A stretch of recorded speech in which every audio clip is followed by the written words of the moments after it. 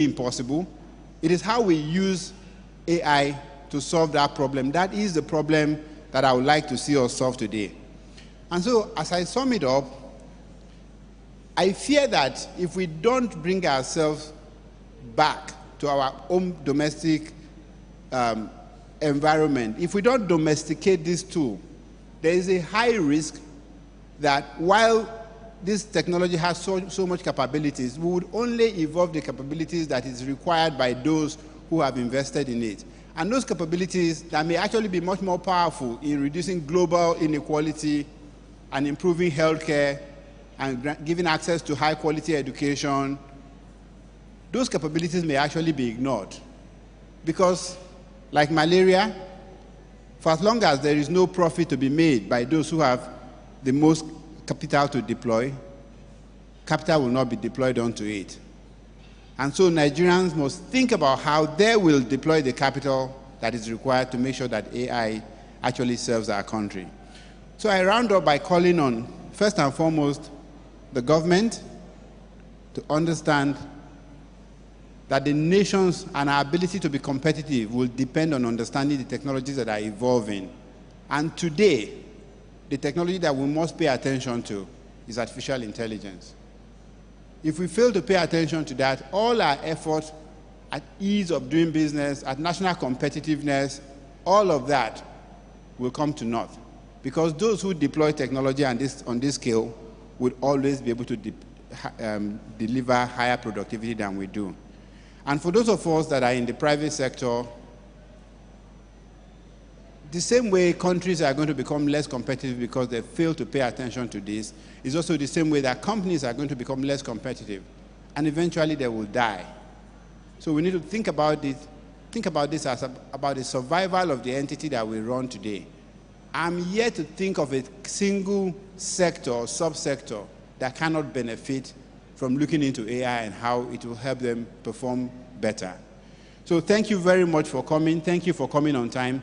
And I assure you that this is the easiest part of the day. From here, it's going to get very technical and very complicated, and I'm happy that I don't have to deliver that part. Thank you. Ladies and gentlemen, please make it a little louder. You're welcome. Thank you so much, sir. That was the Managing Director and Chief Executive Officer of Sterling Bank, Mr. Abubakar Suleiman.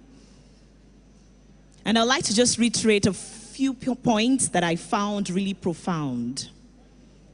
It says nations that embrace AI become more powerful, stronger, and they're able to surmount every challenge.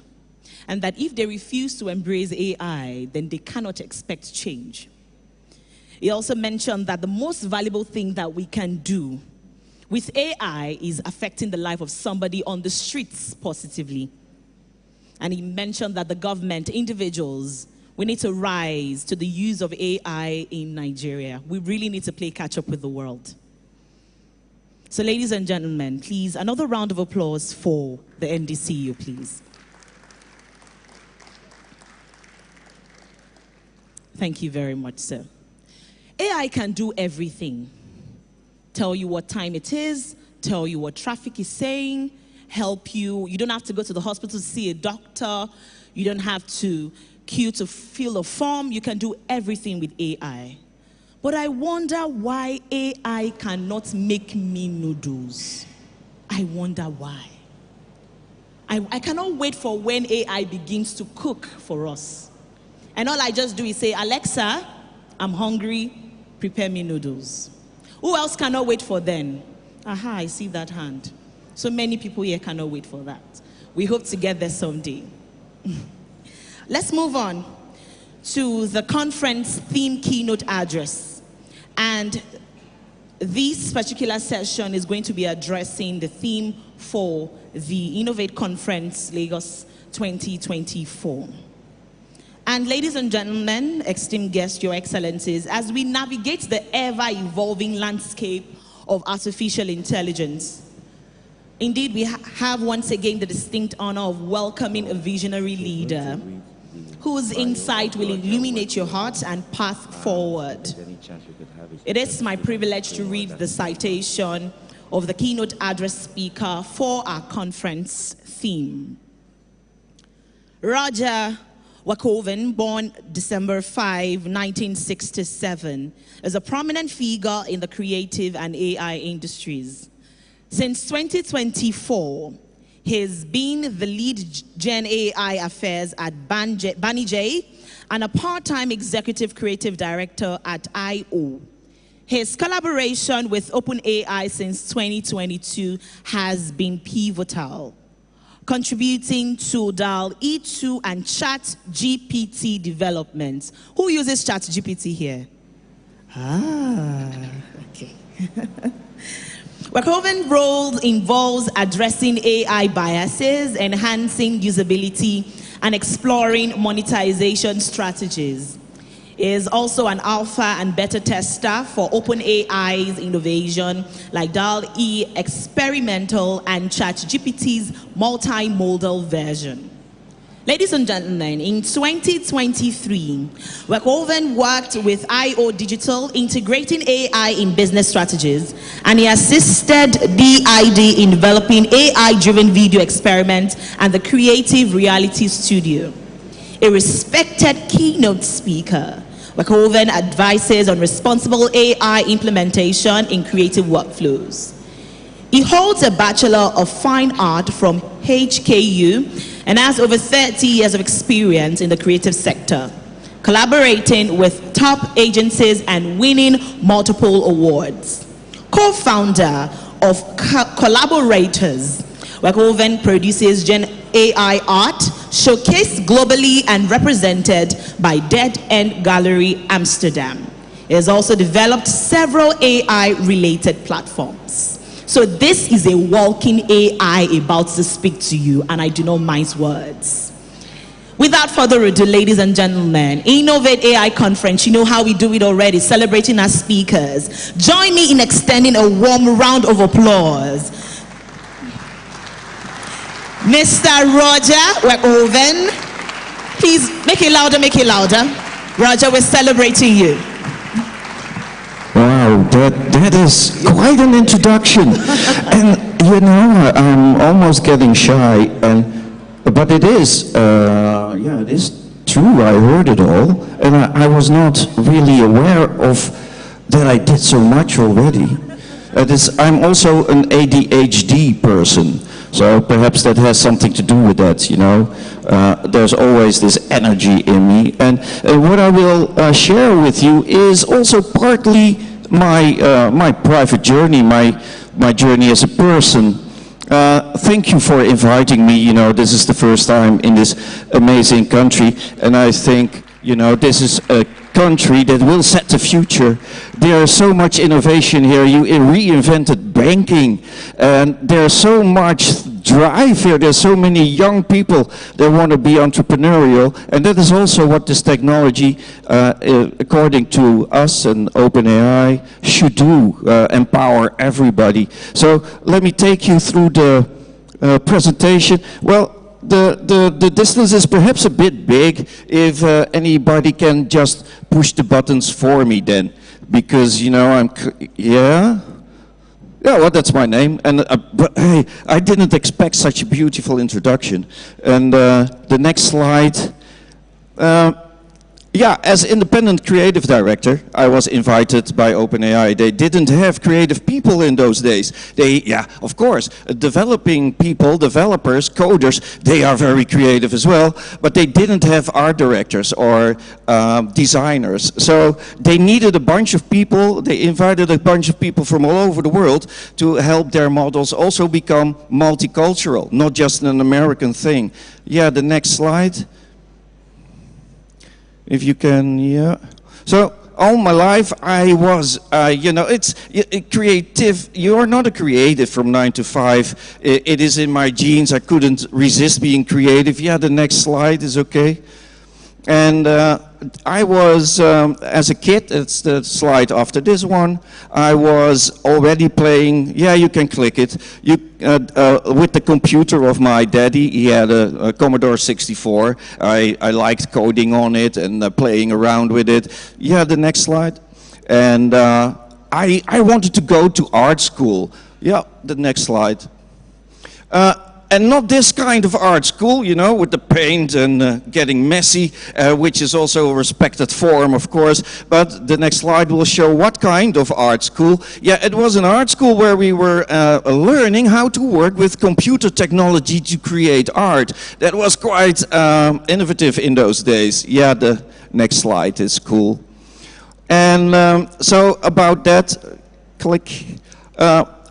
Did you see this one? This is like a fashion show, and this lady is wearing something on her jacket. And the next little clip will show you what that thing is about. It is a little AI assistant in a little device, and you can talk to it, and it talks back. And it projects in your hand with laser beams, it projects your data, it will find your way. There's OpenAI technology in it, so it works with OpenAI's Whisper and with OpenAI's JetGPT. It's a little device, it's your personal assistant. It's called the Pin by Humane, and I think the next slide will, and then, yeah. This will be your personal assistant, and it will be your teacher, and it will be your coach, and it will be your mentor. It will do everything for you. We call these assistants agents. So the next slide will, it's a long cherished dream. Humanity always wanted assistants. So even the old Greek ones, the old Greek people were fantasizing about it, and this is a very nice thing. This is a clockmaker's invention from 1700 and something, so very old. And it was a little writing robot. I always call this little clock guy the first, well, yeah, it's basically the granddaddy of ChatGPT. It's a mechanized ChatGPT, and it could really write already. You could program this thing even with disks that you would put in his back, and it could write the first texts. So already in 1700 something, somebody in Switzerland built this grandfather of ChatGPT. Yes, the next one, please. And this one I like so much. This was ChatGPT launched. And kids were using it to do their homework. But yeah, they would print it out. And so teachers would see, hey, you printed here something, it's too good to be true for you. Next time you have to write it. If you don't write it, then I don't trust you. And then so he made that 3D printer write his texts. I think that kid learned a lot more using ChatGPT than building this whole robot thing with this 3D printer than what his teachers taught him before. And the next one will show you, yeah. And this is what ChatGPT is all about, what it can do for you. A little introduction for the people that don't know. So if you click it, we'll play, I hope. So what it is, it's the introduction. You know, the models can make images. DALL-E can make those images, so the cat. But you can also ask ChatGPT, how do I clean inside of a tank with piranhas? Because that's a dangerous thing. Well, it comes up with smart tips. Write a poem, you know. It can write poems for you. It can also code. So if you're not a coder, this will code for you. Or if you're a coder, it will check your code. It knows what will happen in images, can do predictions, and that is, you know, it can also be dangerous stuff. And what we wanted to do is make it safe, so everybody can use this technology and not just use it in a laboratory like some other companies do, because we want to share it with the world. So the next slide will tell you what we have in mind, and that is democratizing creativity. You know, everybody has creativity inside their head, but how to get it out, you know, and these tools are going to do that. These people were not so fond. These were professional designers, and they said, well, we don't like everybody to be able to create whatever they want, and on our station, Art Station, we don't want AI art there. We want to get rid of AI art. So there's also people that really don't like it a lot. They see it as a competitor. So if you see the next thing, then the next slide. And they said, it's terrible. It's not for creative people because it cannot even make hands. And in the beginning, yeah, DALL-E and Midjourney and a couple of those AIs that make images, they couldn't do decent hands. And the next one shows you that they will get better, and the clothing is getting better, but still, you know, it's weird. And the too many fingers, and the next one will be an improvement. So if you click the next slide, oh yeah, that is how we trained it. So why all those wrong hands? Because it was trained with stock images. So it thought that hands looked like this, like that, because in stock images, hands are always clutching other hands. So there's too many fingers, and so the AI made that mistake. But nowadays, if you see the next one, it's perfect. It's a bit big for the screen probably, because you know, but trust me, it's perfect. And even if you zoom in, that's the next image, you see that it even does the fingerprints now.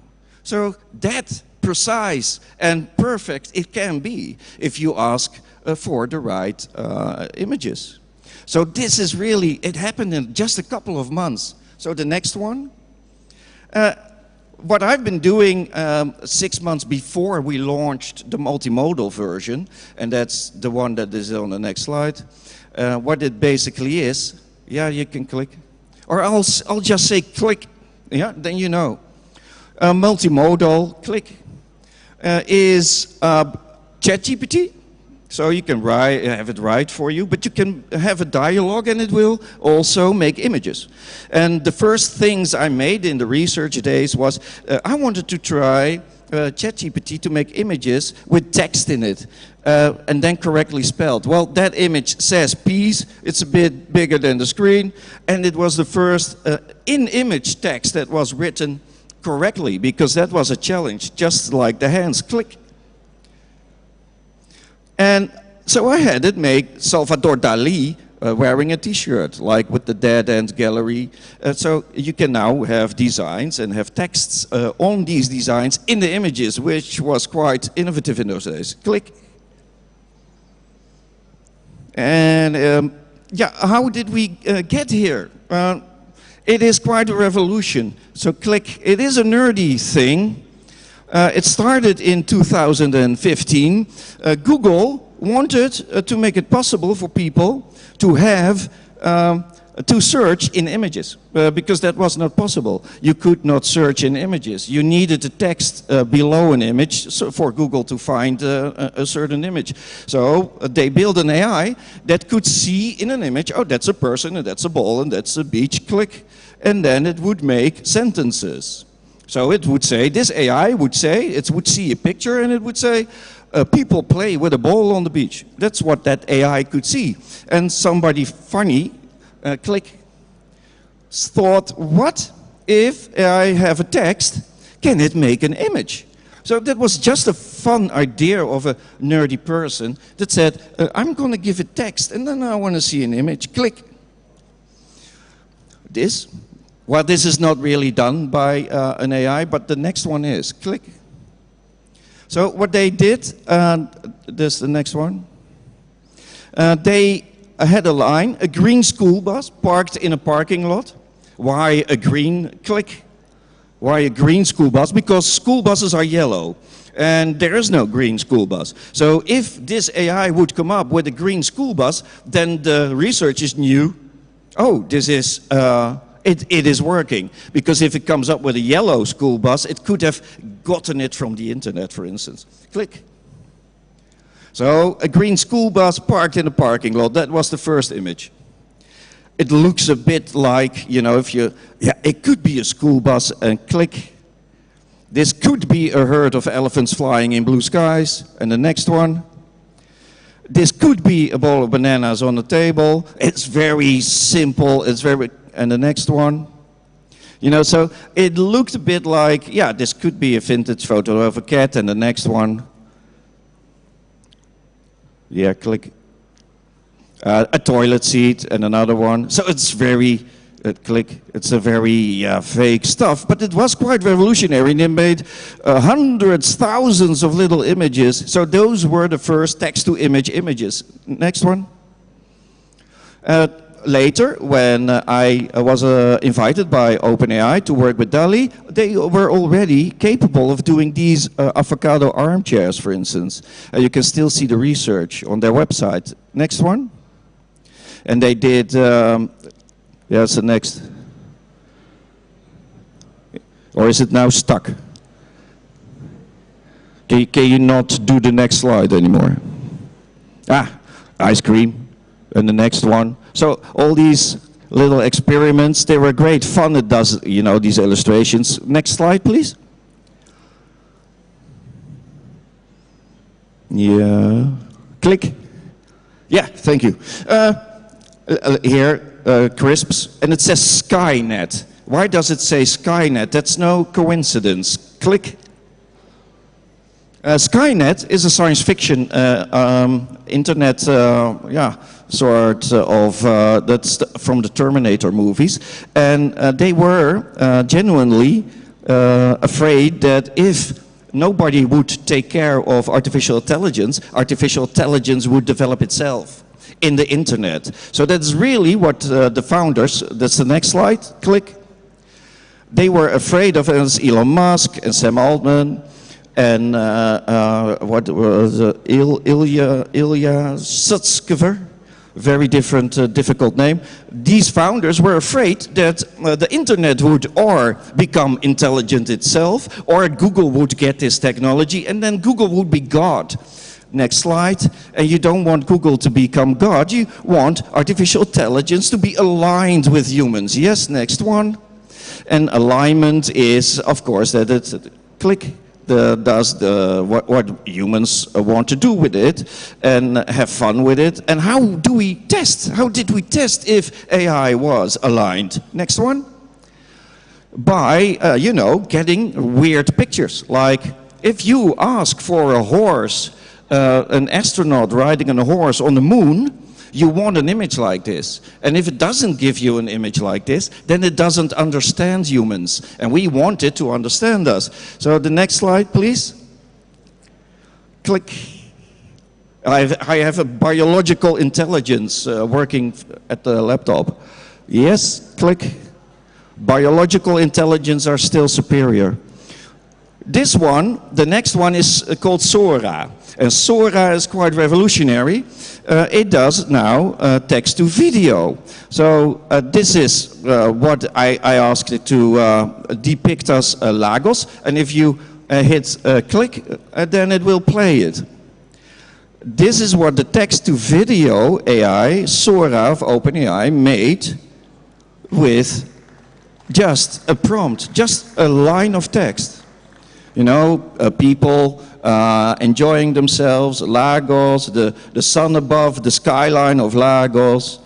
And this is text to video. If we take it step by step, you will see that it's not perfect. So if you click this one, it will go to a certain point, and then I can explain the sizes of the people don't match. So these people there, they're really big. There, and here the people are not that big, they're smaller. So here it makes a little mistake in the dimensions. And the next click. This is also a weird one. Yeah, if you play this one, click it, then you will see that Sora still has problems with hands. Click. So this looks very real. This looks like video. It is just a text prompt. And then, yeah, and then there are, Yeah, the hand is a bit on the bottom of the slide, I'm afraid. But yeah, it is a really weird hand. Click, next one. And you know, this is what Sora is capable of doing. Look at how real the movements are of these people. This looks like a drone shot, doesn't it? It's a prompt. Somebody asked Sora, give me Asian people walking down the street, snow on the roofs.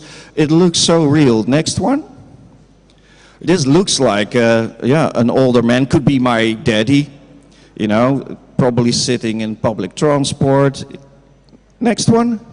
Very realistic. That's a dog, an Italian dog, and it will walk from the... and it looks so real. There's no video used for this at all. And the next one, the cat. You know, this looks so realistic. It doesn't use video from the internet. It knows how to make this from knowledge about the world. And that is what Sora is. It is not a text-to-video production machine. Sora is a model of the world. And what we do is test if that model of the world understands the world by letting it make these videos. So if we ask for a cat walking through the bushes and we get an elephant riding a bicycle, then we know that Sora doesn't understand what we mean. Next one. So Sora is a model of the world, and that's a step to artificial general intelligence again. Click. Mr. Biological Intelligence. How dangerous are deepfakes? Because it looks so realistic. Is that not dangerous to have all these realistic videos and images? Next one. Click. Because, you know, here it's funny. You know, Elon Musk in Amsterdam with Obama. Obama looks a bit worried. Elon, come back to America. Tesla needs you. And that's Putin, but he's now a nice guy. He's not making wars anymore with Ukraine. He is enjoying his dacha. A very friendly Putin there. Of course, they're completely fake. Nothing real about this one. And the next one either. So click the Pope, a very popular meme. He's a very hip guy. And he said he liked it. Because he was asked, Mr. Francis Pope, what do you think of it? Yeah, he thought it was really funny. But yeah, he never DJ'd. He never had that awesome fashionable headset and that coat. Next one, please. Click. And this one, here Trump is doing a haircut with the guy from North Korea, Kim something. Difficult names, and you know, they're having a good time, hairdressing, click. So all deepfakes. Here, they're best friends. That's how the world should be, being the best friends instead of enemies. Here's Biden and Trump. But this is going to be something with the elections. This could be misused. The next slide, click. Shows that this is old material done in Midjourney. This is not possible with DALL-E 3. This OpenAI will not let you do this. OpenAI will not let you use or make people that exist or have existed, because you could use it the wrong way. Here it looks like Trump is arrested. He was never arrested, but his fans probably wouldn't like this very much. And with the elections coming up, this could be a tool also used for the worst of mankind. Next slide, click. So that one, yeah, it says tank man. I'll describe what you normally will see there. It's the famous tanks on the square of the Eternal Peace in China. And there was this guy in front of the tanks. And on the first picture, he was making a selfie of himself. Well, he never did that. So that was a deep fake. And Google even thought it was real. The algorithm thought that that guy was doing a selfie in front of that tank, and he wasn't. So even an algorithm can be fooled with deepfakes. Next one, click. So what did OpenAI want from me? Why this weird guy with the glasses from the Netherlands? Next one, click. They wanted me to bring my culture, and there was a group of 30 people, and they all brought their culture. Next slide. What did I? And they asked us create new features. I will demonstrate those. Next one, click. Inspired by a painter that is Dutch culture, Mr. Vermeer. He made a little painting, click. And that's this one, you know, the little street. It's a very nice little painting, very detailed, his brush strokes. And then we had a new feature, and that is it will finish the painting. So click, the DALL-E AI made the whole street. And it can do that millions of times. So this is what DALL-E, it sees the painting strokes, it sees the clouds, the style of the painter, and then finishes it. That's pretty intelligent. Next one, click. This is DALL-E, Salvador Dali and Wall-E. That's why it's called DALL-E. Wall-E from Disney and Salvador Dali. Click. So it was a playful name. And this is OpenAI, and you can just click right through these slides. So on your, yeah, this is what it looked like inside. Not at all a laboratory, but you know, it's quite a cozy environment. Click. Yeah, just click around. This is how people would sit on, you know, with their laptops. Click and click and click. Sam Eldman doing these workshops. It's the cantina where people eat. And this is how I would work with them. I'm in the bottom there, right. So this is a group of people, and we would address to Natalie Summers what we were doing and inventing and discovering with the models. And so, yeah, it was a lot of zooming, you know, from the Netherlands to San Francisco. Click. And they ask us, help us democratize usability. So the user interface was very important. The first speaker addressed it already. So if you click, we want people of all thinking ways, the shy people and the not so shy people, to be able to work with it. And also people, well, you see the next slide.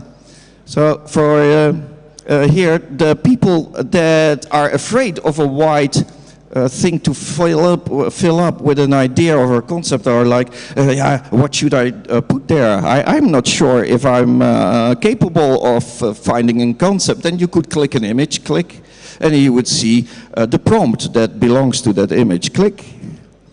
And this is how it worked. So if you click this, you see a little animation. Click. You type a whole line with creative input, hyper-realistic 3D Octane render of an older lady that looks a lot like a bluish pink poodle dog with pink poodle curls, expressive makeup, big glossy hotline, and lots of shiny jewelry. So I would get these ladies, and I could then pick one that I really liked. Click. And that's that one. But if you have a mobile device, you want it to be longer. Click. So we had for Women's Day, it says, if you want to visualize professionals with artificial intelligences, you get a lot of guys. So if you ask an artificial intelligence in the early days, you get all these, you know, surgeons and politicians, boring guys in blue suits, keynote speakers, and they say, well, it is pushing mankind further, but what about womankind? And this is an AI that made all these ladies now as a superhero, as a scientist, as a minister, as an entrepreneur, as an astronaut. So that is an AI that gets you all the lady entrepreneurs. And they called it Miss Journey. Instead of Mid Journey, it was Miss Journey. Really funny. Yeah, next one. But also, next slide, please. Oh, it's a little video. Yeah, you can click this. And now, yeah, if you click, she will talk. But we have no audio. So, yeah, and I cannot do her voice. But she would then be the voice of Women's Day, and she would address the women's agenda on Women's Day. So that wasn't, it was a DALL-E image, but she was also talking. Next one. But there was a big bias here as well. So this company thought, yeah, we have to get rid of biases. So the gender bias is a bias, but there was a big bias as well. And if you have the next one, click, you can see this is normal women, you know. The other ones were only models, like if you could, you had to be a photo model if you wanted to become a lady astronaut. And You know, so we solved that bias in the model. So the next one, the real bias, you know, is in ourselves. So the biases are also in these machines because it learned from us. It learned from the internet. And that is done by us. Next one, click. In the early days, if you would ask for a CEO, you get only these white guys in blue suits. And that's weird, because there are so many people CEOs. There's a lady CEO, and if you click, how did we get the biases out? It needed a trick. And click, because this is what you want. If you ask for a CEO, then it is all sorts of people. There are so many people on the planet, CEO. This is what you want. Then, but you know, if you only ask for CEO, you didn't get this. So the solution, next one, click. What we invented is latent prompting. Yes, click.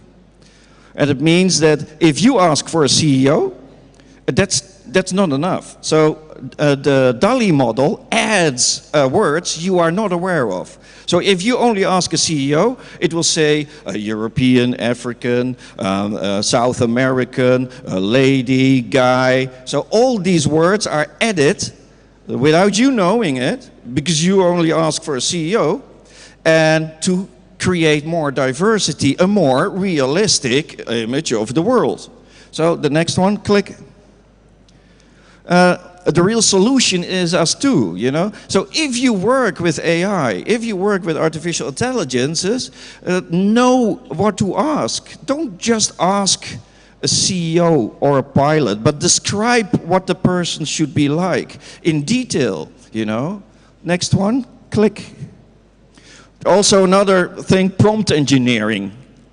Well, I hope I don't insult anybody, but there's people that say, yes, I'm a prompt engineer. And prompt engineering is something really difficult. It's really, you have to be very special to be a prompt engineer. Well, that is not how OpenAI built these models, because everybody should be able to work with it. And not just people that say that they know how to engineer a line of text. It's people that were surprised that these technologies could make these awesome images so easily. And then they thought, oh, damn, then I'm not special anymore. So they invented the word prompt engineer, because that makes them look special. But this technology is meant to be used by the whole planet and everybody. So you just type something and you get something really cool. You don't need to be a prompt engineer, and it will only get better. Next one. Because, yeah, you can click. Because it's also, you know, if your parents didn't have money for you to go to school to learn how to read or write, then now, next one, click. This is a blind person. She talks with ChatGPT. And if you have ChatGPT on your mobile device, you can do this. Everybody can do this. You can talk to ChatGPT, it will talk back. So if your parents didn't have the money to put you to a good school, you just ask it through your voice, hey, I have a business plan, can you work it out with me? And ChatGPT will say, yes, I can do that with you. What is your business? Here the lady, she's blind, she asks, what is in my fridge? And ChatGPT with the camera says, well, there's eggs and there's milk and there's potatoes. What can I make with it? And it says, is the date still okay of the milk? Yes, you can still use it, will ChatGPT tell her. So she doesn't write because she can't. She talks with the AI, and now you can too, if you have ChatGPT on your mobile device. So even, you know, she was taking it to the subway, look in books for her, and it talks to her. So that is what the next revolution is. Not prompt engineering, not typing, talking with artificial intelligences. That is where we want to go. Next one. So this one is in the movies. This is really funny. The movie industry is really huge here.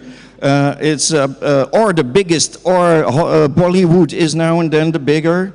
But Nigeria's movie industry is really huge. And here it is used, this technology, well, it's a pity that you can't hear it, because this lady, if you click her, she will, here she is also saying a lot of swear words, but this technology will render her face and then will make the swear words disappear, but also will lip sync it. So if she says freaking instead of the swear word, then her lips will look like saying that word. And also when you can also make her talk Japanese. So if you have a beautiful movie made in Nigeria, you don't have to make an American version, because you can have the actors speak whatever language and the AI will make the lips sync.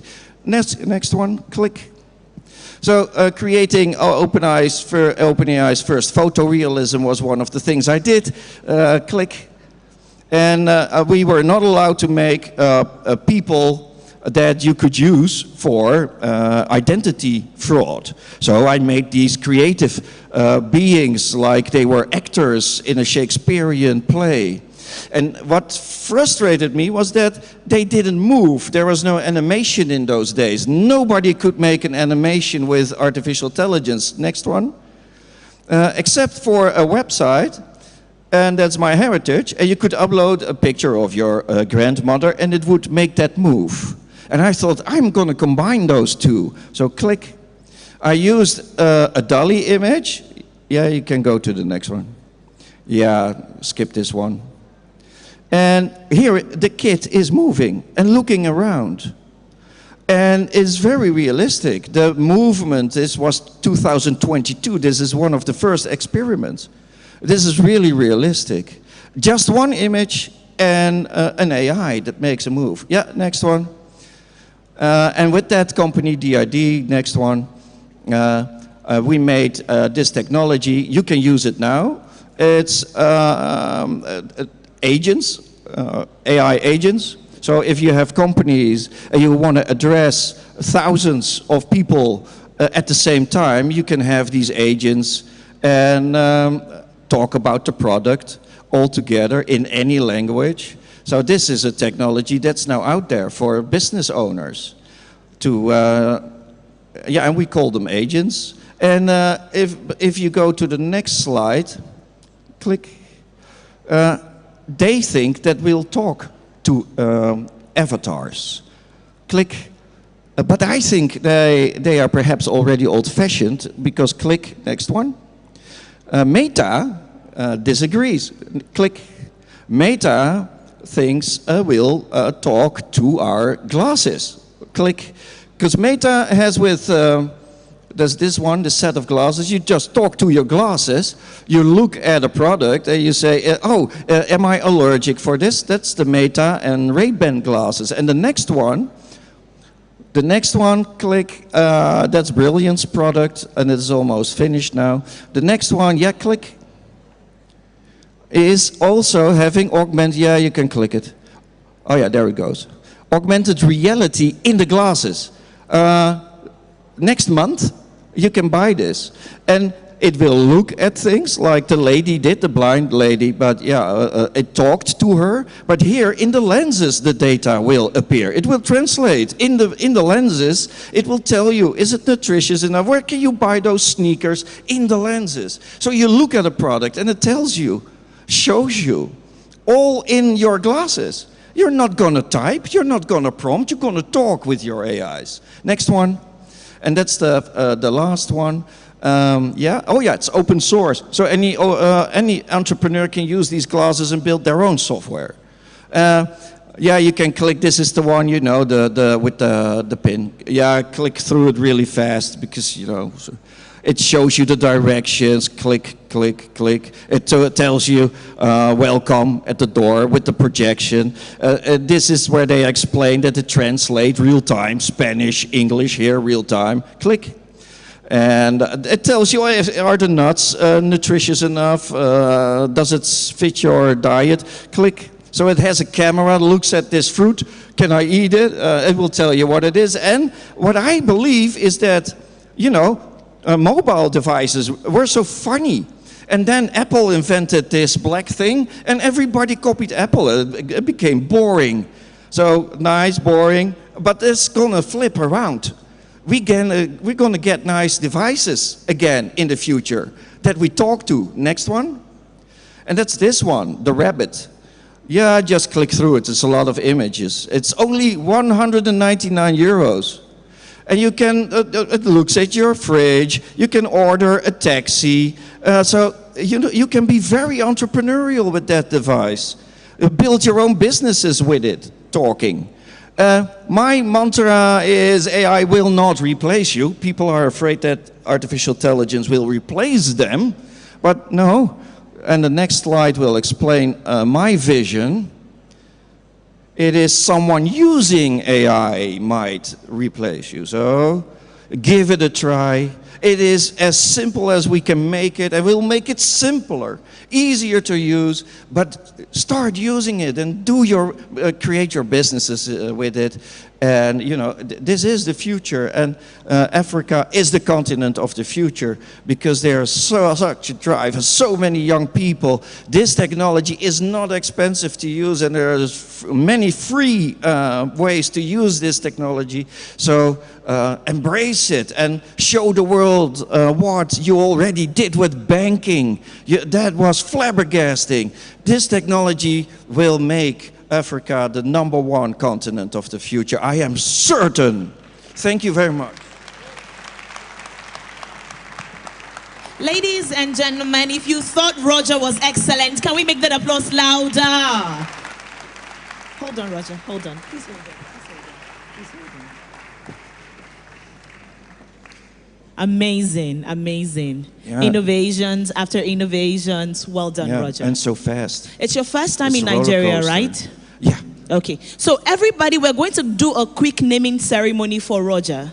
We're giving him a Yoruba name, an Igbo name, and an Hausa name. Are we together, everybody? Oh, wow. Yes. Wow. Roger, do you mind? Oh, that's awesome. But because Doten is also, he has me almost made a suit, a typical Nigerian suit. Oh, wow, wow. Yeah, amazing. so, yeah. That's... So let's go, everybody. What Yoruba name are we giving him?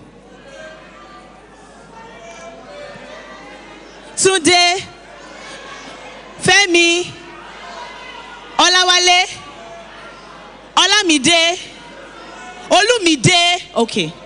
So your Yoruba name is Olumide. Olumide. Good, good. Say it again. My name is Olumide. Good, nice to meet you. Good. So, all right, Olumide. Igbo, let's give him the Igbo name, everybody. Chinedu. Wow. Owafo. It's too conk now. Emeka. Good. So what's Olumide. your Olumide? Emeka. Good. What's his Hausa name, please? Musa. Musa. So Olumide, Emeka, and Musa. Did you write that down, Doten? Ah, thank you. So I need to practice. Your full name is Roger Olumide Emeka Musa Walkoven. Wow, thank you. Do you like it? The whole ceremony, I did not expect this. Yes, you deserve it. Thank you very much. You deserve it. Thank you. Please, a round of applause for Olumide, please. Thank you very much, please. Thank you. Wow. Thank you. Wow. All right, Roger. Thank you. He's feeling the heat. How cool is that? All right. Welcome once again. If you're just joining us or you're just walking in, InnovateAI Conference Lagos 2024 is the program. Thank you very much for joining us. Everybody online, you are very important. Thank you for joining us. My name is Gloria Olufeko. I'm your host, and that explains why I'm up here. All right. The very next item on our agenda is quite an emotional one for everybody. On the 9th of February 2024, we lost a titan of industry, a beacon of inspiration, a true visionary. His legacy transcends mere achievements, reaching the very heart of human potential. Herbert Wigwe touched many lives. It was a strong support for all of us at AI in Nigeria. So it's only very imperative and important that we pay him a tribute for a life well spent. As we all in this room reflect on his remarkable journey and celebrate his extraordinary contributions. And to lead us in this tribute, I'd like to invite Olumide Shoyombo, Board of Trustee member, Wigwe University.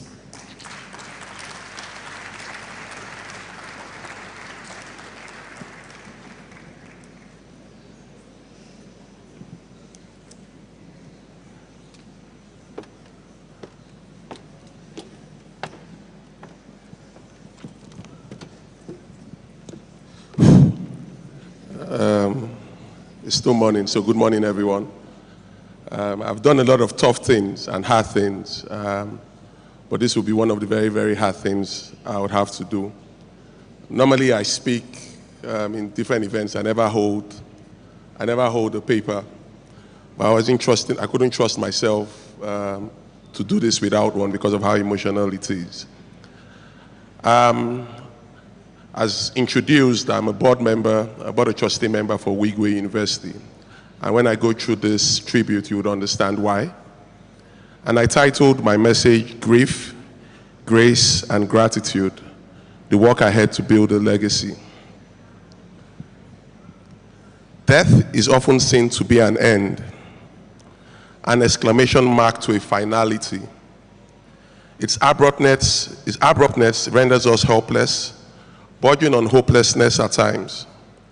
In a sense, both the dead and those who mourn them are joined in their inability to do anything about its thing. We simply can't do anything about it.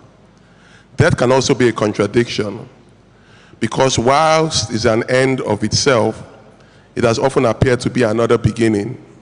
Some would say the beginning of an afterlife for those who believe in that. Or there's also the beginning in the present life for reckoning with the legacy of him or her who has just passed. So we that we are here, we also have an afterlife of living without that person we've held in high regard and have been very close to. In a way, this reminds me of the story of Alex Shane. Alex had lost his father, Al Shane, to small cell lung cancer. Upon the man's passing, Alex made a promise to honor his dad's commitment to keeping his word. Alex's dad had a sense of duty and sincerity that, according to Alex, meant that his dad always kept his word. According to Alex, if his dad said he would, he absolutely would. In honor of his dad, Alex started the Because I Said I Would organization, an organization that has gone on to touch lives all around the world, primarily using a card that says, "Because I Said I Would," on it. The death of a man who was known to keep his promise gave life to a new movement of people committed to keeping theirs. Here again, death had given birth to life. Alex Shane's story reflects my sense of understanding of the passing of Herbert Wigwe. First, it was the gripping hold of grief. A pain you feel more in your spirit than you could feel in any pain on your body. Whilst the grief remains, its shadows continue to recede, giving way to my reflection of the man that was Herbert Wigwe. You see, I met Herbert before I met him. This is not the sense of knowing someone from afar before meeting them. If you know my story, you would know that the company I've gone ahead to build as a data and AI company started out at Access Bank. So if I say now that the bank had a huge role in who I am today, it will not be a bias influenced by the present context. Access Bank was where it all started for me. I don't think there will be any blue chip and my story with Kazim without the house that was built by Herbert and his partner and brother, Aigboje Agimokwede. The existence of Access Bank and the opportunities that Herbert and I gave us presented the place to meet and the platform to build. Blue Chip Technologies has gone on to execute a lot of projects for the bank as a systems integrator. When I worked at Access Bank, and all the time they served as a blue chip client, I never got to meet Herbert. Our paths never crossed as we dealt with other executives in the space. Herbert obviously knew about my company because obviously I approved my payments and invoices. However, we didn't have any close interaction. That changed when Yvonne Victor Olomu connected us. Yvonne is the program director for the Howe Foundation and Wigwe University. She introduced us on the back of a recommendation that I should join the board of trustees for Wigwe University because he was trying to put a board that would carry the vision of what he was trying to build in different areas, especially building for the fourth industrial revolution. I told him about my passion for education and how I thought enabling talents could transform Africa. I saw his eyes light up that afternoon in Ikoyi. I told him about the story of Daniel. Daniel was a waiter that I met in a restaurant in Ikoyi. I walked into this restaurant, I met this gentleman, and he spoke with such a clear diction. And I asked him if he had used a computer before, and he said no. I asked him what he studied. He said he studied civil engineering, HND in Yaba Tech. I asked him if he liked math, and he said mathematics was one of his favorite subjects. And I said, I would enroll you for a programming course in Yaba, semicolon Yaba. It's a one-year program. It costs about 3 million naira at the time. They give you a laptop and a meal a day, and they train you to be a software engineer for a year. At the time, Daniel was earning about 50,000 naira, but I told him he had to resign his job as a sign of commitment. And I made sure that I gave him a stipend of 30,000 naira, making sure that it was less than how much he actually earned, so he had to understand sacrifice. Daniel graduated from that program in 2022, and today works for a Y Combinator company called Money Africa, earning over 10 times he would have ever earned. That's the power of education. How do we scale this to 10,000 Daniels? That's the dream Herbert Wigwe had, and that's what Wigwe University is set up to do. To build fearless young Africans that will build the backbone of the African Renaissance. In 2050, Nigeria will be the third most populous country in the world with the youngest workforce. Who is going to train those people? I think the biggest opportunity we have is our talent. We have a lot of people, we have a lot of bright people. English is our first language. Our GMT and time zone is very good. Why can't we become that next IT outsourcing hub for the rest of Africa? The BPO world to the rest of the world. That is the opportunity that exists. 2050, if you can think about 99, you can think about the year 1999, you can think about the year 2050. So if you could remember the Obasanjo tenure, every couple of years we would be there again. Today, Wigwe University offers some of the programs you already know, like a BSc in software engineering, mechanical engineering, electrical engineering, and so on.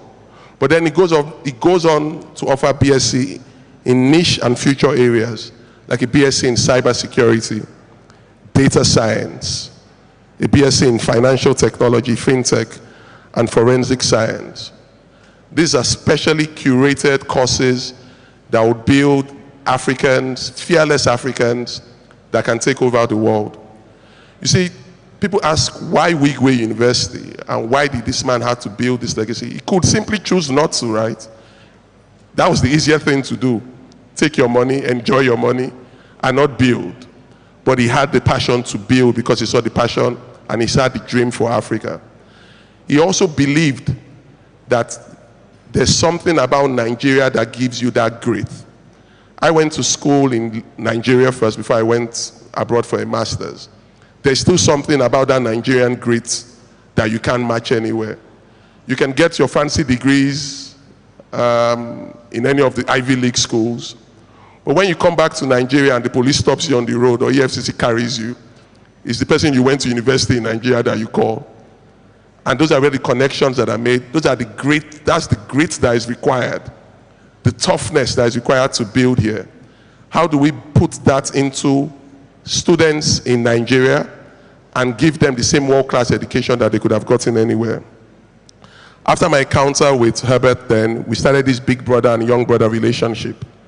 When I requested that he should write the foreword to my book, he did not just agree to do it, he was clearly glad to do it. I sent him the early drafts and he read everything. A few days before the launch, he requested that I send the full manuscript to him. I told him I'll do one better, I'll send the whole book, and I did. Hours later, I sent him a message asking him if he had started reading the book and if he was enjoying the book. His response was with evidence. He sent me a picture of him in a plane returning from Kano on his jet, and he was reading the book. He finished it within 24 hours, and a day before we presented it on the 12th of September, I didn't know this at the time. I thought since he had not really had time to read the book, having read it in bits and pieces, he was only going to read this forward. It was extraordinary enough that he was attending the event for me. Who was I kidding? Herbert delivered an inspiring speech built around the intersections of his story and mine as written in my book. He was particular about the mirror image that he and I reflected in myself and Kazim's partnership. I was amazed. Herbert had not just read the book, he had internalized it. He went on to speak on so many details, picking each person's name out, reflecting on my college experience in Ibadan and that of his. Here I could see how his ability to prepare for different things had gotten him to where he got to. His knack for excellence, for something seemingly simple as giving the chairman's speech. He had come with such in-depth commitment and preparation. The other thing he did that day was to make sure everybody knew I was his guy. After the event, I paid him a visit at home. We spoke about the speech, partnerships, experiences that we had in common around our stories. We discussed investments. He joked and he said, Olumide, the investments you do are still $20,000, $30,000. The investments I'm starting to do now, I have to take a Bible when I go into those meetings because they are serious investment plays. For Herbert, it's the same effort for big things, so why bother yourself with small things? He was very passionate about what Wigwe University was going to be and the role we all had to play in building it. He flew us down one Saturday to spend the whole day at the university. The size of the project physically and the enormity of his vision was just outstanding. Wigwe University is probably sitting on the size of the whole Victoria Island. Think about that for a second. It reflects Herbert's vision for Africa. It's big or it's not big. It's the same effort to do it big or small, so why not do it big, he would say. He would say that the university made him understand how drug dealers felt because of the obsession he had with getting things right. This, for me, is the legacy we need to carry on. In building, in showing that the things that can be built in Africa will continue to reflect his legacy. I missed my grave. I find some reprieve in the words of Thornton Wilder, an American novelist, who once said, "The highest tribute to the dead is not grief, but gratitude." With grief, you are left with no choice. You are held in its grip, whether you let yourself go or not, it's there. In many ways, it would always be there. But with gratitude, it's a choice I have made. Grief is inevitable. Gratitude is a choice. It's a decision I've made. I'm thankful for the grace to have shared a passion for dreaming big, like Herbert did, and a relentless desire to touch lives. And Frank did say, regret is stronger than gratitude. So I'm glad that my gratitude for the legacy that Herbert left behind does not have to compete with any regrets of what could have been. When the shades of this grief give way to the brightness of acceptance and the power of gratitude, we will, like Alex Sheen, who I mentioned earlier, help make something of these losses. Beginning where they stopped, touching even more lives, because that's what they did. That is what Herbert did. So here again, we make their death another beginning. And that beginning is Wigwe University. So please join us to build the next generation of fearless Africans. Thank you.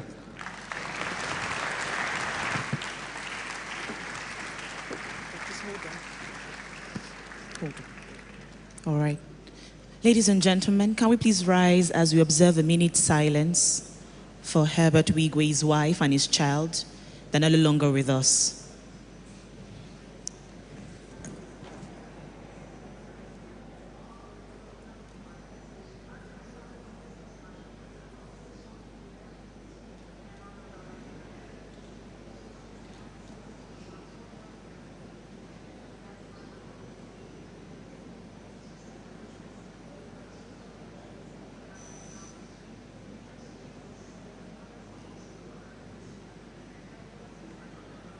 May the soul of the departed continue to rest in peace.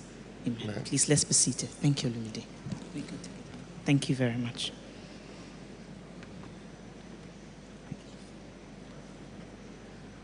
All right.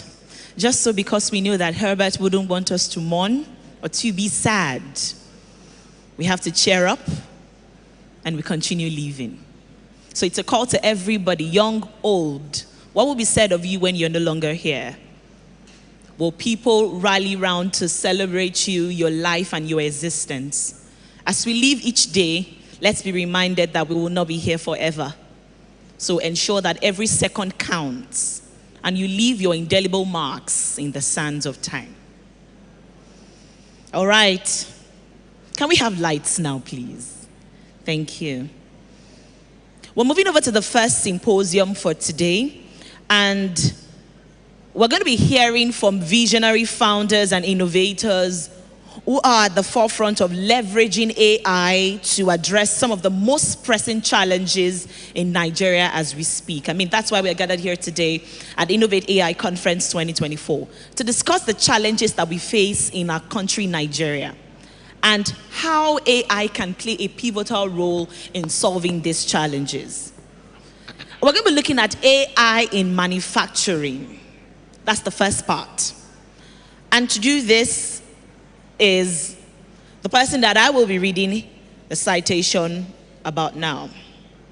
Phil is a multidisciplinary engineer with over 15 years experience in the application of software engineering, robotics, artificial intelligence, and sensor technologies to the development of innovative intelligence systems having autonomous and self-learning capabilities across diverse sectors.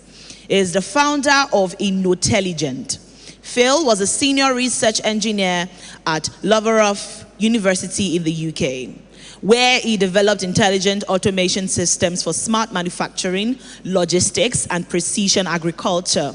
He later worked at Watsila, UK as a machine vision specialist, where he developed multi-sensor fusion perception, localization, and navigation systems for autonomous vessels, that's self-driving ships. Phil developed a strong desire to fight financial crime after some experiences. Consequently, he joined Swift UK as a senior data engineer, creating AI-driven solutions for fraud detection and sanctions screening. Ladies and gentlemen, Phil holds a PhD in mechatronics and intelligent automation from Loughborough University in the UK in 2012, MSc with distinction in mechatronics from De Montfort University, UK in 2008, and a BSc in mechanical engineering from the greatest Ife, Obafemi Awolowo University, Nigeria, which I'm a proud alumni of. Ladies and gentlemen, please with a round of applause, join me to welcome Dr. Phil Ogun, robotics and autonomous system engineer, founder InnoteAI Technology. Let's celebrate, come on.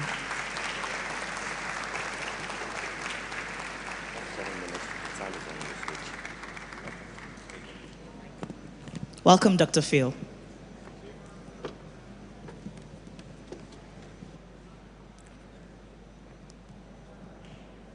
Hello, good afternoon.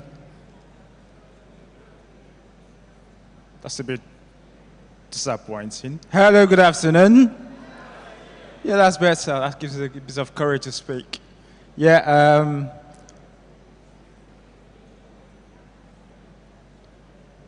as has been said, my name is Phil Ogun. I won't say much about myself anymore. I'm not very creative, so I've just stuck to the title on the theme of the conference, which is adapting AI for Nigeria and crafting intelligent solutions for our unique landscape.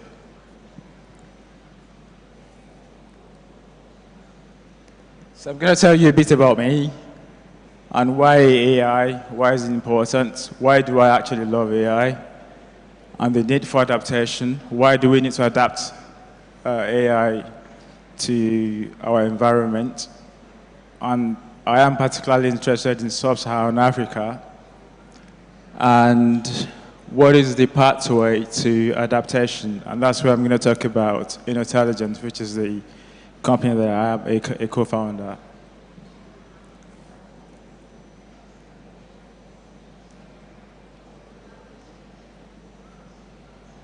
Right. Okay. What do I do?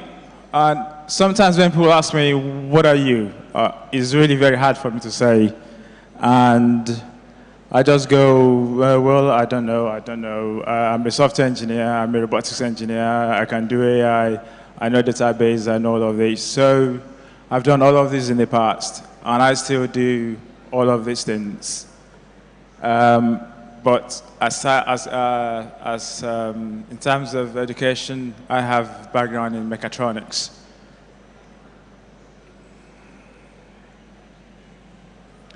So one thing I would like to show, that's me when I was still a bit young. This predates AI. And one thing that used to be very difficult in robotics then was perception, which is the vision aspect. And the gesture recognition that I did to the robot at that time, it was really, really hard to do it, to get a robot to say, you know, hey, I'm here. It used to be very difficult. And the other thing that I also want to show you is this. While I was working as a machine vision specialist for a company that was doing self-driving ships, I was the main machine vision specialist, not computer vision, because machine vision is a bit different. It's application of computer vision to real-world applications. So that's me there. That's Singapore Harbor on a tugboat, which had all the self-driving technology on. And what you see, what you see there is how I developed interest in AI. Why is this not playing? Okay, right. I spent a whole year trying to detect vessels, okay, just ships around me, around the tugboat. I was on the tugboat, and I spent a year. We've gathered a lot of data, and after 1 year of trying to detect just vessels, it was really, really hard to do it the traditional way, traditional computer vision way. And then my boss said, can we try this thing that they now call AI? That was in the very early days of deep learning. We had the machine vision, the normal AI, ML techniques like XGBoost, random forest, and all those things. But you have to craft your own features. You have to do your own feature engineering. And that wasn't working. And then my boss said, let's try AI. And we just did some labeling. And after a week, we got the result that you saw before. And I was thinking, wow. It was from that moment, and that was like 8 years ago. It was from that moment that I thought, deep learning will transform the world. Deep learning will transform the world. And that's what we can see that today, that things have changed. I mean, we have different classes of deep learning. This is one class, convolutional neural networks. It's probably what you use on images. You have recurrent neural networks, which I also work with for fraud detection and sanction screening, those of you who are into the banking industry. But you also have what is called GANs these days, this generative AI, transforming everything. I haven't done GAN myself, unfortunately, but convolutional neural networks and recurrent neural networks, I've done that. The maths behind all of that, I know them.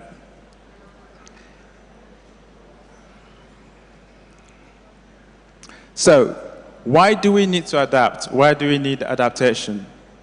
Why do we need to adapt all of these things? We need to adapt, one, because we have peculiar challenges. I think Roger was showing some of those things before. Sora, I think that's the new listing. All of these things are useful, but did it solve our problems? We are still grappling with, basic human needs. How do we use AI to solve these basic human needs? We have peculiar social issues. One of the first problem that I tried to solve was exam malpractice. And we have solutions for that using AI. It's a social problem, which you don't necessarily have in the developed world. And that's why, one of the reasons why we need to adapt. We have limited infrastructure. Sam was talking about raising $7 trillion for chips. We don't have any of that.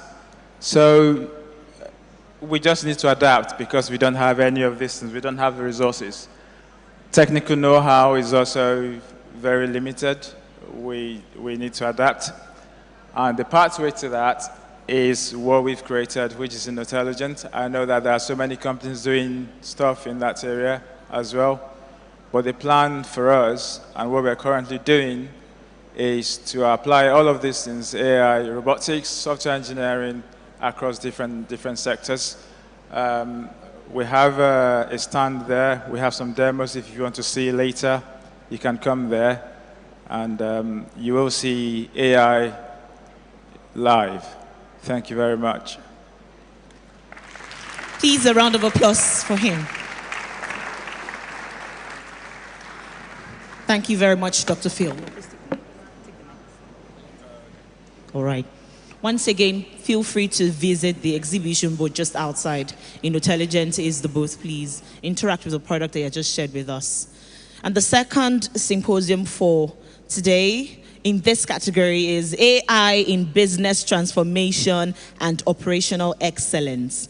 Dr. Phil just talked about AI in manufacturing. Now we're doing AI in Business Transformation and Operational Excellence. And I will be reading the citation.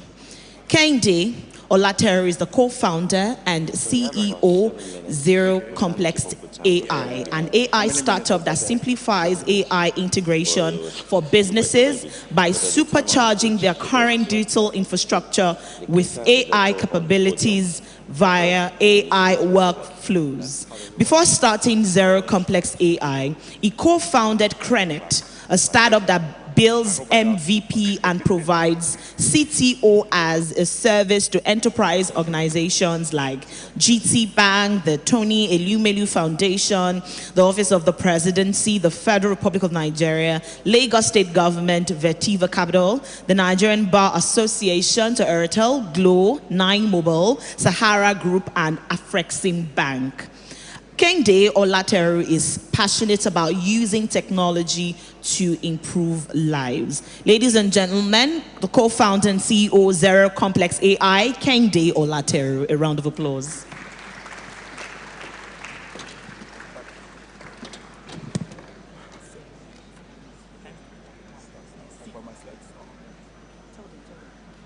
Okay, good morning, good afternoon, everyone. So while we wait for, can I have the slides up? Okay, so I'm going to be very, very super brief. How does this work? Sorry, can you help me?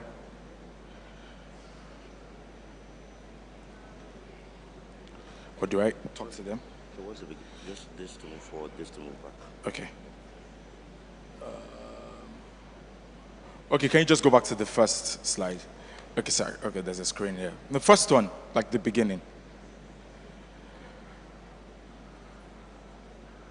Okay, so I'm going to be talking about AI in business transformation and operational excellence, and I'm going to just talk about a bit about that, then now use some of the use cases of how we are helping transform businesses for some of our clients and improving operational excellence, and we'll just call it a day from there. All right, so first slide. Well, I mean, the reason why we're here is to discuss AI, but I'm going to focus about the fact that AI can help transform businesses, and it can help in terms of making decisions faster for customers. It can also help improve customer experience and customer journey, basically. Next slide. with AI, right, you can improve efficiency, you can drive innovation, and with all of this puts you at a very competitive edge as an organization. Right, so next slide. Next slide. Okay, so basically what we do at Zero Complex AI is simplify AI integrations for businesses, regardless of your size, by supercharging your existing digital infrastructure with AI capabilities. So you don't need to pull down your infrastructure. We basically just help supercharge it.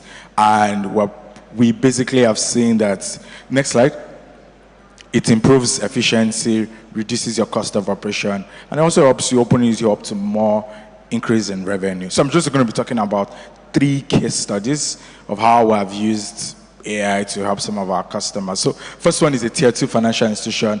We're currently working with them to supercharge their core banking infrastructure via AI workflow, and it's going to lead to an increase in over $1 million in revenue. Next case study is a financial institution where we're making sense of their data, existing customer data, leveraging AI. And we're also using AI to help them solve their reconciliation and settlement challenges that they currently exist. So we're helping them save more money, we're helping them improve their business efficiency, and we're helping them reduce their cost of operations. Next slide. We're also helping a tier 2 health insurance company. First, we're leveraging AI to improve the processing of their claims from about 14 days to about 10 minutes. They process about 10,000 claims a month. So you can imagine the nightmare involved in processing claims, ensuring that their customers are being served well. So AI is helping them reduce that time drastically from about 2 weeks to about 10 minutes. We're also helping them ensure that we're reducing error, fraud due to error by over 90%. And we're also helping them improve their customer onboarding process. So in a normal day, it takes them an hour to onboard their customers. But now, because of our AI workflows, it has reduced the customer onboarding process to about 10 minutes. So like I usually say, your competition is already talking to us about using AI to out-revenue you. So don't be left behind. Reach out to us. That's our phone number, that's our email, and that's our website. Next slide. So you can connect to me. That's my email, that's my IG, Twitter, and my LinkedIn. I think I kept the time, right? Good, Abby? Thank you very much. Thank you.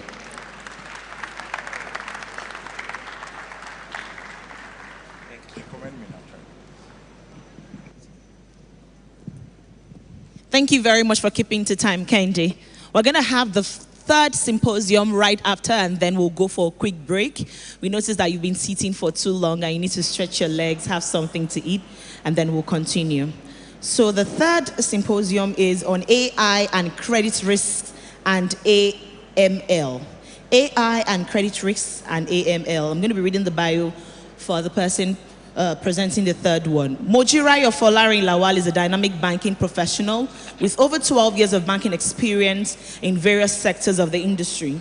She's a member of the Financial Alliance for Women in New York and holds a BA in History and Strategic Studies, as well as an MBA from the University of Lagos. She's currently serving as the VP of Partnerships and Integrations at Pastel Africa, and she is at the forefront of revolutionizing the financial world through technology and AI-powered solutions. Ladies and gentlemen, VP Partnerships and Integrations, Pastel Africa, Mojirai Ofolarin Lawal. A round of applause, please. Mojirai, your time starts now. Your time starts now.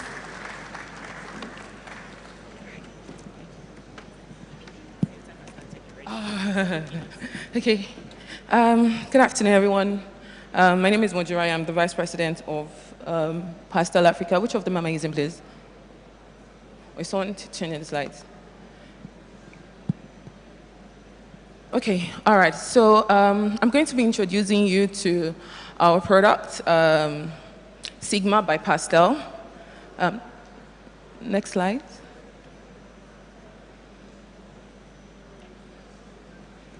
Can I use this? Okay. All right.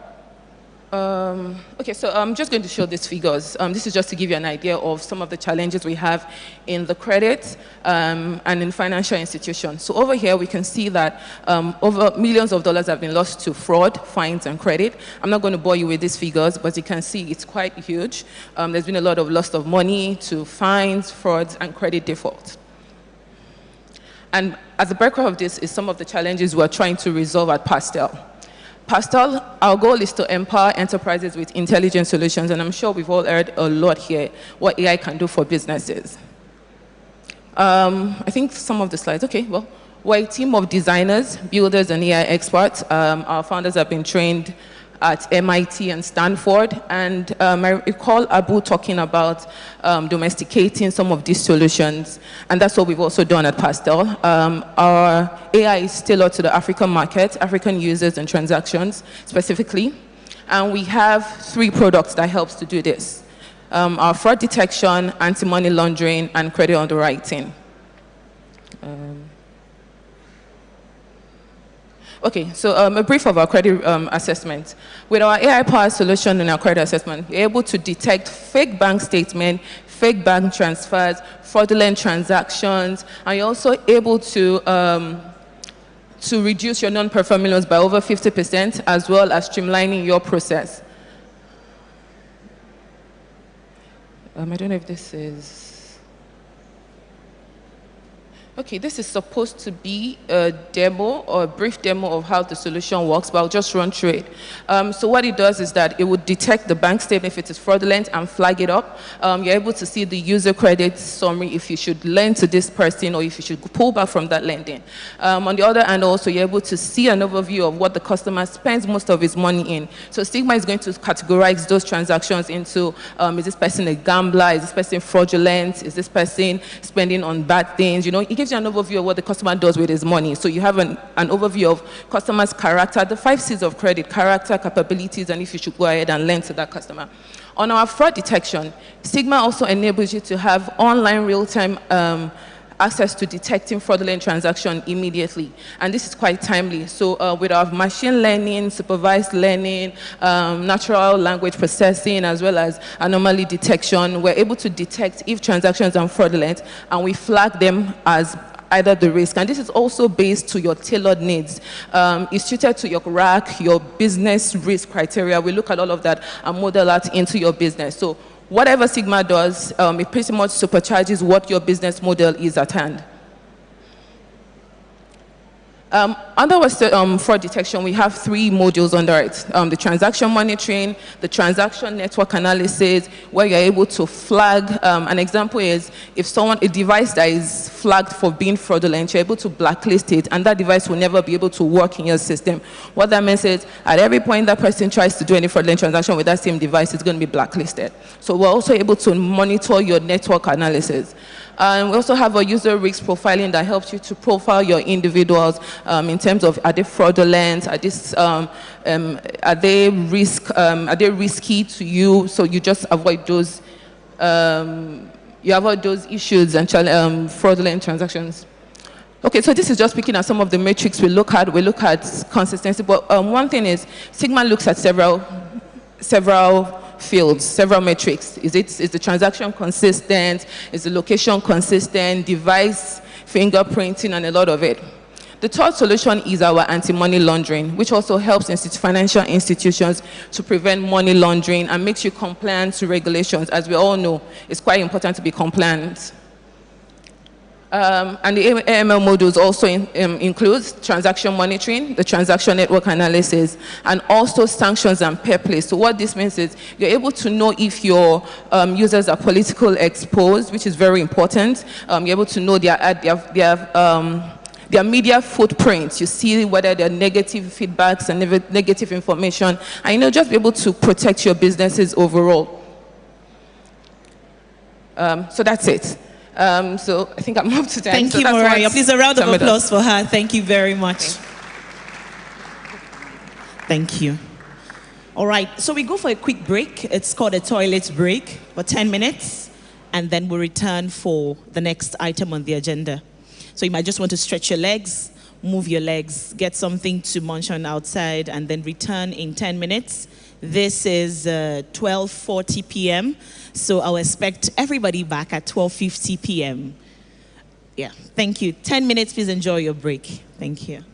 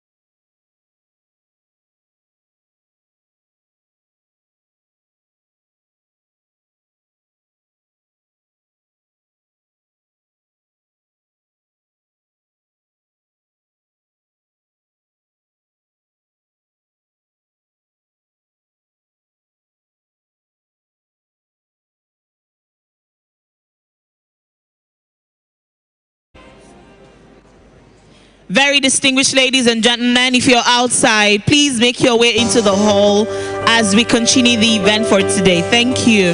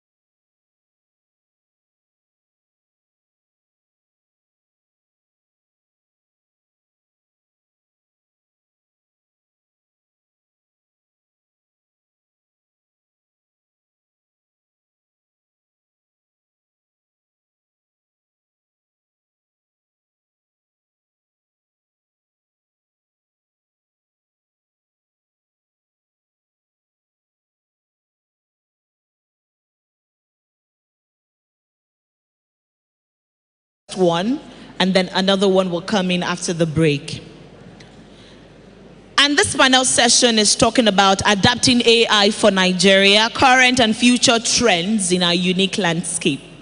What is happening right now with AI in Nigeria, and what are we to look forward to in the nearest future?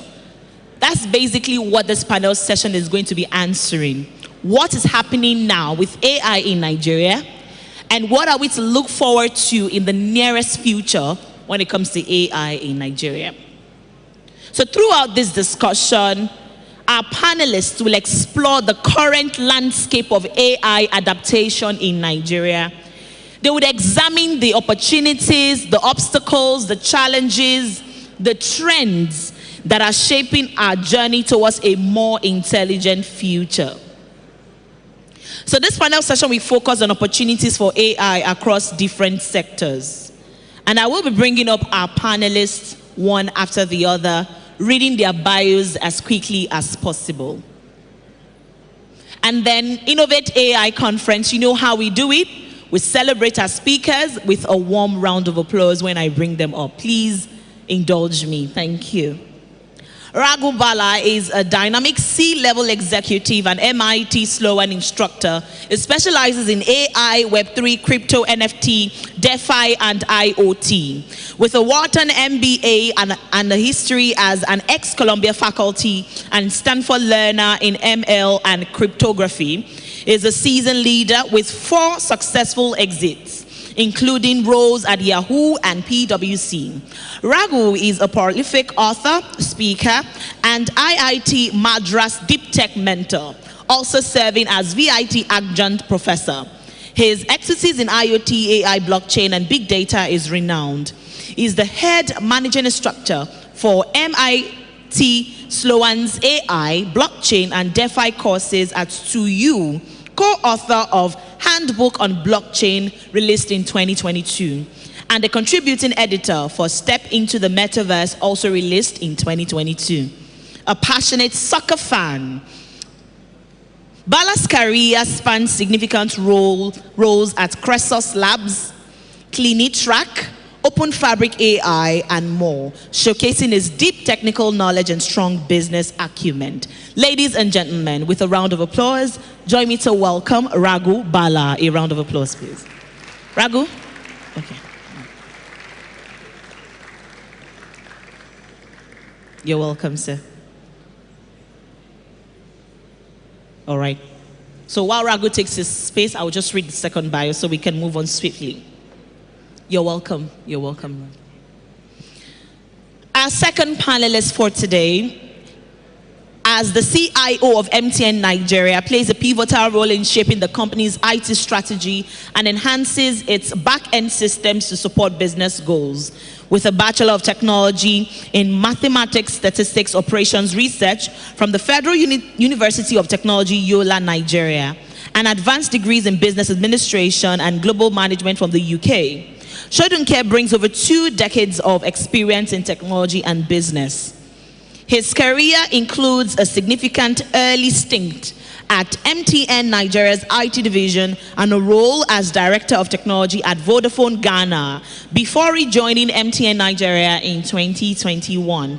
Shoduke's leadership focuses on meeting evolving customer expectations and driving innovation in IT processes. Ladies and gentlemen, Chief Information Officer, MTN Nigeria, Soyinka Shodunke. A round of applause.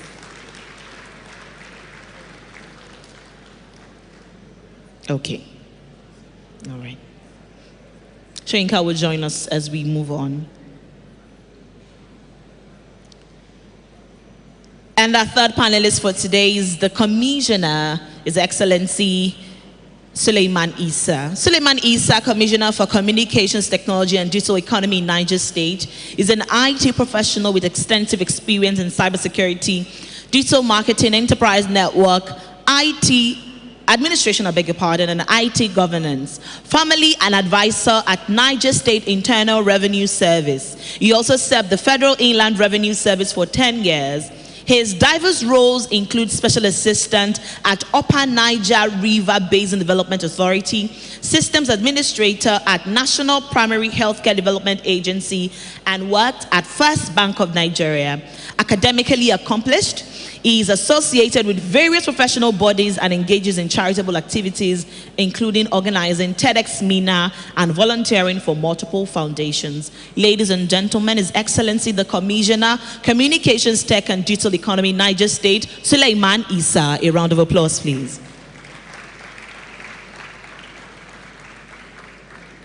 You're welcome, Your Excellency. All right. And our third speaker for today, our fourth speaker for today, Osita Oparaogo is a barrister at law and project development consultant, a media expert and AMP.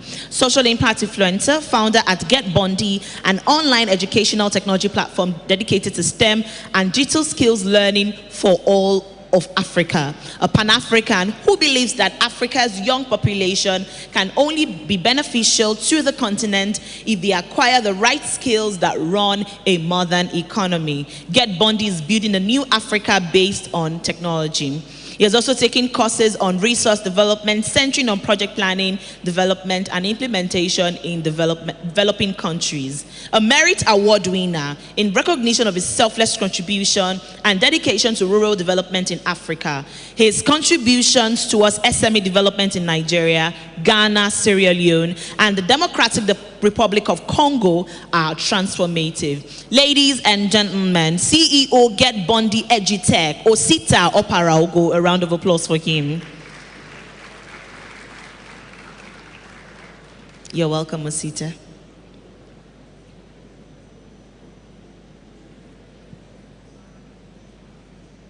Our next panelist, Emeka Emataram, is a Nigerian CEO of Core, a banking as a platform solution provider that delivers innovative bank solutions to African financial institutions and enables the delivery of services to customers through digital and alternative channels.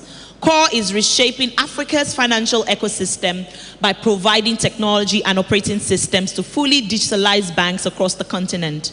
Emeka Emataram believes financial services should be accessible to everyone and anyone without needing to visit a bank branch or human intervention. He believes that this will make access to financial services more convenient for customers regardless of their location. Ladies and gentlemen, Core Technology CEO Emeka Emataram, a round of applause for him, please. Please, can we celebrate as a panelist now? Thank you. Thank you, thank you. I know you've been clapping since morning, but we need to do more clapping. Thank you. All right, and the moderator for today, for this panel session, Olumide Soyombo holds a BSc in Systems Engineering from the University of Lagos, Nigeria, and an MSc in Business and Information Technology from the Ashton Business School. Olumide co-founded Blue Chip Technologies Limited in 2008 and has grown the organization from an organization with 2 employees to an organization with over 100 consultants spread across Lagos, Accra, Lusaka, Nairobi, and the Democratic Republic of Congo. In 2014, Olumide set up Lead Path as a seed fund investing in local tech startups. He has invested in startups like PushCV.com, Paystack, Piggybank.ng, Thrive Agric, Alcantia, Trove, Fashpa, Hills.com.ng, Delivery Science, Glow.ng, and Cosign.co. Ladies and gentlemen, please make welcome our moderator, Olumide Soyombo. Thank you. All right, our panelists, please let's make our answers as succinct as possible so that we can have time for questions. Also, a QR code will be displayed where you can ask your questions, all right? All you have to do is scan that QR code. Let us know who you're directing the questions to, all right? And then we will take your questions when we have the Q&A segment. We're not going to do the panel session and then questions, no, because we have 2 panel sessions. So what you're going to do for me, my audience, is a QR code will be displayed intermittently as we go on in the panel session. All you have to do is scan it with your phone and then let us know the question. You type in your question there. I will receive it and I will take your questions after. So that's the way we're going to do it. All right, over to you, Olumide. Okay, you want us to move this? Can we have ushers to move this?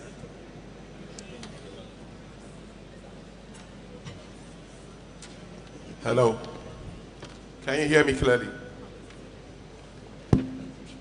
Can you guys hear me?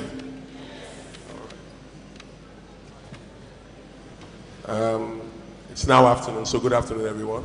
Good afternoon. I have the easiest job here today, which is to ask the questions, not answer. So I have the experts here. I'm just going to do the asking, and hopefully I can make Oprah free proud. Nice to have you guys here. The compare has already done the introduction, so and we have limited time, so we'll jump right into it. I think my first question would go to Emeka, talking about, we understand what you do at core, and would like you to share specific examples from your industry. What areas are enterprises currently building and integrating AI into their operations in Nigeria? And what are the challenges you see in adopting AI generally here in Africa? So in the financial services industry, there's a lot of opportunity for AI-based automation. The truth about the matter is that in the future, we really shouldn't have human beings, playing a role in financial services delivery. Banking and financial services delivery is one of those things that can be fully digitized and automated, right? In a way that a provider could subscribe to services that allow a bank to run fully autonomously, right? We already have digitization of channels. Customers can onboard today. Transaction processing is fully electronic. So there's no reason why we need to do those things. And when you think about banking, you separate it into traditional banking, front end or front office activities, and then back office. On the front office side, you have like customer acquisition. So marketers today go out and open accounts, talk to customers. You have customer support. So customers needing to engage, human beings to lodge complaints and stuff like that. You have financial advisory. What kind of products can I get? I want an overdraft, or I want to get a fixed deposit. And then you have, on the back office side, banks need to manage treasury, investments. People have spoken about underwriting, automated repayment and collections to ensure that lending is fully automated. You have just general reconciliation. Every single one of these things can be automated. And I can just run through them, some of the things we're working on. From a customer acquisition standpoint, you have APIs today that would allow you to launch AI-powered digital marketing campaigns. You can jump into Twitter Spaces and channels like that, Telegram and the likes, and start to converse with would-be customers selling products, purely AI-driven, in a way that those conversations can lead to inbound, and those customers can be directed either to channels where they onboard mobile applications or internet banking, or the AI systems those agents, as they're called, can onboard the customer directly and then send them like an account number and everything that they need. Of course, you already have KYC, verification services, and the likes, right?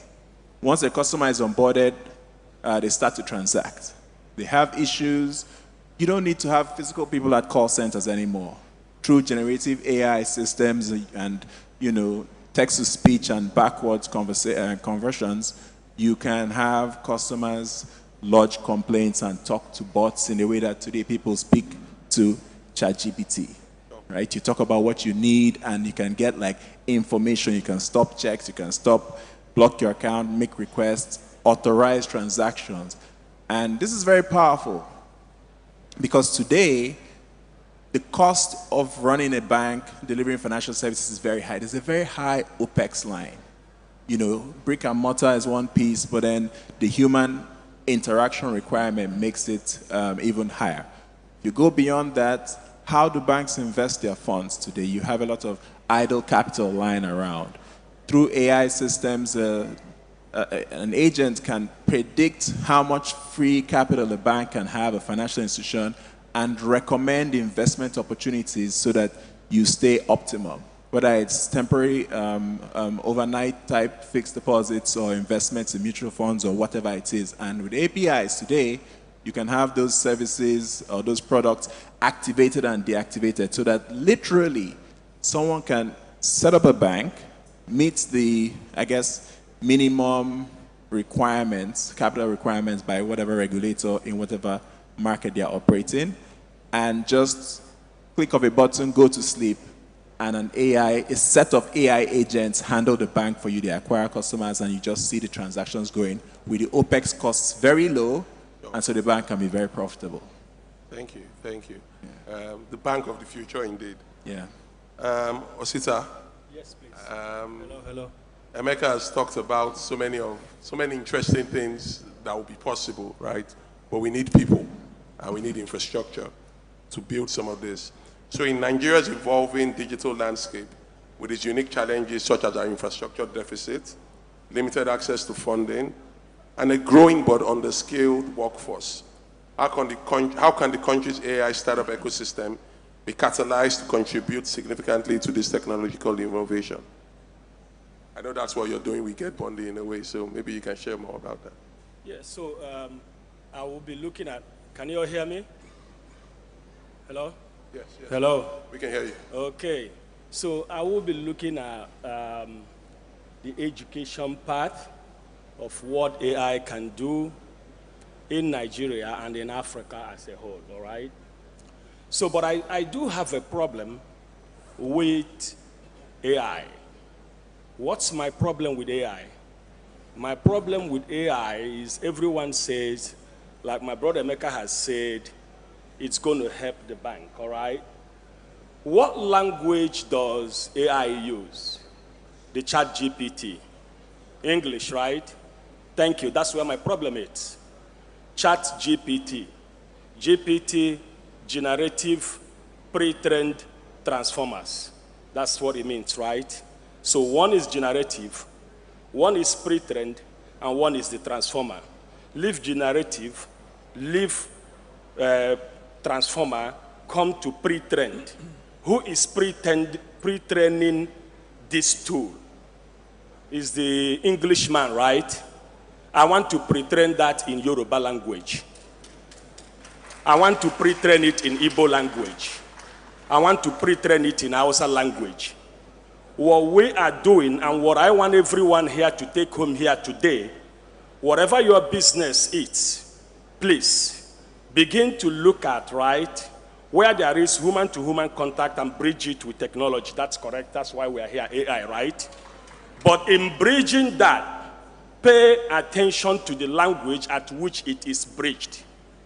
We must, as Africans, especially in Nigeria, decolonize education now. If we do not decolonize education today, our children and children's children will pay a very heavy price. In Germany, they learn with German. In China, they learn with Chinese. Listen, on our platform, Get Bondi Education Technology, we have 6 professional courses developed in Pidgin English. We want to teach the next generation of Nigerians search engine optimization in Yoruba language, search engine optimization in Hausa language, search engine optimization in Igbo language. They will understand it and run with it. If you try it, go to Ogbomosho and see what a boy there will just start video editing in Yoruba language is doing, or some work he's doing out of Ogbomosho. You don't need to come to Lagos anymore. If we want to decongest Lagos, we get into AI, all right? But we need to look at the language at which we train our people. Gone are the days when if you can't speak English, you're not educated. If you can't speak English and you can speak Yoruba language and you come to my office and they edit my videos excellently, come, I need you. Forget certificate. I am a lawyer and I think my parents lost their money. I can use it. I have an office, we have 4 lawyers. They are not paid more than 500,000. I'm sorry, with all due respect to lawyers in the house, right? But in this same office, we have a video editor who didn't go to the university. The dude has asked me to increase his salary to 900. And I said to him, where am I going to find it? He said, I gotta go find them now. All right? So what has happened? He has skill. Did he learn it in English? No. He learned it through another Yoruba guy who taught him how to edit videos, and he is today editing videos even for Film 1. So when we talk about when we talk about the challenges of AI, okay, you look at your infrastructure. I'm not going to go there. Government should do that. If government can't do that, private sector should partner with government. Not everything government can do. That is awesome, right? We look at access to funding. Emeka, my brother here, and the ones in the bank will help us and bring the money. We create the AI that will help them do their work, right? Okay, so that's good. That's funding, right? You see how we are going, right? We come to education. What do we need in education? We need the curriculum. Curriculum is education. If you say to me, I want to teach you WAEC, you say to me, oh, what's WAEC? WAEC is what African Examination Council. What happened is the curriculum. Get that curriculum, enact a law here and in all African countries, like my brother from Niger State. Let us begin to teach our senior secondary school students in Niger State. Let's teach them STEM in Hausa language.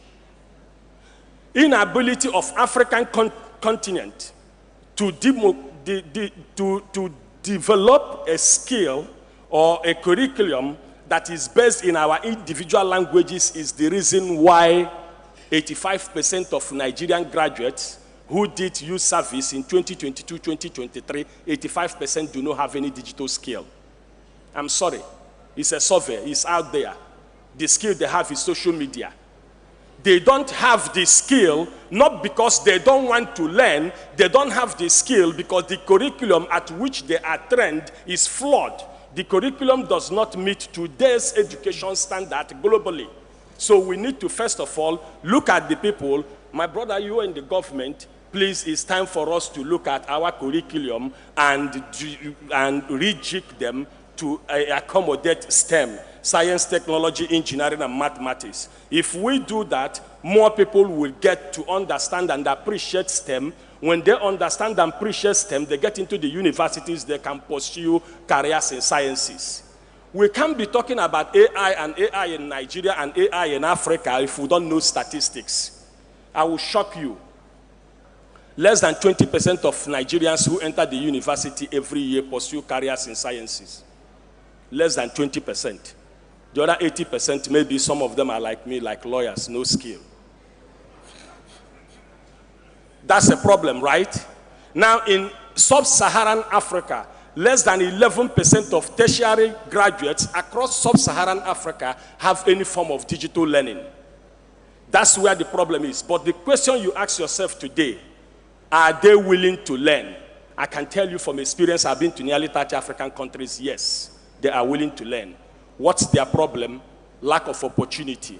Those who have the opportunity, why can't they make the best out of it into the AI and the tech world? The curriculum is flawed because the curriculum right from K does not embrace STEM. So the main challenge I think we should look at as a continent is how we first start with our STEM. In the United States, where you want to use English to teach people now, right? Kids 4 or 5 years are learning coding. In primary school, they are teaching them coding. By the time they get to post-primary school, they are already masters. By the time they get to the university, they can't compete with us. So my take is, let's look at infrastructure, government partner with private sector. Let's look at funding. Those in the funding should support those startups. There are over 4,000 startups out of Lagos between last year and this year alone. But the government should please look into the curriculum and please include STEM for secondary school and digital skill learning throughout our universities. Thank you and God bless you.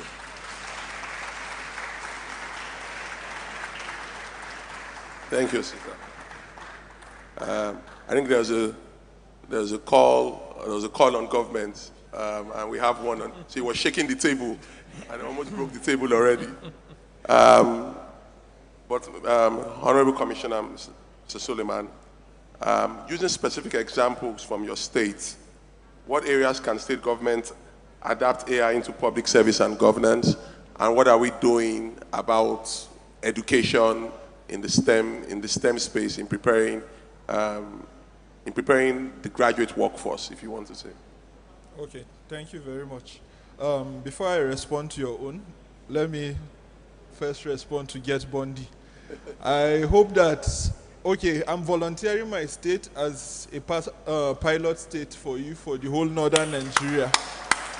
anything you require from government that is not Naira and Kobo, we will give you. Be it a building, be it security, we'll provide it for you as a state to make sure you pilot your initiative, because it's something that is worthwhile.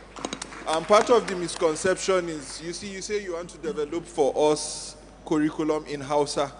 Funny enough, the population of Hausa people in my state is barely 12%. We are mainly Nupes and Gwaris, so we'll also give you people to translate. That way, creating employment for our people through that partnership. It goes for everybody. If you want to partner with us, use us as pilot, we are open. It's a new ninja. So back to the question of AI for government. I'll start with a little preamble also. Our ministry was created in August by the governor because of what artificial intelligence did during his campaign. Using artificial intelligence, all we had to do was to get historical data of elections from 1999 to 2019. Simple machine learning, we could actually predict which polling units we don't even have to bother sending agents would still win those polling units. Which ones, if we like, we give them 2 billion naira, will never win. So even before going into election, we knew our strongholds where we needed to work up on. So that way we spent less than our opponents. Our opponents were paying their polling unit agents in USD. Well, for presidential election, we were owing our polling unit agents the 5,000 naira for pure water and food. But because of AI, we still won. Then, aside that, we are currently using artificial intelligence also. We integrated it with the CRM for our call center, feedback call center. So we know which village wants. However, because you are talking to people, you might talk to 2 people in a village of 400 people. How are you now sure that what those 2 people told you is what that village needs?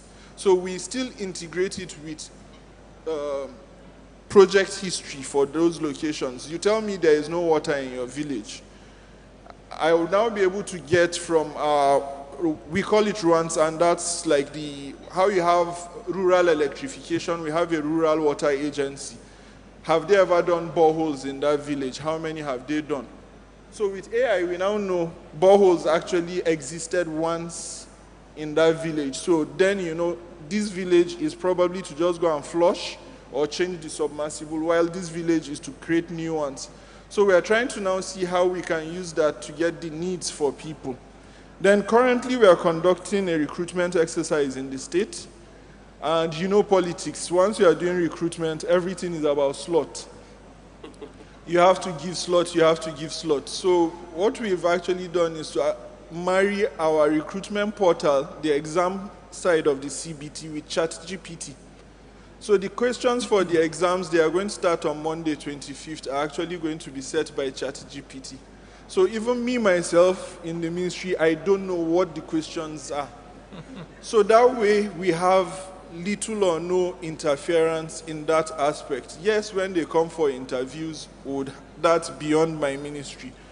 So what we are also looking at is a scenario where we can use artificial intelligence for telemedicine, where you have villages that the most qualified medical personnel there is a community health extension worker. That's somebody that went to a school of health technology. That's the most qualified person, not even a nurse.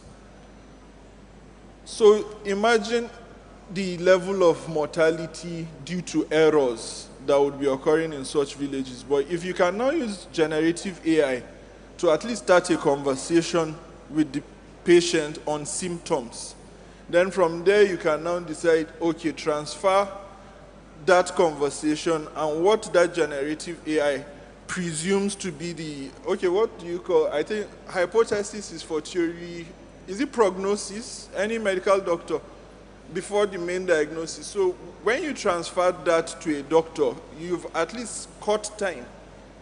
So those are the things we are looking at for AI. Then we also are looking at, we are currently talking with Islamic Development Bank to finance. They have this finance for multilingual projects. So instead of building schools where people go to learn foreign languages, AI can teach it. We saw that with Rosetta Stone back in the days. So that way we can start exporting remote talent that speak fluent Mandarin, Chinese, French, or Arabic. So it's not just about exporting business analysts, data analysts, a call center. Imagine if you have somebody that is good in data analysis and still speaks fluent Chinese. He doesn't even own an international passport. When you market that for your business process outsource center, you are bound to get capital inflow into your state. So those are the things for us as a government we are looking at.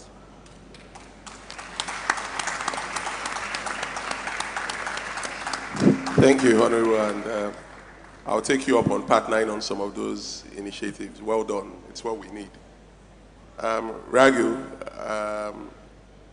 given your expertise in designing and building AI models, what are your thoughts on adapting existing models versus creating new ones, especially for Africa? Can you highlight the advantages and disadvantages of each approach in this context? So, adapting existing models versus creating new ones, especially for this market. So I think, like what some of the other panelists have mentioned, the existing models actually are built using past data. And that past data actually dictates what the answers in the, that come out of the system. So if that past data is actually biased in terms of race, language, religion, country, nationality, and so on, then the output will be not maybe appropriate for your particular locale or jurisdiction. So one of the things that you have to do is either you take the existing model and fine-tune it for your particular needs, which you can do. I don't want to get too technical, but there are things like vector databases and so on that you can add to the existing model to kind of tune it to your particular needs. That's one way. But also I think creating native LLMs which are more continent or country specific is an option to pursue. So this way what happens is whatever LLMs that you create are very specific to your particular needs. But that requires a lot of capital and it's time consuming and requires a lot of data. And one of the things that the Western countries have done in the past is they've collected a lot of data. So they're able to train the models using past data. And in other developing countries, a lot of data doesn't exist. It just doesn't, it's not there. So you are kind of at a deficit of being able to train these models if you want to start afresh. But that's where, but I think for now, what would be good is to take the existing models and tune them to your needs, but also put in place a system where you're starting to collect data and so on. Thank you. Spot on. If you listen clearly, you can start to sense some of the opportunities that we need to build out for, and that we need to keep our talents engaged in. So I'll come back to Emeka. It's often said that in a gold rush, the real opportunity lies in selling shovels. Similarly, in the current AI boom, companies like NVIDIA have emerged as one of the clear victors with their previous bets on building AI-focused chips, right? We've seen their market cap stand at just over 1.8 trillion, surpassing even some Amazons and Googles of this world. Yeah. So for Africa, for folks sitting in this room who obviously made an investment to come and learn, where are the biggest potential value generation areas beyond building AI models? Are there specific players in the ecosystem that you find particularly interesting apart from yourself? Also, I think it's really, really difficult to start to build LLMs. Like the guys that have them today have invested heavily in technology and in R&D. So, and there's no real need reinventing the wheel. I believe that at the end of the day, you would have maybe 2, 3, maximum 4 players on that infrastructure layer, if you will. You would have OpenAI for sure. You would have Google is doing stuff with Gemini, Elon Musk and the team with Grok, and maybe 1 or 2 others. I know Amazon is working on something. So what we need to focus on is how can we take some of these tools and find applications for them, right, that are unique to our specific environment. In Nigeria, for instance, like you mentioned, our challenge would be data. We need to find a way to start accumulating data so that we can fine-tune these already existing models in a way that they would be applicable to the use cases we are looking at, delivering them alongside. If you think about things like education, right? Many of these models can very quickly do language conversion. So you can, well, not necessarily, so teach in a language, communicate in the local language that the learner understands, but in a way that you don't need to go and develop those languages afresh. Because that's one challenge that I think we're going to have to face if we go the route that you mentioned, because the local languages are not so developed. So yes, communication is one, but we can't go so far as to start to extend, for instance, Igbo language. Get to the point where it can be used as a means of learning. It's like, there's no need to do that. We already have languages that we can also learn today. I have this argument with a lot of people, my colleagues, and I say, look, language is universal. Can we find a way to utilize what already exists? There's a word in English that is gene, as an example, the gene. There's no gene in Igbo. There are not many local languages that you have the word gene. There's no word for generative. So if you said GPT in Igbo or Hausa or Yoruba or any of the other 200 languages that we have, you would have a problem. That you have to go lower and lower and start to build. Again, let's stay away from that level, right? For the youth and everybody else out here, these tools are going to be powerful. These tools are going to be the things that are going to shape the future. So data science, very key. Understanding data, it's not just the models. You need to be able to do feature selection, and determining exactly how you're going to build and fine-tune these things will require you to understand data. So if the government and other private sector players can help with ensuring that that data is available, then it just opens up a massive opportunity for everyone. I think people should go into data science courses now, because even software programming in the future will be largely driven by AI. So yes, some software, but data is the new currency, I believe. Thank you, Emeka. I see when you were speaking, Osita was already taking his biro out and ready to attack. So Osita, I will skip you so that you don't attack anybody on this stage. Valid points raised, and I align with some of the views from Emeka actually. So there are concerns about AI replacing jobs, particularly in Africa with high unemployment. I also have my views on that. But how can Get Bondi and other educators prepare young Africans to not only adapt, but to also thrive in an AI-driven future? What skills and knowledge are most critical? Okay, thank you very much. Okay, before I answer that, right, I want to talk. Just answer that, please. No, because he has given something that I don't think is correct. So I don't want the people here, especially the young people, to live here with that impression. Number one, you are Emeka and Osita, we are Igbos. Jin means Agono. Number two, you said you are not you said you are not inclined to teaching people in local languages. Who in this auditorium can tell us what Harvard came to Nigeria, particularly in Eastern Nigeria, a particular program that Harvard came to study that skyrocketed the Igbos after 20, 30 years of war, and they became giants? What was it? Apprenticeship. My brother said, apprenticeship, which language did they teach you the apprenticeship in Imo State? They use Igbo. If we go to area, 99.9% of the traders who are there who learn and make shoes, they go to China, they buy one shoe, they bring it to Aba, they pieces it and put it on the table. That's the original shoe. 72 hours, they create 1 million other shoes. Even with their machines, they use Igbo, no English. During the war, during the civilian war, Igbos used Igbo to build Ogbunigwe, which is bomb. Let's not go there. Igbo language, Yoruba language, Nupe language, all the languages are correct. We need to decolonize education today.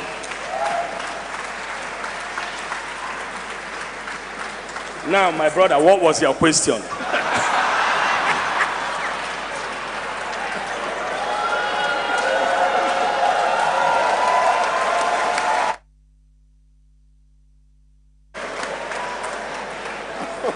Oh my goodness.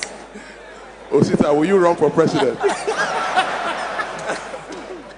I don't have a question for you again, don't worry. I'll move to the Honorable Commissioner. Just don't attack Osita and you'll be fine.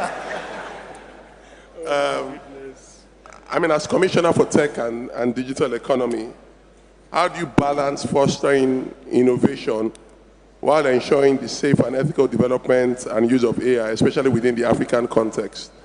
Can you share your thoughts on, for example, the EU's approach to AI regulation and its potential relevance to AI regulation across the world? So, as the regulator, as the player, how are you thinking about future regulation in the African context, the need for innovation, but the need for regulation? Obviously, people say about innovation going ahead of regulation. Or are we not there yet where we should start thinking about those points? In 2 minutes. Okay. For me personally, I think before you talk of regulation, you have to talk of knowledge. Because if people don't even know how to use it ethically, your regulations would sort of expose loopholes where they can use it unethically. Correct. So we create an environment where people see the benefits and how to use it better. Then the regulation, no matter what government does for regulation, you need those that will drive the regulation, not necessarily those in government. You have your own watchdogs and all that. So let's focus more on understanding what it is and what are the possible harms that will come to our society, like issue of deep learning. Even if you say you are regulating, you are blocking, sorry, deep fakes, not deep learning. No matter what you do, it will still happen. We've been seeing it with Photoshop even before advent of AI. So what has the regulation done? So it's more about, let's do ethical learning. Let's teach ethical approach to doing all those things rather than imposing regulations that we will not be able to monitor. Thank you. Totally agree. Spot on. We need more regulators thinking like you. Spot on, bro. The fintech guys would understand. Raghu, this last one's for you. Can you share your insights, just general insights on some of the global trends in AI and how they are translating to emerging markets like Nigeria? Some of the global trends and how they're translating to emerging markets here. Yeah, I think one of the things that has come up earlier is AI replacing jobs and things like that. And I just want to tackle that head on first of all. One of the things is that we have seen technology revolutions, many of them, industrial revolutions, and even when you looked at the internet revolution, a lot of new jobs are created actually. It's not that jobs go, some professions change and some vocations sometimes go away, but then they're usually replaced with new vocations and new jobs. So I think this is a huge opportunity to actually maximize human capital. That's what AI allows you to do. So instead of human capital being wasted on drudgery and repeatable work, which is what a bot can do. And the next generation of AI, by the way, ChatGPT and LLMs are like, I would look at it as like the foundation layer. The next layer is the agent layer, which is coming next, which is bots. And so that those bots can actually do a lot of the drudgery or repeatable work that humans currently are engaged in. That now relieves the human capital to be deployed for better value-added work. And countries that can leverage that can go up the food chain. Because as you go up the food chain, your economic value that you're creating becomes much higher. Your GDP becomes higher. So if you can deploy your capital to use AI, you're in a better position than countries which are still doing the basic labor using manual labor. So that's a very important thing from a kind of a governmental perspective, and also how investments are deployed for in this region. So if I look at Silicon Valley as an example, right, you have a few things coming together, and everyone tries to repeat that formula, and that's a very important formula to look at. First of all, you got good universities who produce graduates, and it's important that a lot more people take up STEM. That's number one. Number two, you need to back that up with capital. So you need access to capital. So banks and other investors should be willing to invest in startups. That's very important for the ecosystem to be a sort of vibrant. But the third thing that I'll say is I've been all around the world, and Silicon Valley, for example, has got one element which is very, very key that some regions don't have. And this is something that everyone needs to listen to. They don't demean failure. I mean, failure, it's okay to fail. You have to try again. And that's a very key element that needs to be brought in as well. I agree. Totally agree. Fear of failure is worse than failure itself. I think as we come to the end, I hope you guys have enjoyed this session. I would ask the panelists just one last question, and it will be 10 seconds each. And the question is, as we look into the future, we talk about 2050, Nigeria being the third most populous country in the world with a young workforce, and we think about the impact AI would have. 3 words from each panelist. Osita, you go last. 3 words from each panelist on what that future looks like. Just 3 words and we end this. Fully automated future. Fully automated future. Yes, 0 human intervention. Interesting. So Suleiman,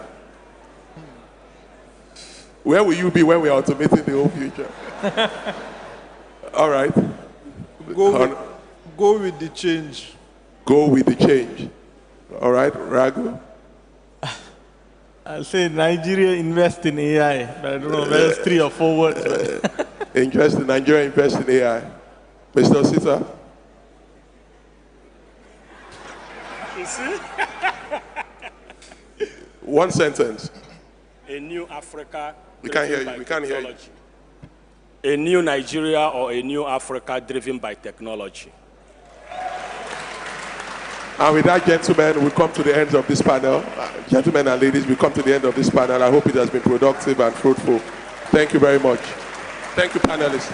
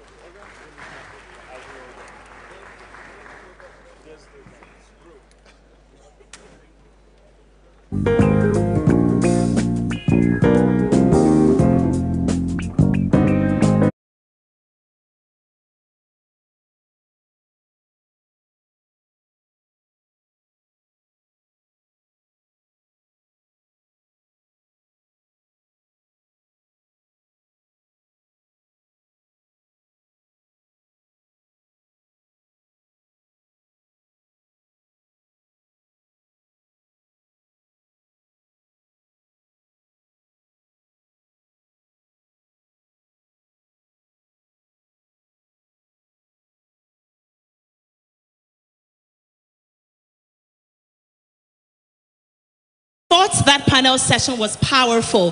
Can we give a rousing applause, please? Beautiful. Thank you very much to all our panelists. Thank you for a job well done. Thank you for doing justice to the topic. Thank you.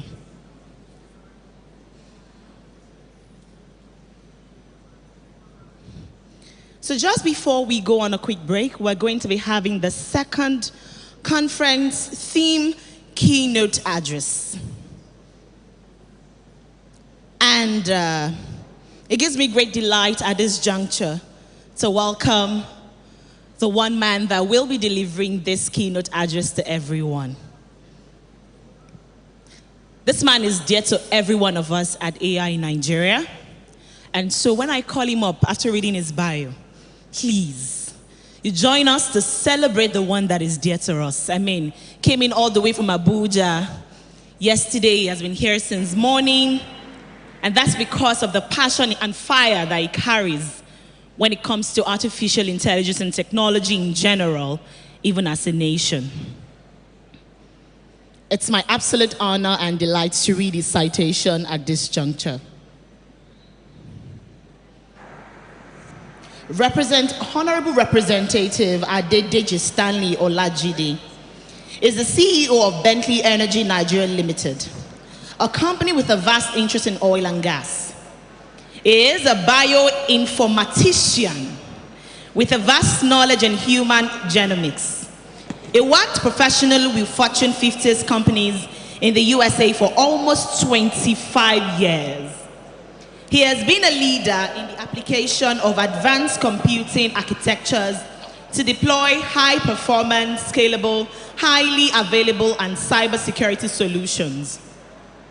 Most recently, implemented solutions based on secured cloud architecture, continuous integration and continuous deployment, service-oriented architectures, including web services, e-business, enterprise portals, internet and intranet, client server, enterprise application integration, middleware, data warehousing and transaction processing, enterprise architecture, infrastructure and application, delivery management, technical leadership, project management, development, and risk management in remediation of regulations. Ladies and gentlemen, he has managed diverse project teams, including offshore development organizations, and he is an effective communicator with good interpersonal skills, a strong and enthusiastic mentor, and is committed to delivering results that meet or exceed expectations on time and within budget. Ladies and gentlemen, from 2019, 2020, 2021, 2022, 2023, and even till date, is representing the good people of Ibadan, Southwest Northwest, in the House of Representatives National Assembly. As a result of his versatility, he is a member of various committees, and some committees usually seek his expertise during the activities of such committees. Ladies and gentlemen, bringing us the second conference theme keynote address, please make welcome Chairman of House Committee on ICT and Cybersecurity, the Federal House of Representatives Abuja, Honorable Adedeji Olajide. InnovateAI, please make it louder. It's really dear to us. Honorable, you're welcome, sir. Thank you.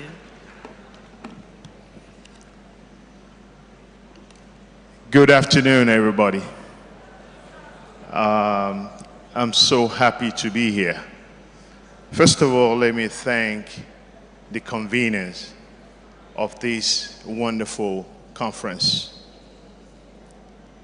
It is indeed a good day for Nigeria when we come together like this to share knowledge and to talk about vision of something new. Let me talk a little bit about myself.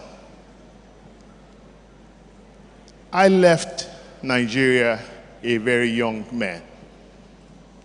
to the United States. I went to the university, Rutgers University in New Jersey, computer science major.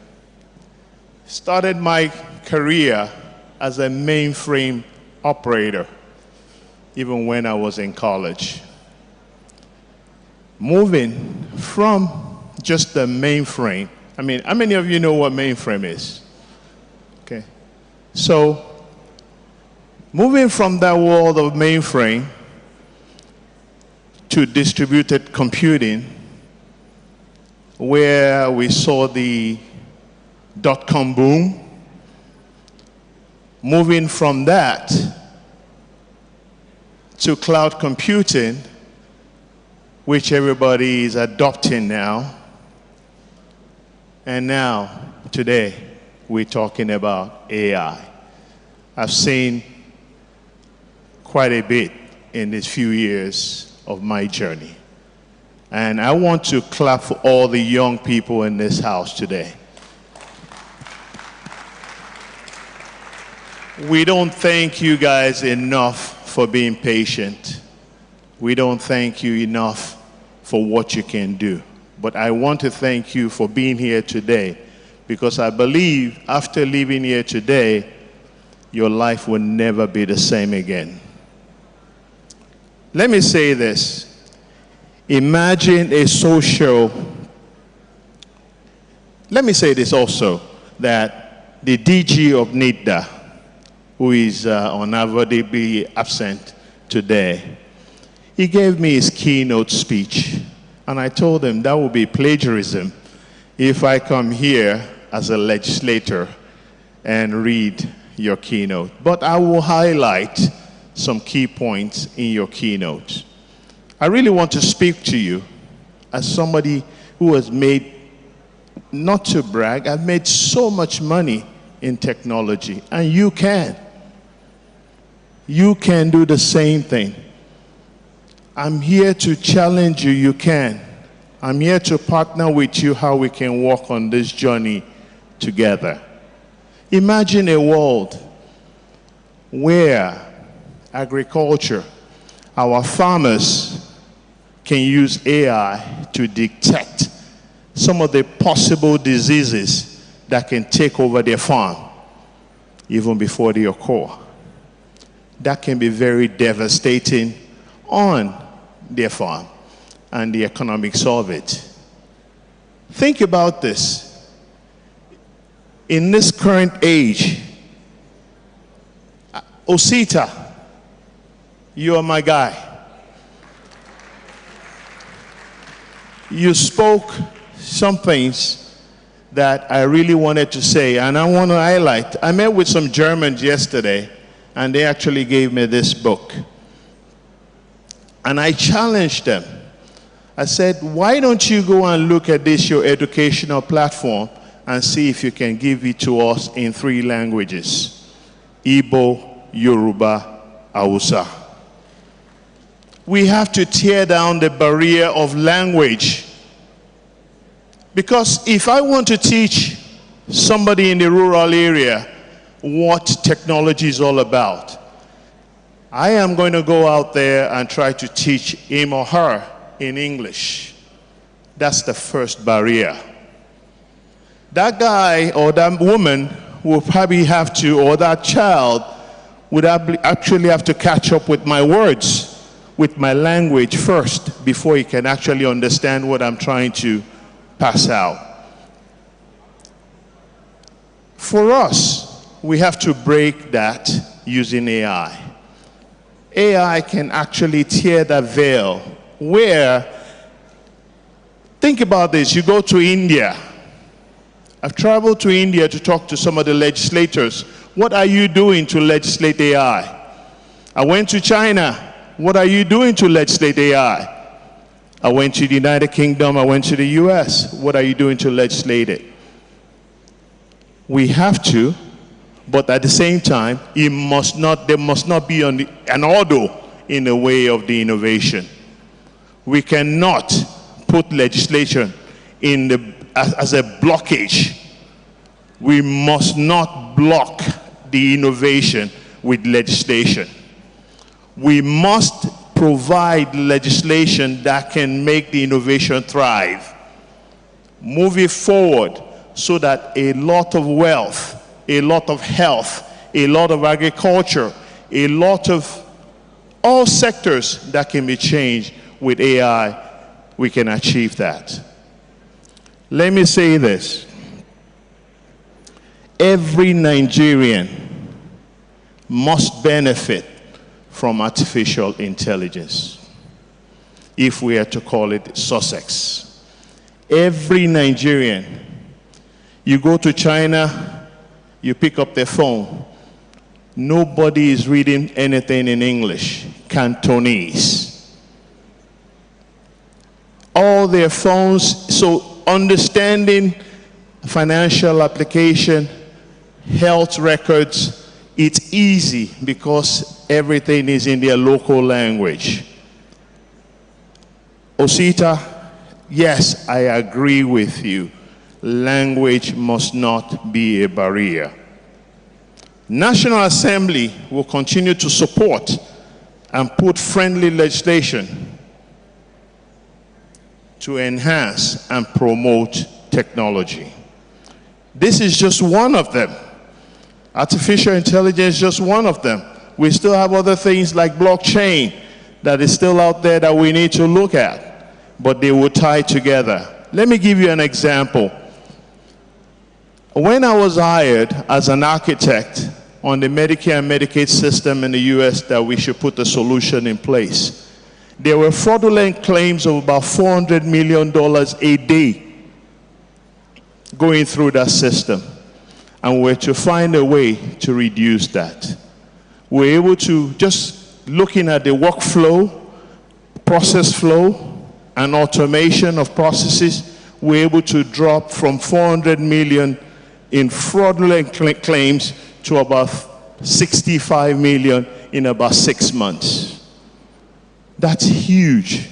The return on investment is enormous, which means that with AI today, we can probably drop that to about 10 million. The economic value of artificial intelligence is super. And it can turn around into big opportunities for some of the startups that we have here. Big ideas starts with small steps. But we will put legislations in place as lawmakers. Think about this. As one of you, I'm a techie. When I came in here, I'm like a kid in the candy store. I say, come on, let's roll. Maybe I should take off my sleeve and leave this job and go and do this thing. Honestly, I love technology. I can sit here all day and watch and listen to everybody talk because it catches my attention. I made the effort to come here because I wanted to be here. And I'm glad I'm here. There is nowhere that I would like to be. The whole world will be converging in Spain to talk about this whole global mobile. I'm looking at it, I'm saying, you people have not seen anything. Artificial intelligence will change a whole lot of the things we're talking about when it comes to voice, data, and video. In the next 6 months to a year, our phone will be doing a lot more. There will be applications that actually will come up. I know a guy that is coming up with an application in Igbo language that will allow you to interact with some apps on your Apple phone. So let me also say this. The GDP potential for artificial intelligence is huge. As this Chairman House Committee on ICT and Cybersecurity, I will want to, the conveners, I would like to invite you guys to a session to come and talk to the National Assembly on how we, skin this cat. It's an open invitation, and I will support that with a letter that you are invited to the National Assembly to come and speak with the Speaker. The Speaker is already talking artificial intelligence. The Senate President is already talking artificial intelligence. How do we do it? I am going to stand on this side of technology. You are not going to block innovation. We are going to legislate it, but you're not going to. This young men and women, they want to do new things. Yes, let's make mistakes and correct the mistakes later. As long as the mistake is not going to tear down our nation. We can make mistakes, but it shouldn't have to be mistakes that we can correct. Also, NIDA as an agency, which is the National Information Technology Development Agency that is being chartered by the federal government, they're actually working with you. And I know for sure that they have about 5 million naira that are given to 45 AI researchers and startups. Take advantage of that. That is small. There's this digital literacy initiative that is about to kick off, where we are going to train thousands and thousands of our youths in digital literacy. That's been kicked off by the minister, and we're supporting him 100%. Also, we're also looking at data penetration to every angle. There should not be any part of this nation that should be left out. So there will be data penetration combining fiber network and satellite to make sure that the last mile in this country is well, closing the gaps of technology is well represented. Lastly, as giant of Africa, it's time for us to take our place. We're not just talking about being giants, we are smart people. Everywhere you go,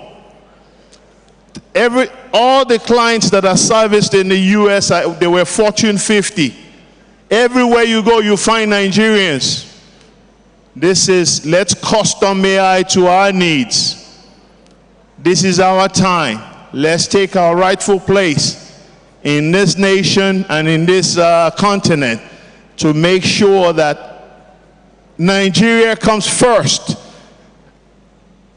Are you agreeing with me?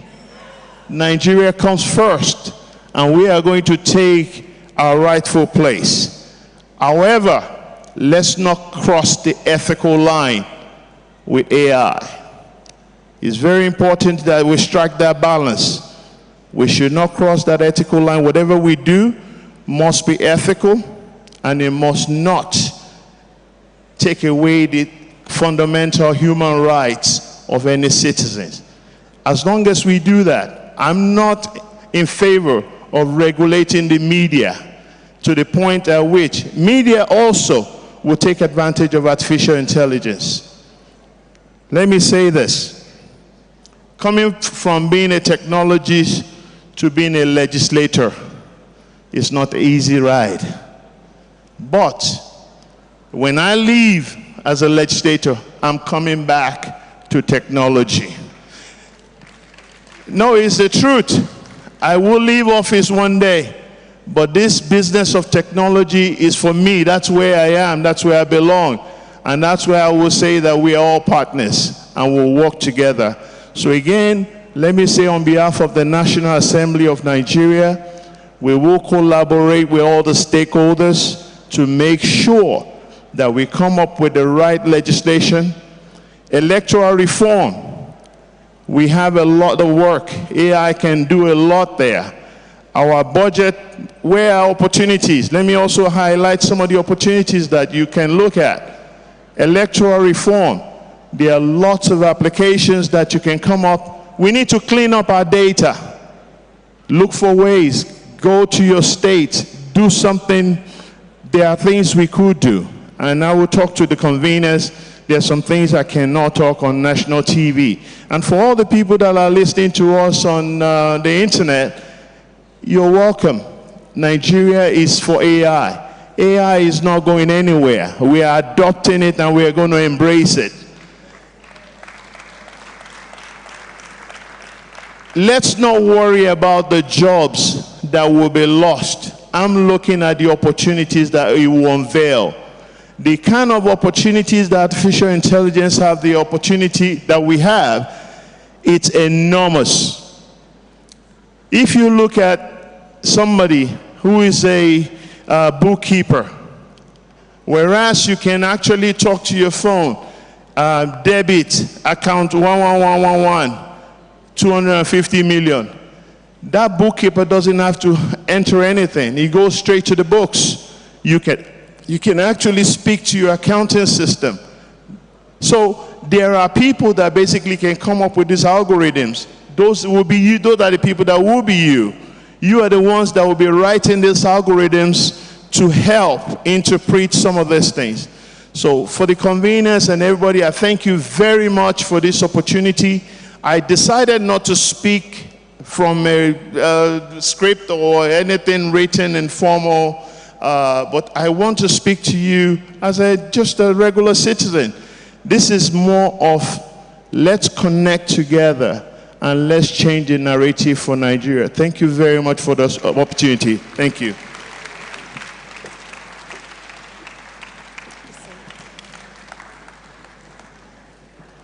Indeed, you can feel the passion.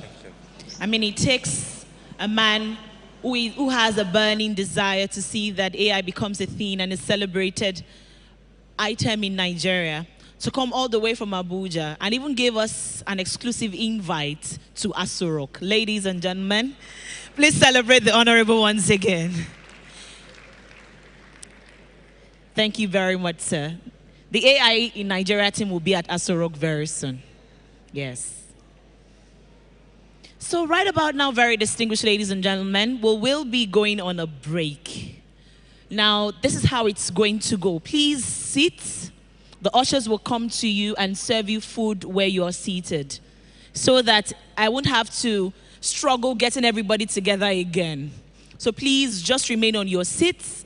The ushers will do it line after line, serve you your food, your drink for this afternoon, and then we will continue. Our speakers and panelists, please, you go to the green room.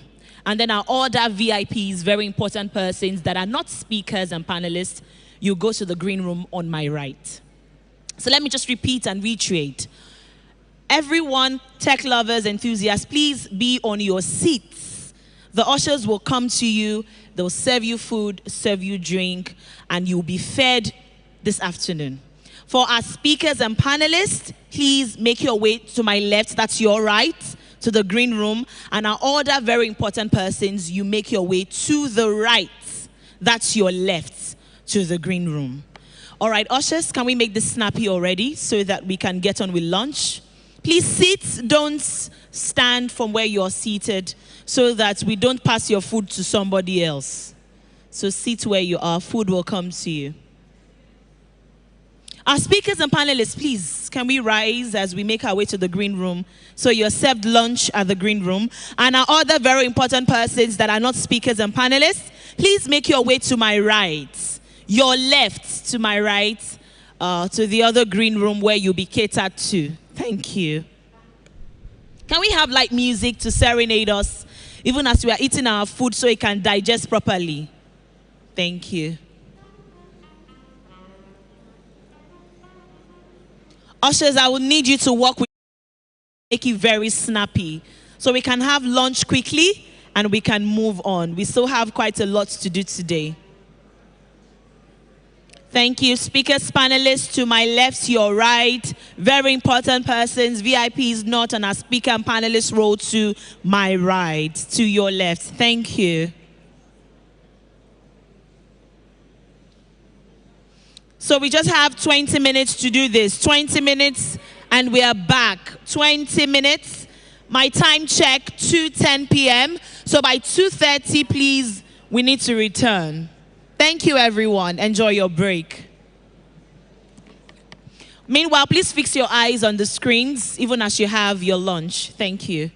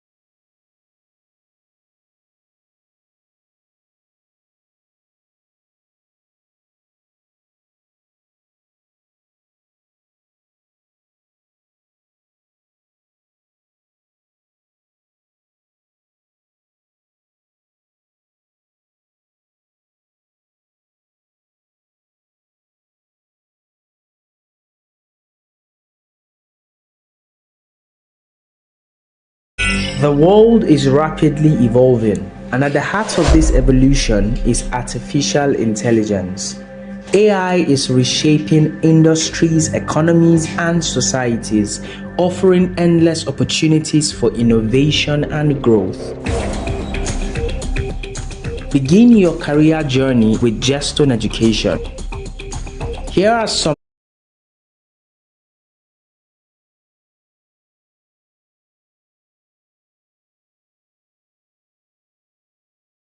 Europe and other amazing study destinations.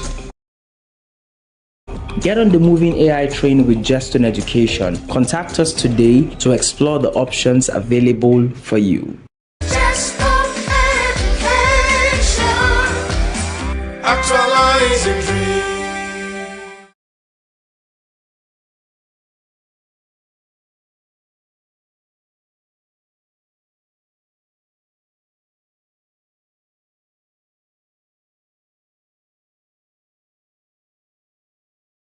Are you tired of the complexities and technicalities that come with implementing artificial intelligence solutions for your business?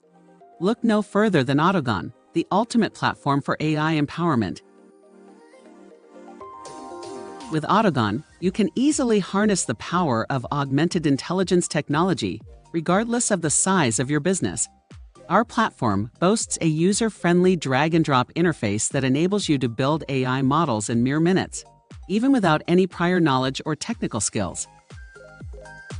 Data engineering is simplified with Autogon's technology, which collects, transforms, and prepares data for machine learning models.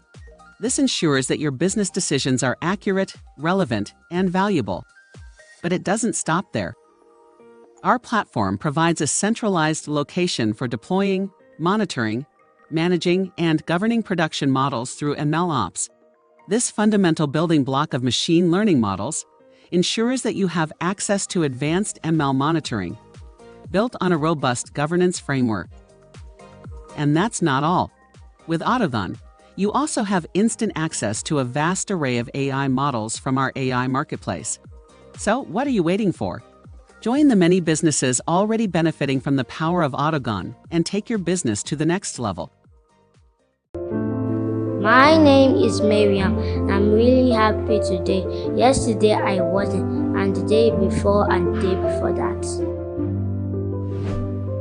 I was sad because of the coronavirus. I had to stay indoors. Mom said I would be sick if I go out to play.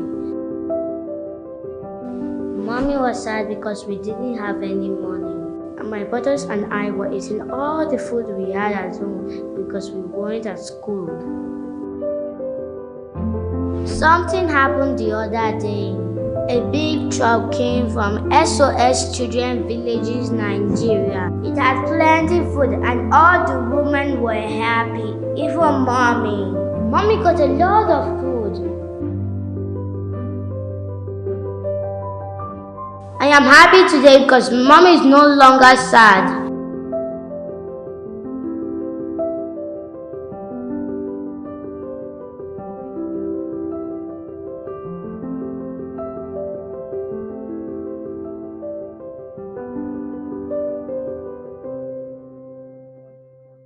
In today's business landscape, embracing AI is no longer an option.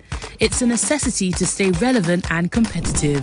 Businesses experience various levels of difficulties integrating AI capabilities into their existing digital infrastructure.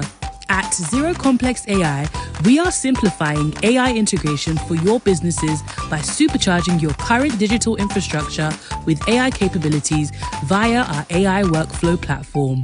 Our AI workflows help your business increase efficiency, boost productivity, lower operating costs, and increase revenue. Whether you're a small, medium business owner, or work in a large enterprise, think of us as the catalyst boosting your business for extraordinary growth. Visit our website at zerocomplex.ai to get started today. Zero Complex AI, supercharging businesses with AI for extraordinary growth.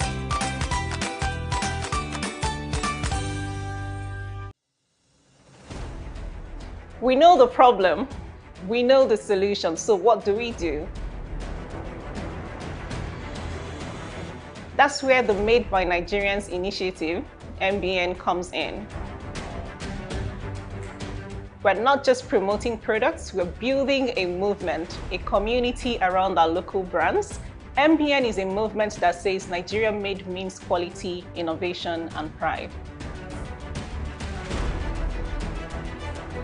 MBN harnesses the power of collective action to strengthen the Naira and enhance our national economy. We're campaigning through strategic partnerships with local businesses, community engagement programs, and nationwide awareness campaigns to highlight the value and potential of products made by Nigerians.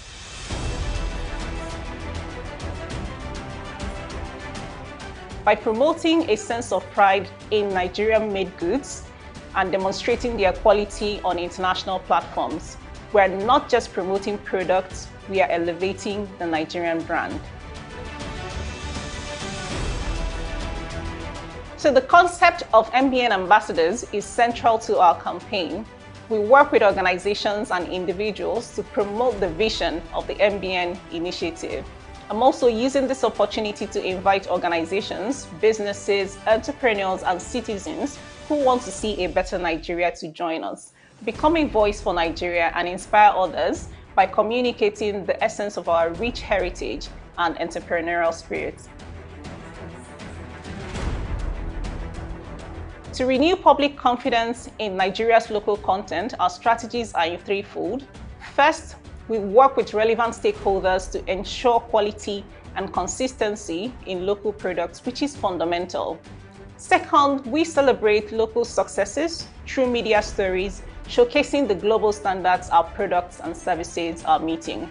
And third, we are building a community around our local brands, promoting customer loyalty and a buy Nigerian culture that's based on pride and not just patriotism.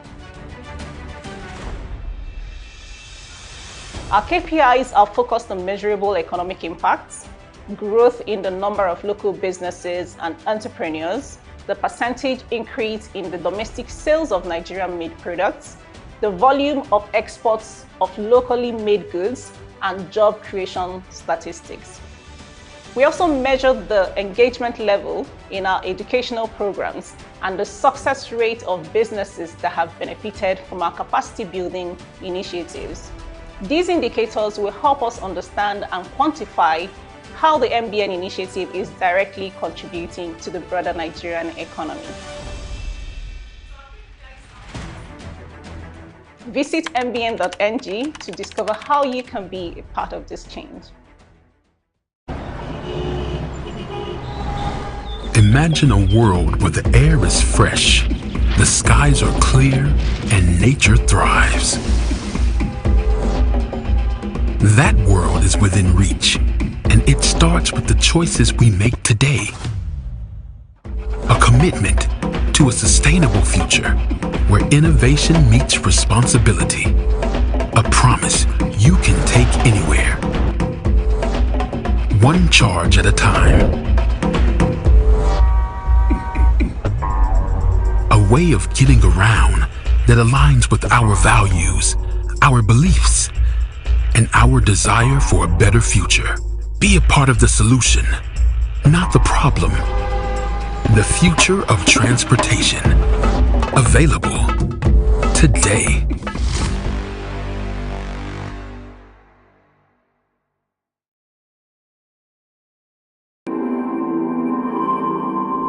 In my house, I have a 4 kVA solar inverter, which powers 2 smart TVs, 20 LED bulbs, 1 double-door fridge, 5 standing fans, 4 laptops, and 1 printer.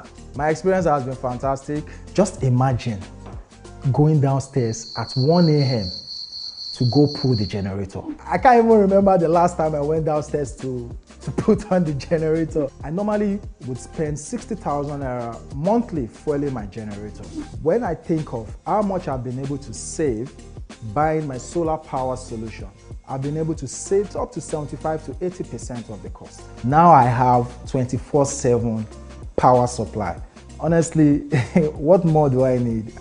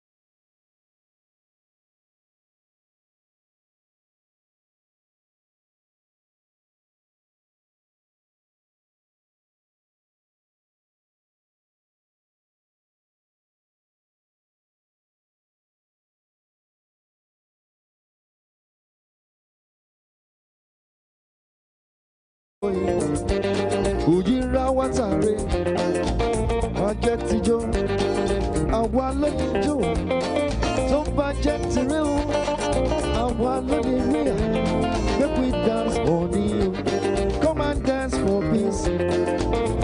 I do go, come and dance with me. Oya bami jo,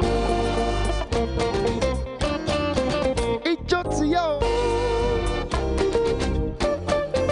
Olólùfẹ́ mi, make we dance for love. Àdùkẹ́ o, come and dance with me. Báwa jó, ijó àlàáfíà. Wá só ìyàtọ̀, òjìrá wá sáré. Tó bá jẹ́ ti Joseph, àwa ló lè rè. Tó bá jẹ́ tèrè o, Akin ló lè rè. Make we dance for me. Yo.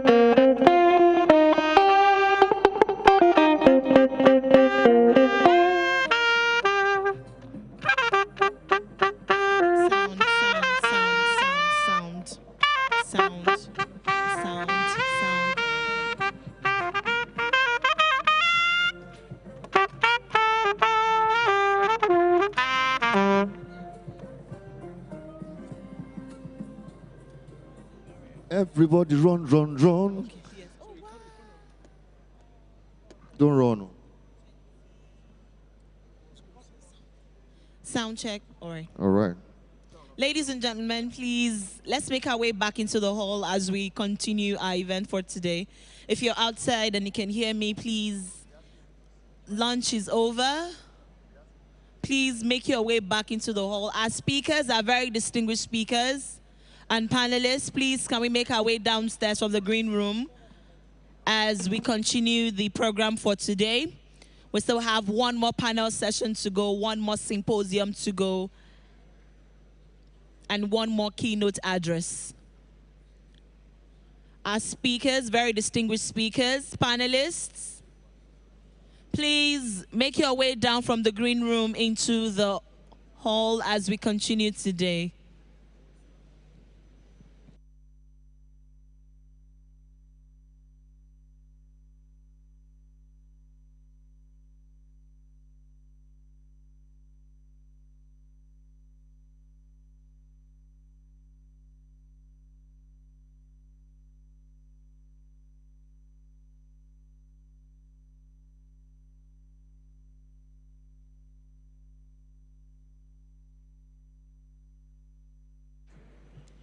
Final boarding call for all passengers.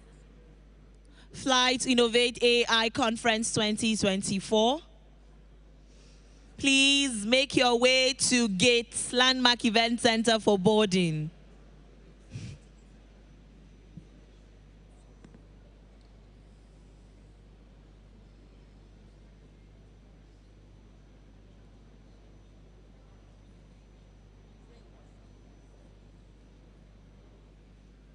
Our distinguished speakers,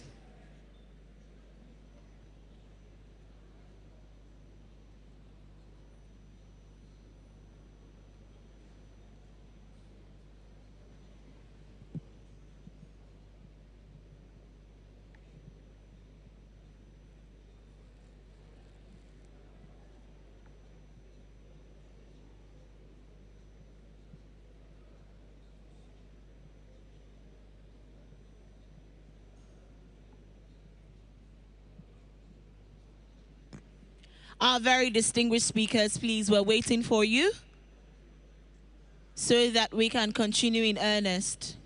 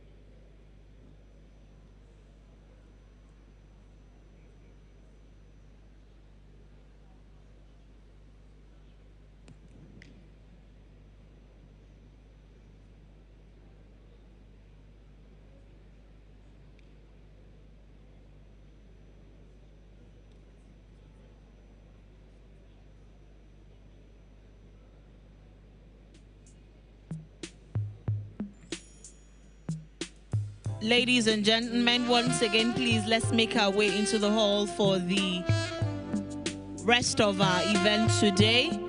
Our distinguished speakers, please make your way down from the green room.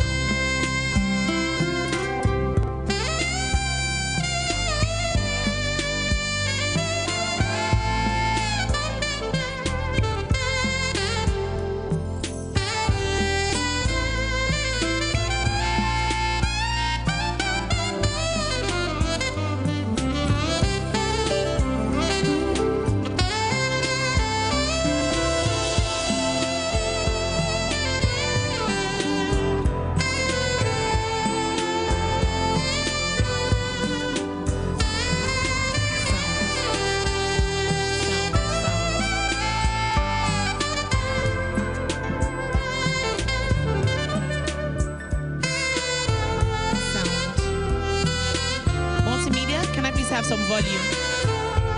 Can I please have some volume? Sound. All right, good afternoon once again, Your Excellencies, captains of industries, tech lovers, and enthusiasts.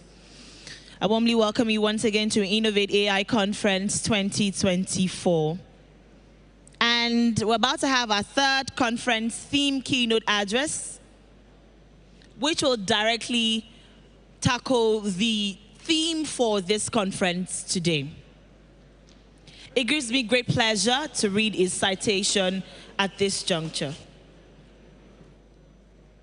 Femi Oshinubi is the partner and leader, Experience Center and Emerging Technologies for PwC West Africa.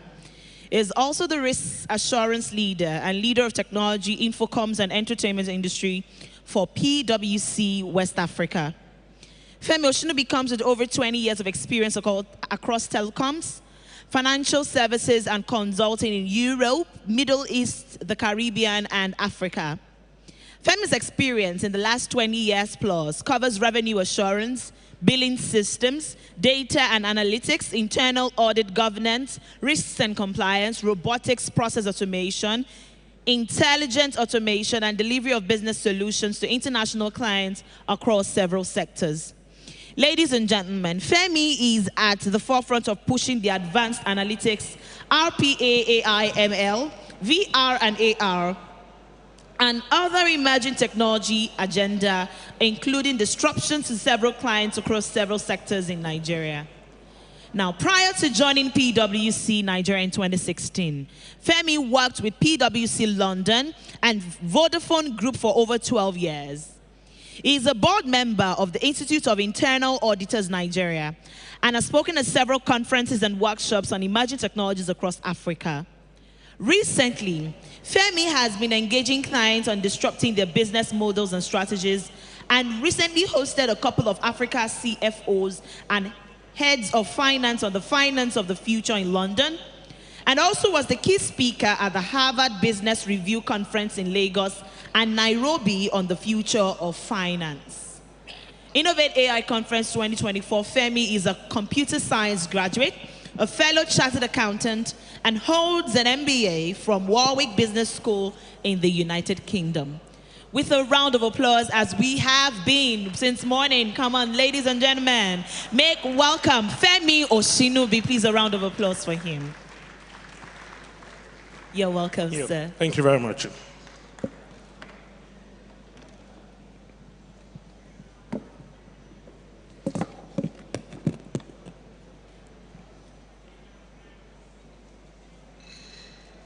Good afternoon.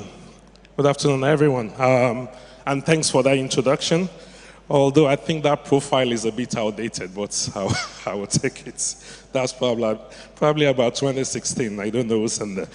But afternoon, everyone. I'm really, really excited to be here. I'm used to doing presentations and panel sessions, and I've been given the job to do a keynote speech, which I will do. But the first thing is, honestly, I'm really very comfortable, really excited with the faces I'm seeing and the numbers I'm seeing today. That means that, we've got a great future in Nigeria. And I'm going to talk about adapting AI for our unique landscape in Nigeria and Africa. And I think last month as well, I was opportune to talk. There was a Microsoft conference on AI, especially on responsible AI. So it's a recurring theme. About 200 of us at PwC will be in Barcelona next week globally. And we have sessions, about 30 sessions every single day on AI, where about close to 90,000 people will be converging in Barcelona to talk about AI and technology as a whole. I was checking the sessions. 85% of the sessions in Barcelona next week is actually on AI. So everyone is doing everything about AI. I'm going to focus on a couple of things today. The AI opportunity, PwC, we are placing a bet. We're betting on AI. And I will talk to you about what we're investing. And I always use this analogy. I said, the traditional audit firm, a lot of people think PwC is still an audit firm. We are no longer an audit firm. We're a professional service firm. And the biggest part of our business is consulting. And probably the biggest part of that consulting business is technology. Our next global chairman, who is going to be with us next week, is actually an AI guy. That's the first time in the world that we having one of the big fours having their global chairman to be a technology person. He's been at the forefront of AI at PwC, and he actually put a bet. The investment I'm going to announce, he actually is the one sponsoring it, and he's been sponsoring our technology business and AI business in the last 4 years. So I'm going to talk about the bets on AI.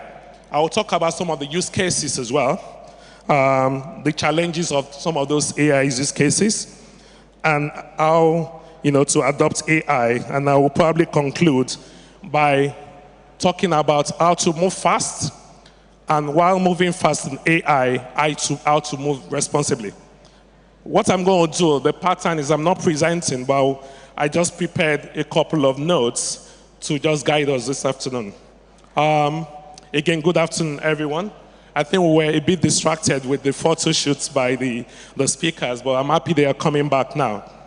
But let me start by congratulating AI Nigeria team for putting this together, putting this conference together, and importantly, for picking a theme that resonates and which I believe will help drive the much needed conversation as Nigeria and indeed Africa begin to seriously consider our digital future.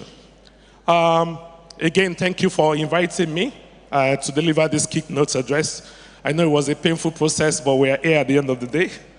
And I bring you greetings and best wishes from the partners and staff of PwC, not just in Nigeria, globally, because it's actually a very big thing for us. AI, to our new global chairman, who is at the forefront of AI, I bring greetings from everyone. And we're happy to be collaborating as knowledge partners for this conference. And I'm happy that, I look forward to the outcomes of the deliberations, which I've actually enjoyed so far. We've spent half a day, and it's really been mind-blowing.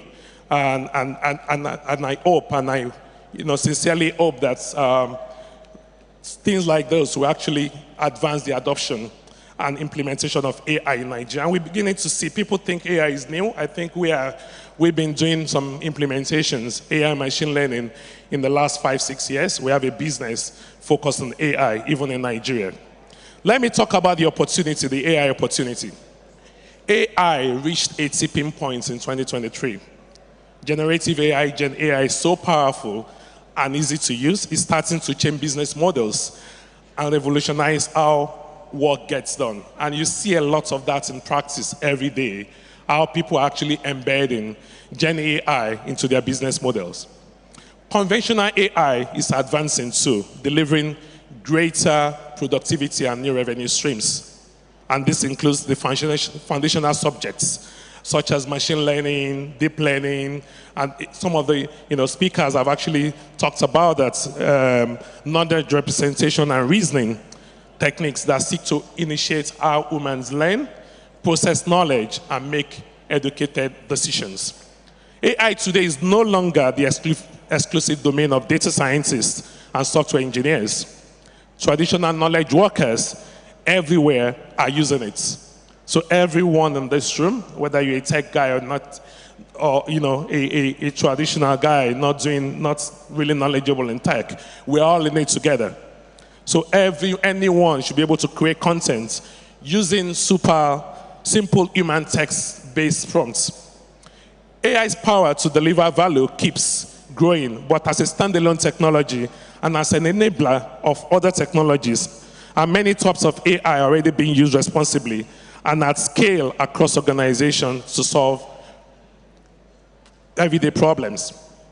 We have launched PwC globally, and we've spent billions of dollars in our audit practice. I'm not an auditor. Our next generation audits AI solutions. So when PwC, before the end of this year, comes to audit your organization, they probably spend a third of the time to do the audits, or less than that. I'm actually very conservative. Audits you will see from next year will be a thing of the past. It's no longer the way audit is going to be done. We spend billions of dollars globally to launch, to develop, and we've launched our next generation audit AI solution. We do annual CEO surveys, and we've just launched the CEO surveys for 2024. And the CEOs in our annual global annual survey for 2024 appear to believe in both the fast pace of generative AI adoption and its outsized potential for disruption. For example, over the next year, about half of CEOs expect generative AI to enhance their ability to build trust with stakeholders, and about 60% expect it to improve product or service quality. So these are the guys running the world, running the major organizations in the world. And those are the feedback we've gotten from them. Within the next 3 years, nearly 7 in 10 respondent CEOs also anticipate generative AI will increase competition, drive changes to their business models, and require new skills from their workforce. I've been involved in the last 2 years where we're actually helping to think about organizations of the future. Finance is leading the way in most corporate organizations. CFOs, they have the budget. And we've been engaging them in trying to transform their finance organizations where people like us, AI guys, data scientists, will be in the finance team. So the finance as it stands today will not exist in the future. AI, predictive models, and everything will actually be the future of finance. So I'm actually one of the people actually using AI to, invest in the finance of the future, and where a typical accountant, and I boldly talk to accountants that the accountants today, if they don't really come this way, we won't need them in the future. So there are lots of AI solutions. We don't need an accountant that knows how to post debit and credit. We have AI models that can do that. So a lot of the things done by accountants today will no longer exist. So again, a lot of people are moving this way, which is a good thing. So far experience apparently boils expectations. So CEOs who say they have adopted generative AI across their company, about 1/3 of our sample are significantly more likely than others to anticipate its transformative potential over the next 12 months, as well as over the next 3 years. Overall, CEOs anticipate many positive near-term business impacts from generative AI. These include applications that increase revenues, such as through improved product quality and customer trust, as well as those that boost efficiency. We believe at PwC that AI might change nearly everything about knowledge work, but it won't replace people. So for instance, in Nigeria alone, we've actually launched our tax ChatGPT for PwC. So our tax practice, actually, most of their work is actually being done by AI going forward.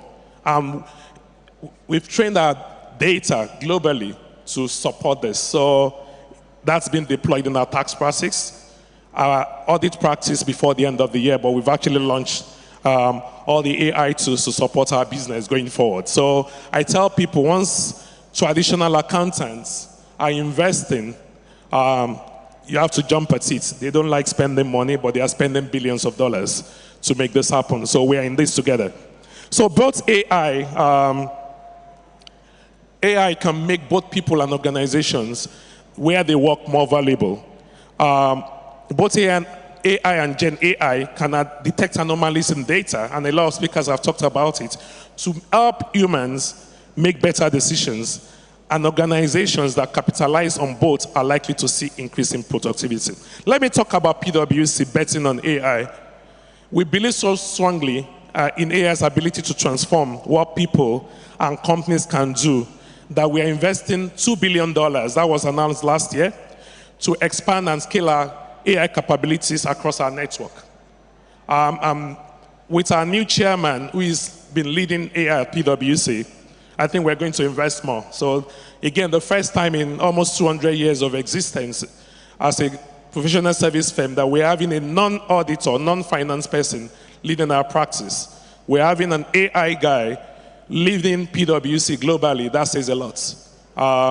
We still have more auditors in the practice than non-auditors. And if they could allow people like me to now lead the firm globally, then that's our future. Those are some of the small calculations I do. Maybe the other big firms will do that, follow that trend. So in addition, we are building strategic partnerships with most of the OEMs, Microsoft, Google, AWS, and other innovative tech leaders to help realize AI's potential. And we got most of our PwC offices, even like Hungary, in the Middle East, in Eastern Europe, creating national AI strategy for their countries. Here in Nigeria, we have invested. I actually founded the PwC Experience Center about 4.5 years ago, where we focus on core emerging technologies like AI, blockchain, and that's been progressing. So we invest in a lot.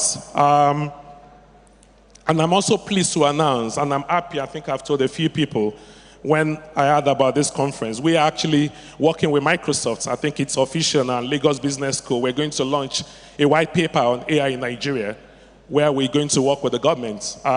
We want to take it to the national level. And we've started that. Hopefully by summertime, we will be launching that white paper on AI in Nigeria. And we got the support from Microsoft globally and PwC globally in this direction.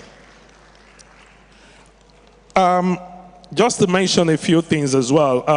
In 2023, we deployed AI across most of our, I think I mentioned that, including ChatGPT. Yeah, ChatGPT. And we're already starting to see productivity surge in some areas in our business as much as 40%. So we're doing the calculation, we're deploying all these solutions in our business. And people say, are we losing people? No, we're just getting more businesses. We a firm of 400,000 people, and the numbers are not going down, even though that means the business is growing. We still need the people. We're not sacking people because of AI, but we are getting more businesses because of AI. Some of the use cases, which I will talk about, which are increasing efficiency, in health services, and a lot of people will talk about that today and tomorrow. AI can assist in early disease detection, personalized treatment plans, and predictive health outcomes. We have ML algorithms analyzing large volume of health data to identify patterns that humans may overlook, leading to more accurate diagnosis and better patient care.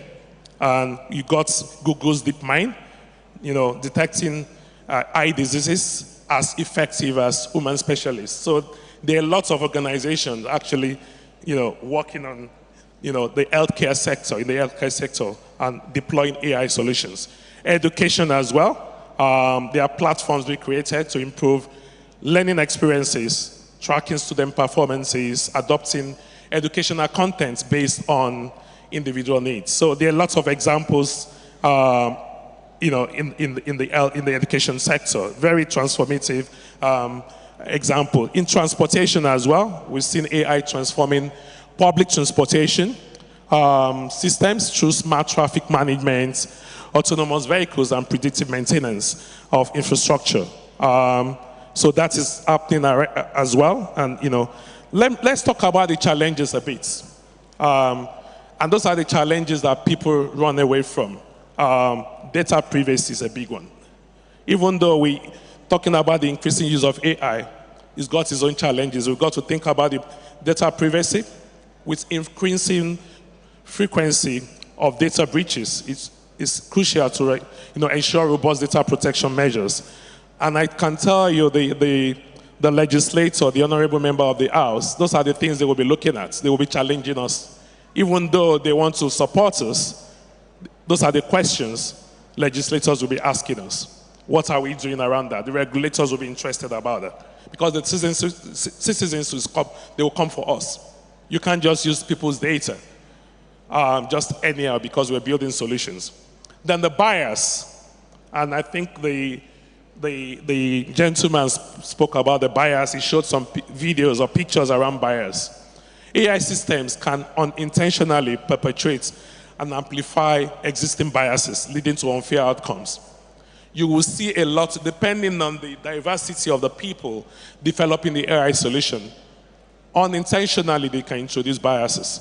And we've seen examples where people that are preferred, organizations that prefer to recruit some certain type of people, when they develop AI solutions, most of the algorithms still focus on probably men rather than, so there are a lot of biases, and that's why a lot of organizations are building ethical frameworks around AI solution.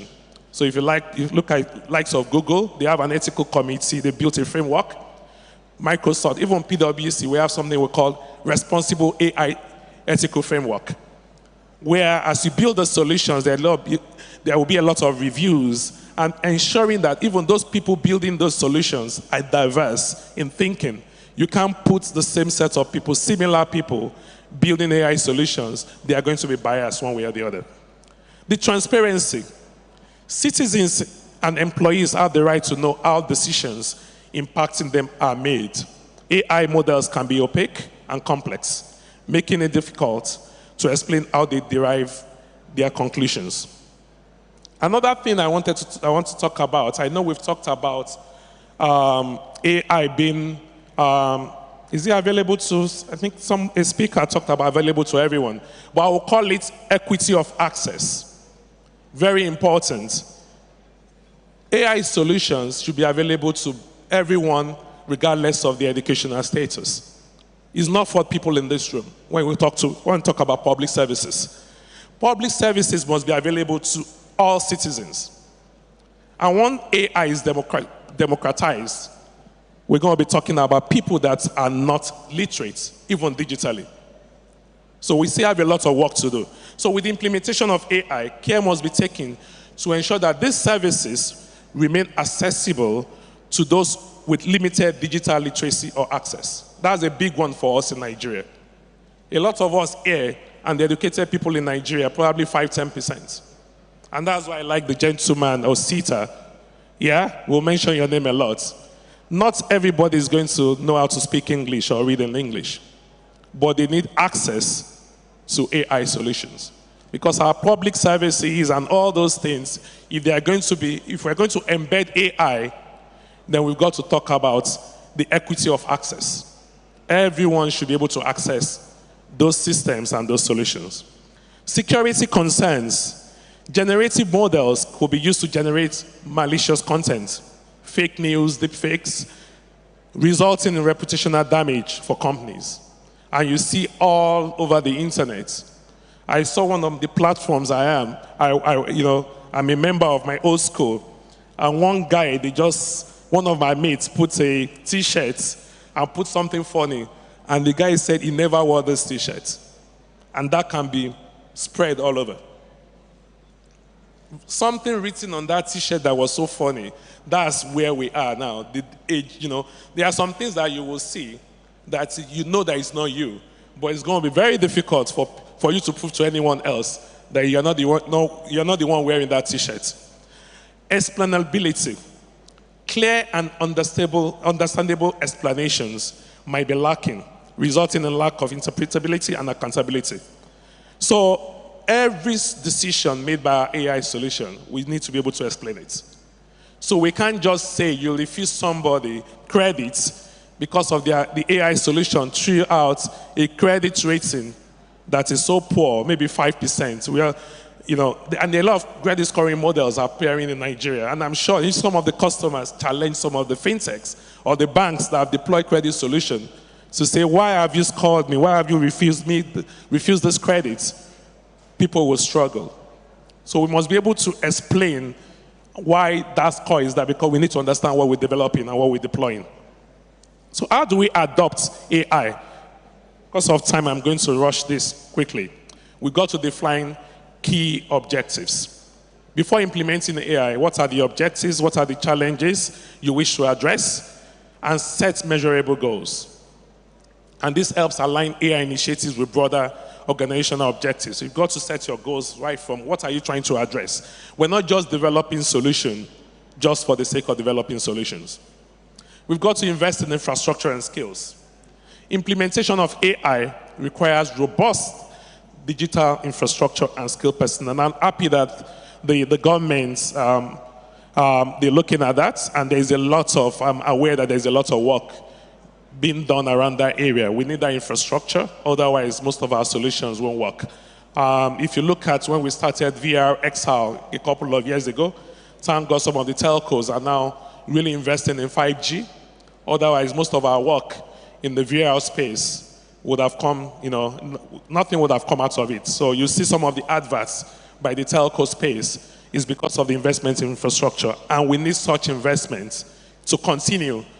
Otherwise, we'll struggle to deploy most of the things we're talking about. Then again, skilled personnel. We've got to keep training people, looking for avenues. And I'm aware lots of governments, institutions, agencies, and non-profit organizations have schemes in terms of upskilling people digitally and AIs. And I think we've got to take advantage of it. It's our future. We're not going back. So we've got to prioritize that as well. We've got to keep citizens at the heart. Never lose the sight of the fact that the ultimate goal of AI in the public sector is to serve citizens better. So we go to the government, we do everything, we engage them, the assembly. We've got to keep citizens at the heart of the AI investment or AI engagement. And we've got to regularly engage with citizens to understand their needs and concerns and seek feedback on AI initiatives and adjust our approach. And that's why you see a lot of big organizations, they are doing a lot of refinements. The first result, second result, third results, there are a lot of funny results coming from those initial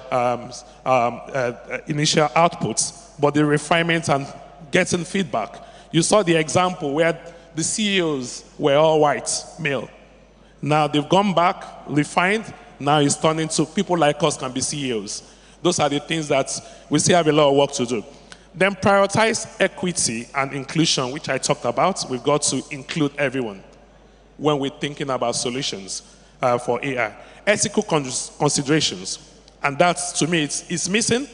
And a lot of and that's where, if you go to the US, those are some of the questions some of the big companies have got to answer, ethical consideration.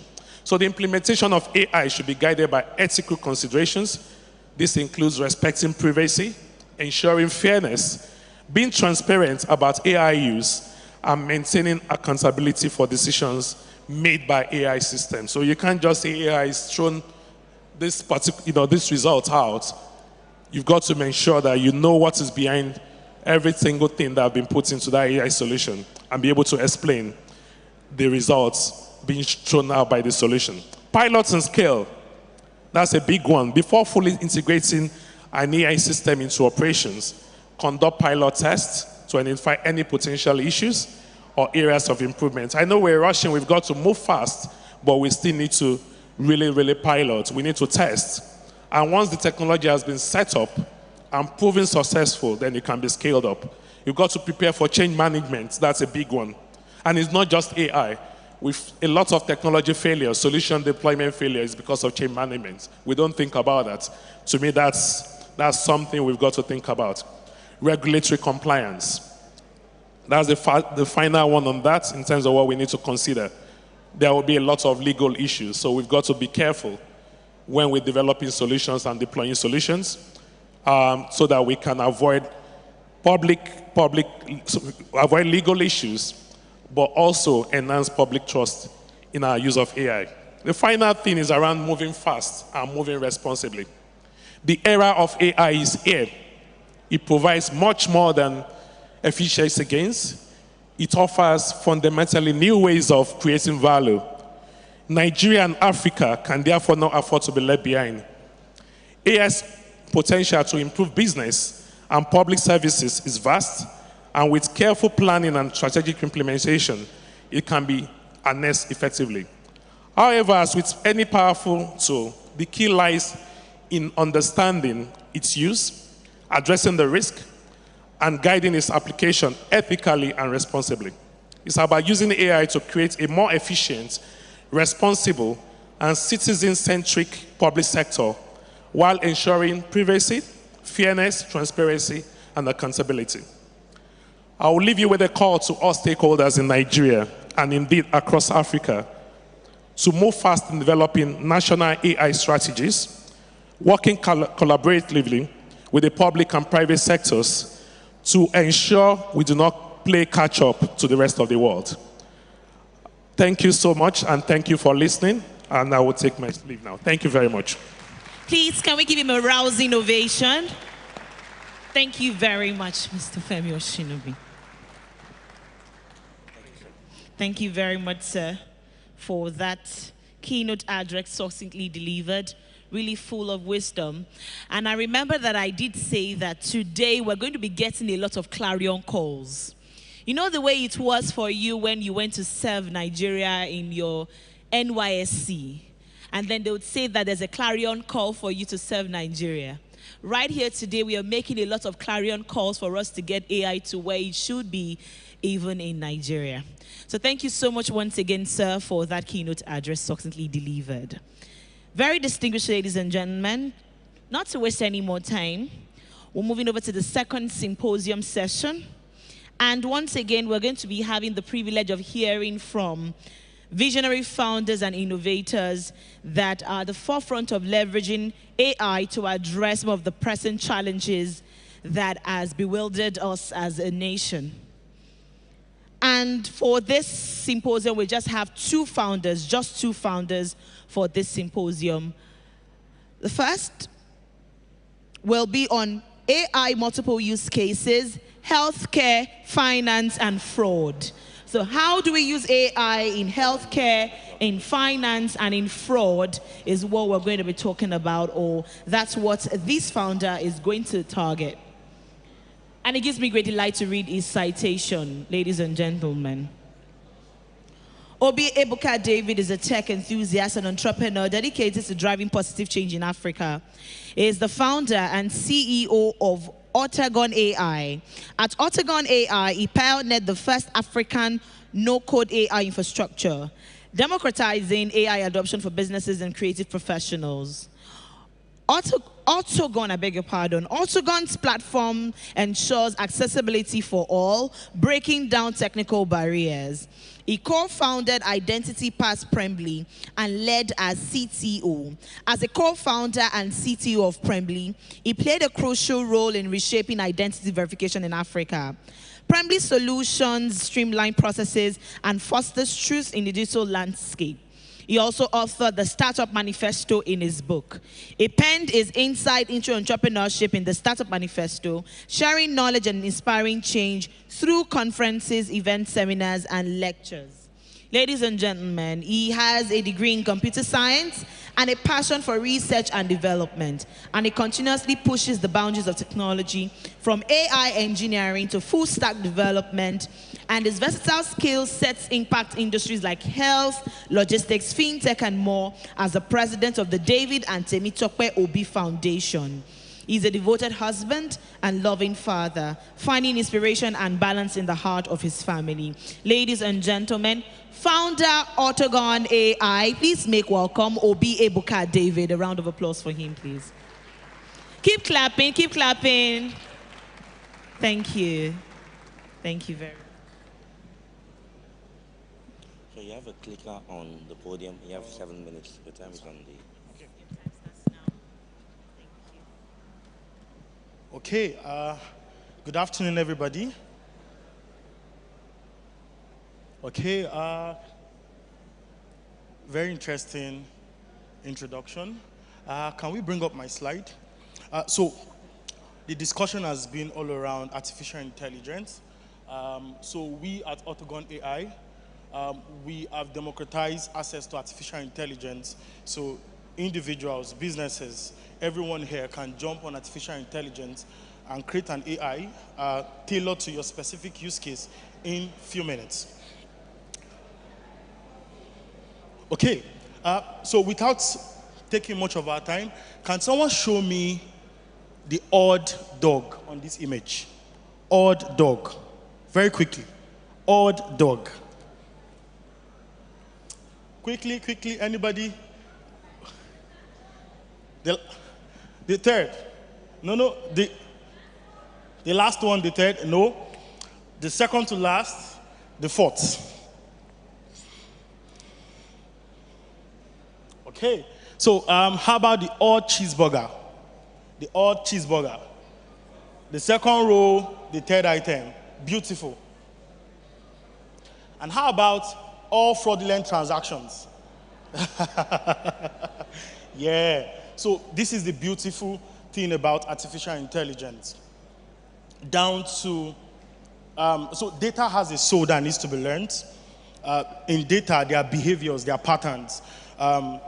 If you look at the data of everyone that came in here, by the time you begin to take both from demographics, psychographics, down to employment, down to income, data has it. So you can predict, oh, the next person is going to walk into this hall. Is it going to be a male or a female? Is it going to be a black male or a white male?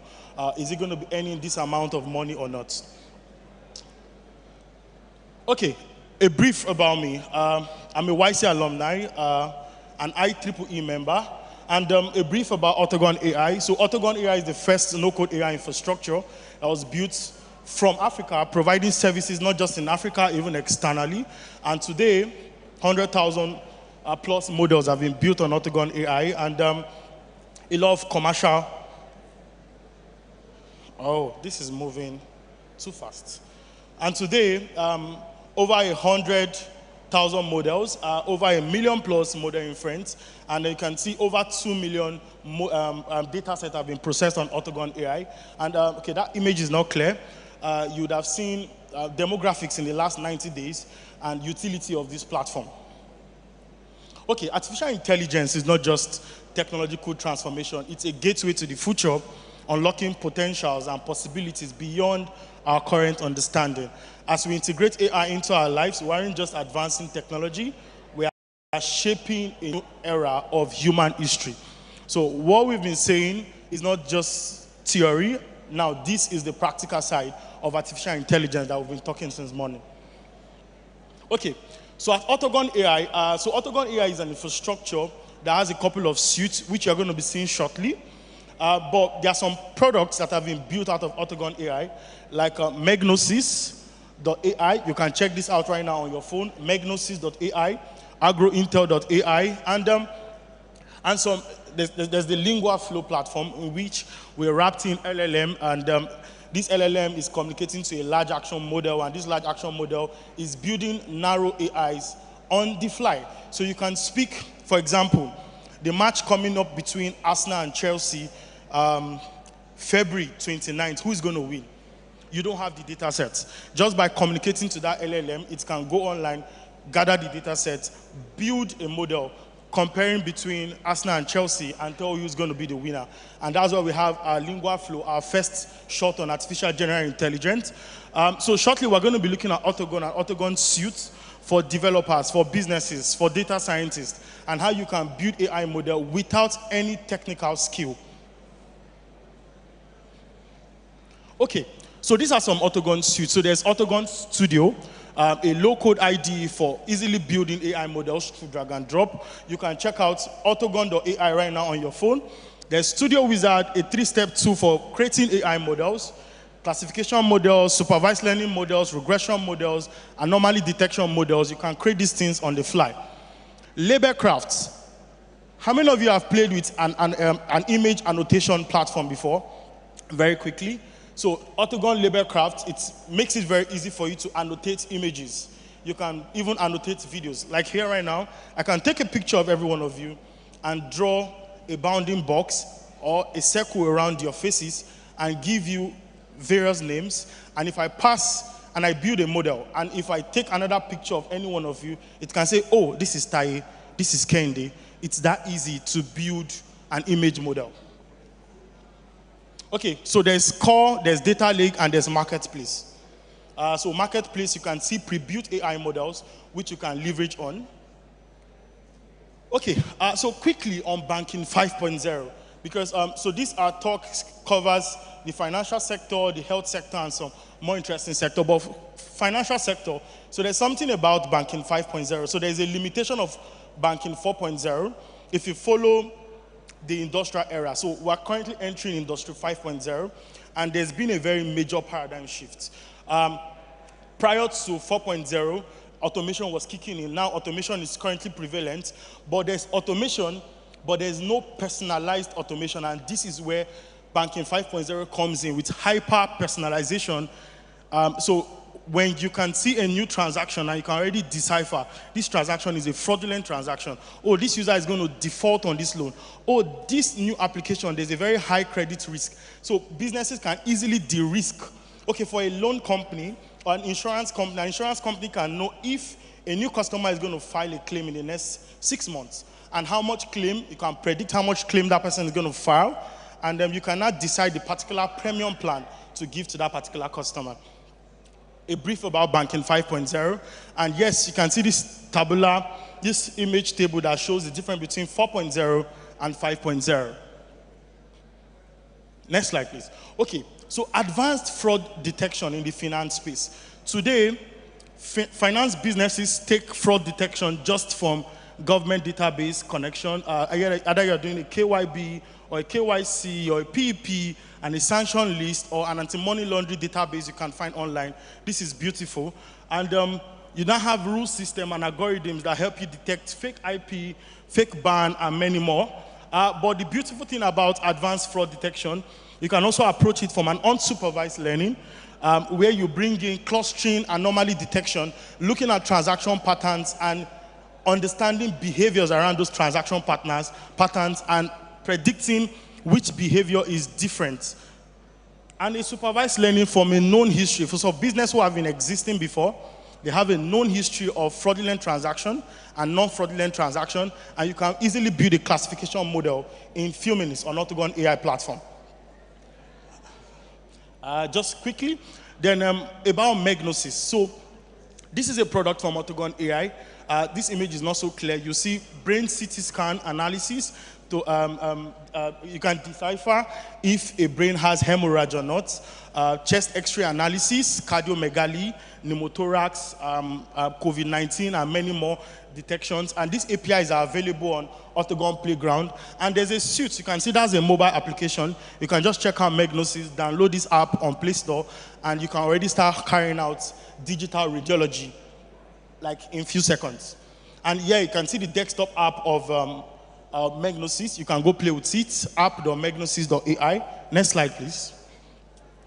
And AgroIntel, yes. So artificial intelligence is not left out. In the agriculture space, you can see detecting crop and weed. Now, this model is available also on our playground. You can also build your own model in a few minutes, and you fly your drone, and your drone can easily identify crops, identify weeds, can identify good apples, like we have some folks who are using us today, identify good apples, identify bad apples, identify a stranger in our environment. You can easily annotate an image and build a model on the fly without any data skill, prior data skill, or expertise. And yes, and this is a picture, wrapping off, this is a picture of our playground, and you can see this image, I don't know if it's so clear from there, surgical tools detection, and there are many more other medical related APIs available, and there's the Python library. You can easily take advantage of these things. And, Thank you. Okay, and yeah, and thank you very much. So even as we solve the world's biggest problem, AI should not just be a buzzword. We should integrate it into our processes and make the world a better place. Thank you. Please, a round of applause for him. Let's encourage him and their beautiful tech solution. Thank you very much, and well done. Thank you. You just want to be introduced. And our final presenter for the symposium for today, we're talking about AI and the media. AI and the media, mis and disinformation and deep fakes. That's the final symposium for today. AI and the media, mis and disinformation and deep fakes. And they would like to be introduced as simply as possible. Ladies and gentlemen, please put your hands together for Publisher Technology Times, Shino Badaru. A round of applause for him, please. doing amazing things with Technology Times. How many minutes do you have? Absolutely 7. honored to have your presence today, sir. Thank you. Thank you very much. I was told I have just 7 minutes, so I will take the lessons and the learning from what we were taught back in journalism school. They say you should always kiss, keep it short and simple. My name is Shino Badaru. So why am I here? I don't know AI, I don't know anything about technology, but every single day I use technology and I apply it in the course of my journalism work. And I stand before you today to simply just tell you that when you get technology into the wrong hand and it is used for disinformation, we need to set those clear boundary lines between misinformation and disinformation. In the case of misinformation, I think the clear identifier will be that MIS, which is false information that was mistakenly shared without any intention to mislead. However, it's causing disinformation is still misleading information shared with the deliberate intention to mislead. Distinguished ladies and gentlemen, let me sober you up today by letting you know that when technology gets into the wrong hand and is used with the intention of disinformation, people die. It may be difficult for you to understand how you'll think I wanted to be sensational. It's not my intention to be sensational. I grew from good old traditional journalism. I don't know how many of you remember those good old days of NTA news when they tell you NTA network news. When it's time for network news, the entire family gathers because that's one of the very few media outlets in Nigeria that you get broadcast into millions of homes across the country back then. I don't know how many of you remember the numbers that NTA used to tout those days. NTA will tell you it gets into 30 million Nigerian homes. Have you ever bothered to sit back today and look at the number of mobile phone lines that we have in the hands of Nigerians? Over 200 million mobile phone lines, over 190 million internet subscribers across the country. So we live in a world, a borderless world, where the channel and capability and capacity to share information to millions is no longer regulated the way we had it. Let me give you a clear world example of a typical day of a Nigerian journalist back in the 90s when I started with one of the biggest newspapers in Nigeria, This Day newspaper. I was the pioneer infotech editor for This Day newspaper. And on a typical day, you go out to cover your stories. I'm watching the countdown of less than 3 minutes to go. But on a typical day, when you get back into the newsroom, there will be a panel of editors that would go through your news as a reporter. They will scan through it for grammar, but more importantly, for libel. Because once that gets out into the public domain, the responsibility is now on the publishing house to be dragged to the Federal High Court to say that you slandered or you libeled my name. But on this particular evening, we call them anywhere out of Lagos, we call them outstation. One of the outstation reporters filed a report it was at about an uprising in one of the, I won't name the state, but in one of the states in Nigeria, specifically a northern state. So on that evening, of course, it was great news because there were lots of killings. There was so much that went down on that day. Now, think about it. I want you to all let this sink in. In those days, there was no internet. There was no email. So one of the very few ways that you got to know about what happened yesterday was going to be the newspapers of tomorrow or the NTA news of network news at 9. I'm sure you all agree with me. That was how regulated information exchange and dissemination was back then. I have less than a minute. I'll quickly go through that story. So the story went that the editors looked at that particular scenario and realized that this attack that was somewhat religious in nature had happened in that part of Nigeria. And an editors meeting was held over that story. And a decision was to be taken whether to run that story for the next day or not to run that story. And a particular section of the editors rose with the voice of reason that we know what Nigeria is.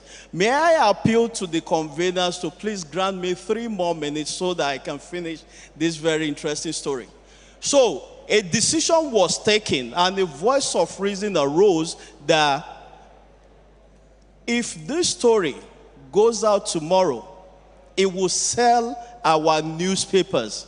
We will record an upsurge in sales tomorrow. However, something would happen.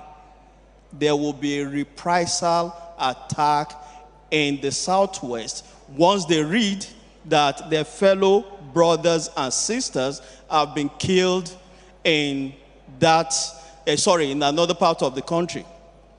Distinguished ladies and gentlemen, the editors of this day may not be here today, but I think they deserve a resounding round of applause because they took over the decision never to publish that story because realizing that there will be a reprisal attack, they put money over and above, they put aside consideration of economic gain and thought about the continued corporate existence of the Federal Republic of Nigeria. That's what we don't have today. In the comfort of our homes, in the comfort of our offices or anywhere where you have this device, you can create just exactly what you saw that Roger showed us this morning. With the appropriate prompt, you can create a picture or generate an image of New York police tying down the former president of the United States of America. If you get more creative or more imaginative, you can wear him an orange suit and put him in New York prison. Ladies and gentlemen, because I don't have time, I will say today that technology in the wrong hand can be very, very lethal. AI, like we have seen today, in its gradual evolution, can even be more lethal in the wrong hands. However, as a journalist, I've come to enjoy and adore technology because technology today has changed the state of play. If you go back the era I was talking about, if we're having like this event, you will see a large thing out there that they call NTA OB van. It's about the quarter size of that all over there, and that's all you needed to live stream an event. Today it's being done seamlessly with a few devices and mixers out there, thanks to miniaturization of technology. So AI has changed everything. So what will be my prescription? My prescription will be very simple. And I'm glad that I listened to Roger speak a few moments ago as to how they have been able to evolve DAL-E, never to be able to generate a picture or an image of a living human being or any human being that has existed, and be able to use that to manipulate any image. And that gives me a measure of assurance that the industry, the tech industry, can adopt the self-regulatory model rather than us resorting or expecting or waiting for government regulators to hammer in and begin to regulate, first of all, a technology that is in infancy in our country and that can do more in radically transforming healthcare, agriculture, health, education, employment generation, and some other pressing national challenges and social challenges and economic challenges where they are most needed. So I'm also, finally, I was also very, very, very, very encouraged when I listened to the chairman House Committee on ICT reassure us that rather than embracing regulation to begin to undermine technology, they would rather embrace regulation to begin to explore opportunities and avenues for encouraging it and complementing it in creating jobs, in creating economic growth, and unlocking the enormous opportunities and possibilities that exist in our country. However, let us always walk away with that sobering thought that technology, AI or any other form of technology in the wrong hand can lead to cataclysmic effect and people can die, like I've told you earlier. I thank you very much for the short time. Thank you very much. Please, a round of applause. Thank you so much, sir. Oh, sorry, by the way, I didn't get introduced. I'm a 1994 graduate of Mass Comm Department, University of Lagos, because I had someone come here earlier and talk about Great Ife in Lagos. Great Akokite.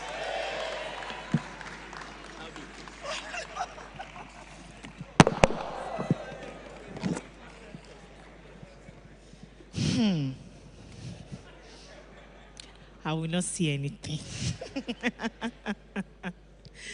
Thank you so much, sir, for that. I mean, you really heartfelt. It's still part of the panel session, so you get to hear from him some more as we have the final panel session for today.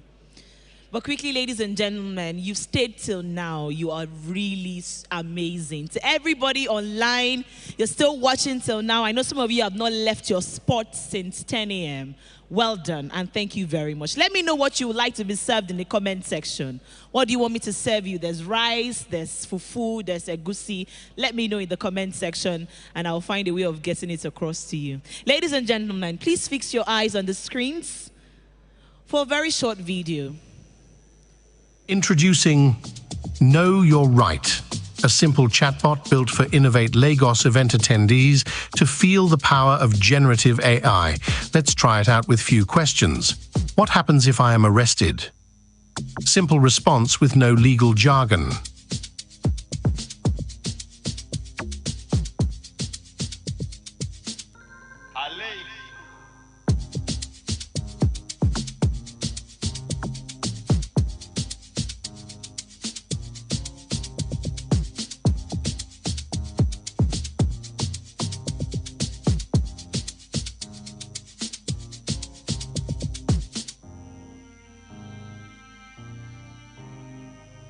Try it too.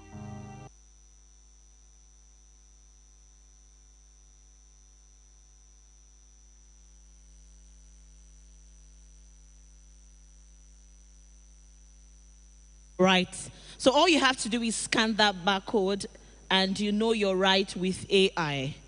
Okay? So what happens and how AI can help you out, probably when you're in trouble or you need its help, that barcode will teach you what to do and how to go about it. So you want to scan quickly?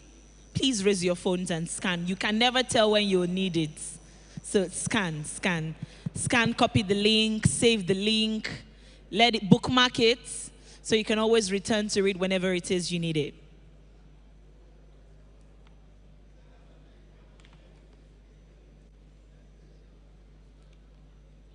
So we're moving over to the final panel session for today. As opposed to you scanning a QR code to take your questions, the co-convener has told me to let you know that you'll be asking your questions. So we'll bring the mic to you, you raise your hand and you take your questions. So if you have your questions, you might just want to write it down so you do not forget. All right. So this particular panel session, ladies and gentlemen, is titled Adapting AI for Nigeria, Building Infrastructure for Success, People, Tech, and Regulations. Adapting AI for Nigeria, Building Infrastructure for Success, People, Tech, and Regulations. Now, this panel session, we focus on actions required to build a sustainable people, technology, and regulatory infrastructure for AI success in Nigeria. And all of our panelists will share perspective and expectations on what they are doing or what is required for building the required infrastructure. That's what this particular panel session will focus on. So ladies and gentlemen, our very first panelist for today is a solicitor in Nigeria, and in the United Kingdom, and a member of the policy team of the Director General at NIDA, Nigeria. Abdullahi Aliyu is part of the team that led the development of crucial instruments that helped shape the trajectory of the Nigerian digital economy. Now, this particular initiative includes the Code of Practice for Interactive Computer Service Platforms and Internet Intermediaries, the Nigeria Startup Act Implementation Framework, the National Digital Economy Bill for Nigeria, NIDA Regulatory Intelligence Framework, National Artificial Intelligence Policy for Nigeria by the Volunteer Experts Group, and the National Blockchain Policy for Nigeria. All right, InnovateAI Conference 2024, please make welcome Abdullahi Abubakar Aliyu. A round of applause for him, please. You're welcome, Abdullahi. Our very next panelist for today, in addition to being a Cisco certified internetwork expert for over 10 years, Okechi Awujo is an exceedingly skilled information technology professional who has a solid background in artificial intelligence and machine learning. Now, currently working towards a Master of Science degree in artificial intelligence. He has earned a number of certifications, including those in AWS Cloud and Internet of Things architectures. Okechi possesses a profound comprehension of the implementation of artificial intelligence and machine learning, as well as cloud-based AI solutions and the planning of strategies in AI environment. Now, the scope of his expertise covers advanced data analytics, AI-driven process enhancement, and robust architectures for artificial intelligence systems. He excels in the implementation of artificial intelligence solutions in unified communication thanks to his expertise in Python, Node.js, and cloud services such as Amazon Web Services, Lambda, and Amazon Connect. Now, in the field of artificial intelligence and machine learning innovations, Okechi is known for his analytical skills, project management abilities, and strategic approach to achieving operational excellence. Ladies and gentlemen, Associate Director, AI in Nigeria, Okechi Awujo. A round of applause for him, please. Thank you very much. You're welcome, Okechi. And our third panelist for today holds a bachelor's degree in economics from the University of Nigeria, Nsukka, a master's degree in public policy and management from the University of London, United Kingdom, and diploma in management of higher education institute from Galilee International Management Institute, Galilee, Israel. Now, she has received extensive local and international training and is experienced in the following areas: public policy design and assessment, managing high-level business relationships, liaising between governments, private sector, academia, and networks, design, setup and management of physical and digital innovation hubs, science parks, co-working spaces, innovation districts. It's a lot. Please, a round of applause. I mean, I can go on and on and on and on. Ladies and gentlemen, Special Advisor, Innovation Solutions, Innovation District to the Anambra State Government. Please make welcome Chinwe Okoli. A round of applause. You're welcome, Chinwe, all the way from Anambra. How was your journey? You're welcome. All right. Our next panelist, ladies and gentlemen, is a distinguished professional with over 2 decades of expertise in computing sciences and ICT. She is renowned for her specialization in artificial intelligence, AI, and data analytics. Now, she has a PhD in computer science. She holds certifications as an advanced data analytics, project management, and business intelligence specialist, showcasing her versatility. Ladies and gentlemen, during her impactful tenure as the head of the Department of Computer Science at the Federal Polytechnics, Nekede, she played a crucial role in the unbundling of the Computer Science Department in Nigerian Polytechnics by NBTE, leading to the formation of departments in AI and other areas. She is not only an academic leader, but also contributes as a board member of the Forum for African Women Educationalists Nigeria, FAWEN, and the Computer Professionals Registration Council of Nigeria, CPN. If you want to clap, I think you can go ahead. She has a rich history, having served on the governing council of the Federal Polytechnic, Nekede, Owerri. Ladies and gentlemen, please make welcome Dr. Ijeoma Emiagi. A round of applause for her. Terrific woman. Thank you so much for joining us, Doctor. Thank you. It's such an absolute honor to have your presence. You're welcome. AI in Nigeria really outdid themselves with the caliber of speakers. Amazing. You're welcome, ma'am. All right. Our next panelist, ladies and gentlemen, is a tech executive and consultant.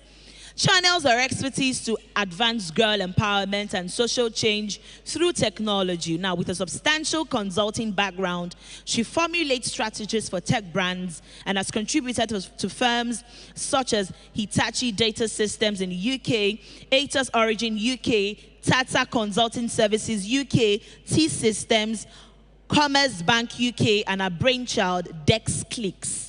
Now, in Akwa Ibom State, it might interest you to know that she drives civic participation through right2vote.ng, a platform she developed in 2022 to educate voters. Now, this initiative resulted in over 1,000 eligible voters registering for their PVCs in the last general elections. A commitment to gender empowerment led to the creation of Girl Boss Academy, connecting, educating, and empowering the next generation of female leaders in business, technology, and politics. Now, currently, she serves the Akwa Ibom State Governor, His Excellency Pastor Uma Eno, as a personal assistant on matters of data warehousing and artificial intelligence. She holds a computer science degree from Brunel University, London, and a management master's with innovation and design from Imperial College Business School. Ladies and gentlemen, the personal assistant on data warehousing and artificial intelligence to the governor of Akwa Ibom State, Lucy Ekong. A round of applause.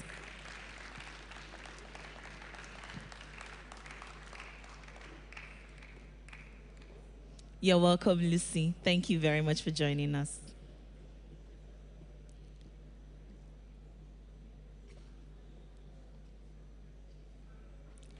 And for the panel session, ladies and gentlemen, it gives me great delight to read the citation of the moderator. Ashley Emmanuel is co-founder and chief operating officer of Semicolon. I love that name. A company that is enabling Africa's digital transformation by building tech-focused talents and businesses. Ashley is also currently serving as the Nigeria Climate Champion for the Catalyst Fund, a pre-seed fund and accelerator focused on building climate resilience. Ladies and gentlemen, Ashley has more than 15 years of experience delivering and managing impact-focused work in locations worldwide. She started a career in management consulting with IBM Global Business Services before joining Semicolon. Ashley was Chief Executive Officer of InnovateAI, I hope I got that right, enhancing financial innovation and access, which is an organization that drives inclusive finance in Nigeria through research, advocacy, capacity building, and innovation. Ladies and gentlemen, please one more time a round of applause for Ashley Emmanuel, our moderator.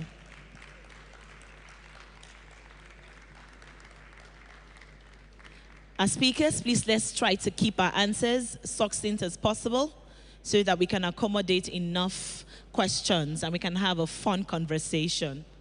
All right, Ashley, over to you. All right, thank you. Wow, it works very well. Thank you very much. Good afternoon, everybody. How are we doing? Great. We've been sitting for a while. As a teacher and facilitator, we know that sometimes when you're stationary, your brain is not in an active state. So without getting up, I'll give you permission. You can just roll your shoulders back a few times. Let's do it together. Right? Okay, a few people at the back, join us. Right? Okay, roll your shoulders forward. Our panelists, our esteemed panelists are doing it, so you have no excuse. Okay, now who's ready for a challenge? You are, okay. Now roll one back and one forward. Maybe at the after party. Ehia is showing us his moves, okay. All right, so I think our challenge today is going to be figuring out how we can have the conversation limited within our time, because I'm really excited about the expertise that we have on this panel. In this session, we're really going to talk about ecosystem building, right? And what are the enablers for that? And so I was really thrilled to hear all of the bios, because I think that the organizers put together a great mix of expertise. So I'm going to dive right in. What I'll do is invite a few of you to answer each question, but please feel free to chime in as we're going. So I think, first of all, the first question is something really near and dear to my heart, which is around talent building, right? And that's the ethos behind my company, Semicolon, and really why we're doing what we're doing. But I would love to hear from a few of the panelists as well. In particular for this one, Chinwe from Lucy, what you're thinking about at the state level, maybe Okechi as well. What strategies are you either using currently with your state governments to drive, to bridge that skills gap in AI, or build the talent that we're going to require? Are you thinking about anything in particular to support underrepresented groups in that sense? So for those of you who are working with the states, I would love to hear sort of what you're thinking about at state level. Okechi, what your thoughts are, either in Nigeria or globally on that topic. Thank you very much, Ashley. Good evening, everyone. If you can hear me, say AI in Nigeria. AI in Nigeria. Looks like you some are sleeping. Give it some energy. Say AI in Nigeria. AI in Nigeria. Thank you very much. I'd just like to start by appreciating the team that put this together, and then appreciating all of you for staying till this time. It's not easy to go to a conference from morning and stay till this time. So kudos to all of you and thank you. So now to the question. I'd like to give a bit of background. So I serve as a special advisor to the governor of Anambra State on innovation and business incubation. And in Anambra State, the governor set up Solution Innovation District. Just for you to understand it, that's our own Silicon Valley in the making. So that's why the district is there. It's going to be a whole area known for everything innovation, technology, startups, high-tech companies, and all of that. And what we do as Solution Innovation District is put in 3 buckets, just for context, before delving back to her question. Everything about startups, innovation hubs, activating and building the innovation ecosystem in Anambra State. Then everything about building the digital tribe. We call it the Anambra Digital Tribe. So that's where talent building and everything around that comes in. And then SMEs. Anambra is a home of SMEs. So how can SMEs leverage AI to scale? How can they leverage technology to scale? So that's me trying to box everything we do. So the rest of the things will be the infrastructures, the regulation, and everything that supports us to achieve these 3 big agenda. And now coming to the question about what we do to bridge the skills gap, the AI skills gap. So in Anambra State, it's not just about the AI skills gap. It's one of them, right? But we realize that, in fact, so many, the digital skills as you know it, from blockchain to cybersecurity to AI, all of that, right? So what we're doing is we're building what we call the Anambra Digital Tribe. And these are people who we want to be competitive and productive at home, and we can confidently export them abroad, right? We can export the skills abroad. So what we're doing is, first off, we started with what we call the Level Up Anambra program.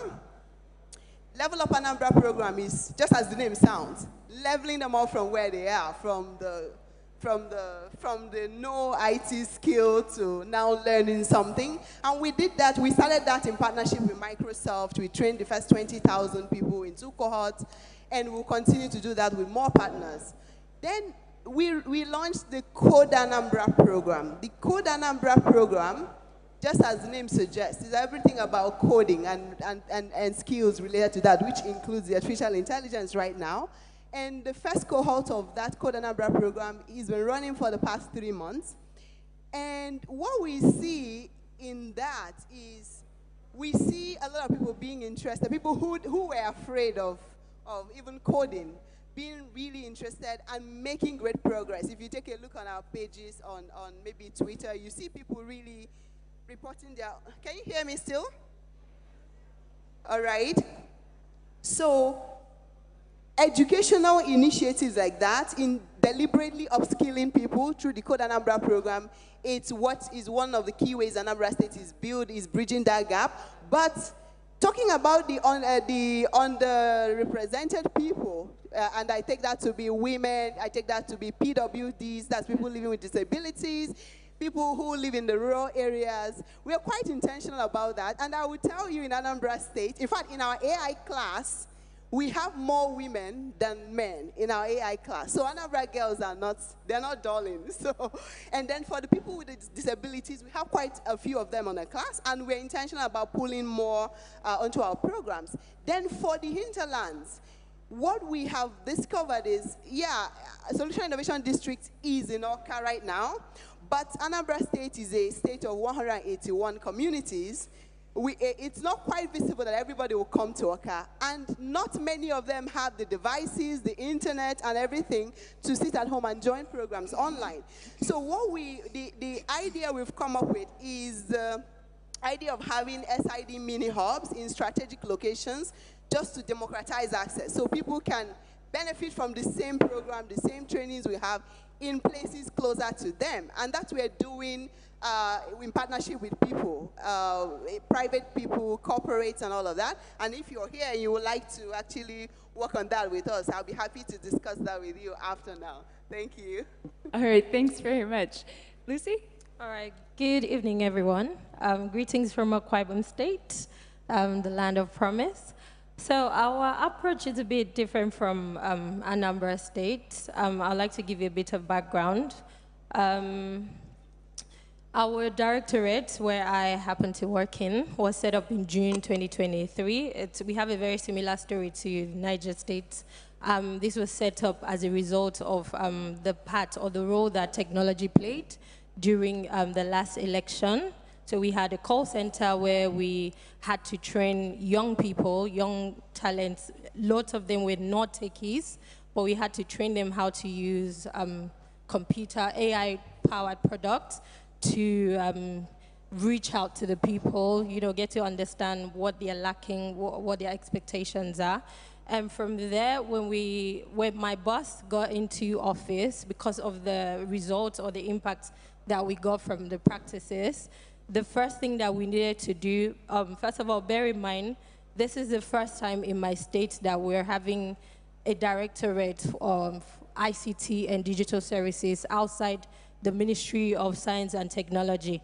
Akwa Ibom has been known for quite a long time as an oil-rich state, not a lot on technology because we didn't really have that enabling environment for the tech ecosystem to thrive.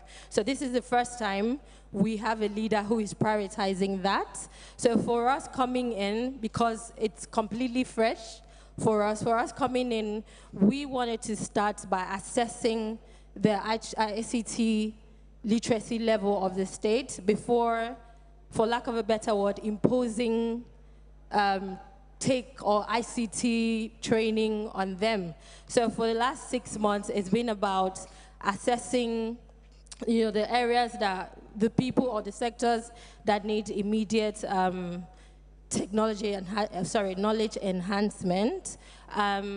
We've been working with, let me state this, we actually have a thriving ecosystem that's been working on their own, so mainly private sector. So we've come in because they've established some level of success for themselves. The government have decided to partner with them, and we've seen areas where they're struggling with, which is creating an enabling environment.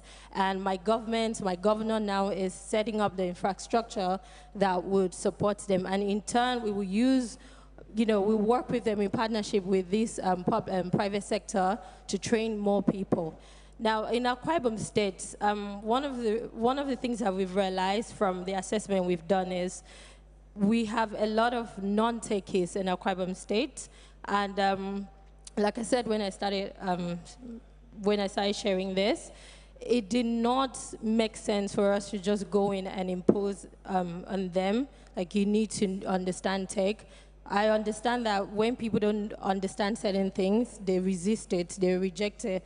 So for us, we started by using what we call a top-down approach, basically training key government staff, because change has to start from the top.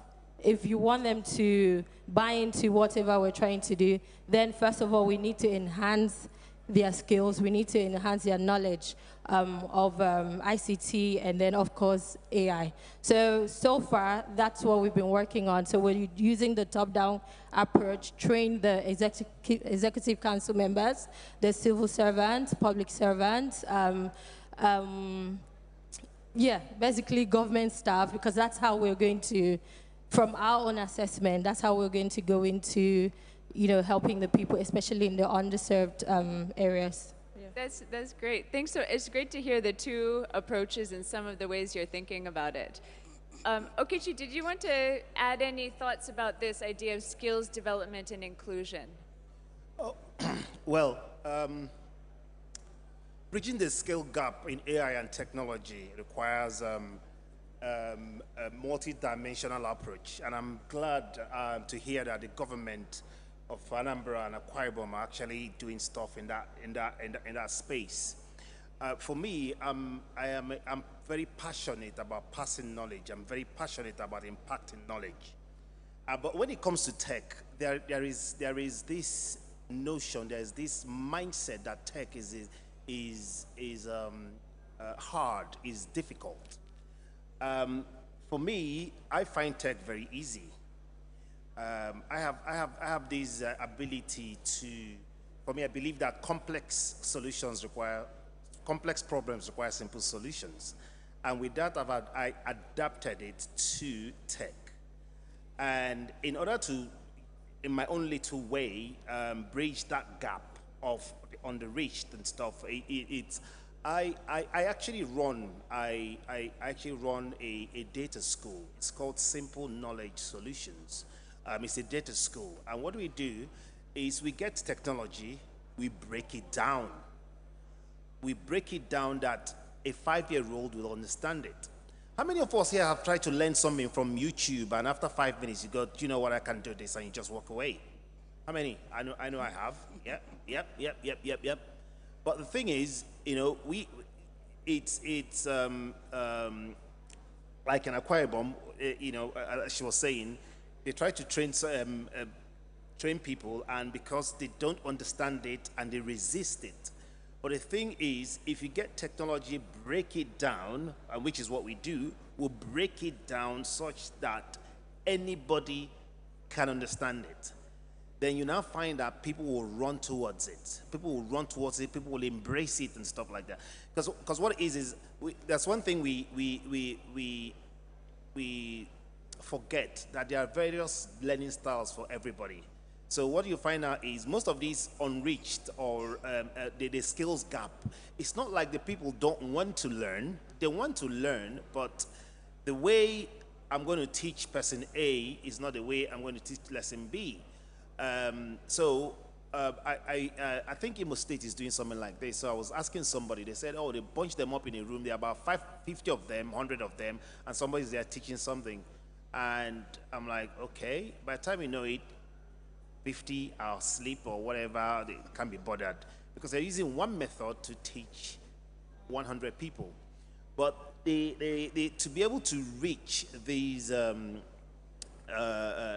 bridge that skill gap, you know, technology, the approach towards learning has to be broken down such that every Tom, Dick, and Harry, sorry. Well, in Nigeria, every Tunde, Emeka, and Hassan can, you know, get learn the technology, and that's actually what I do in my own little space. I break technology down, I break it down, and I impact the knowledge. So if you're here and you want to get into technology, and I mean, all day it's been about AI this, AI that, AI this, you know. In the AI space as well, we actually run a podcast called AI Unveiled Beyond the Buzz. You know, if I stand here and ask a question, what is AI? Somebody's going to stand up and say artificial intelligence. You have answered the question, what is artificial intelligence?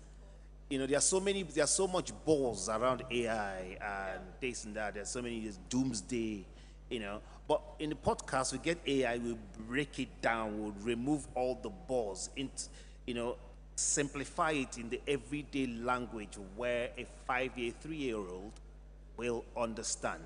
So that's what actually, personally, I do in my own little space. Thank you very much. And I was just thinking, you said every Tunde, I forgot the second name. Every Tunde, Emeka, and oh, you and used Hassan. Emeka. Okay, every Tunde, Emeka, and Hassan. So I'm hoping that we'll also be saying every Yetunde, Amaka, and Aisha, right?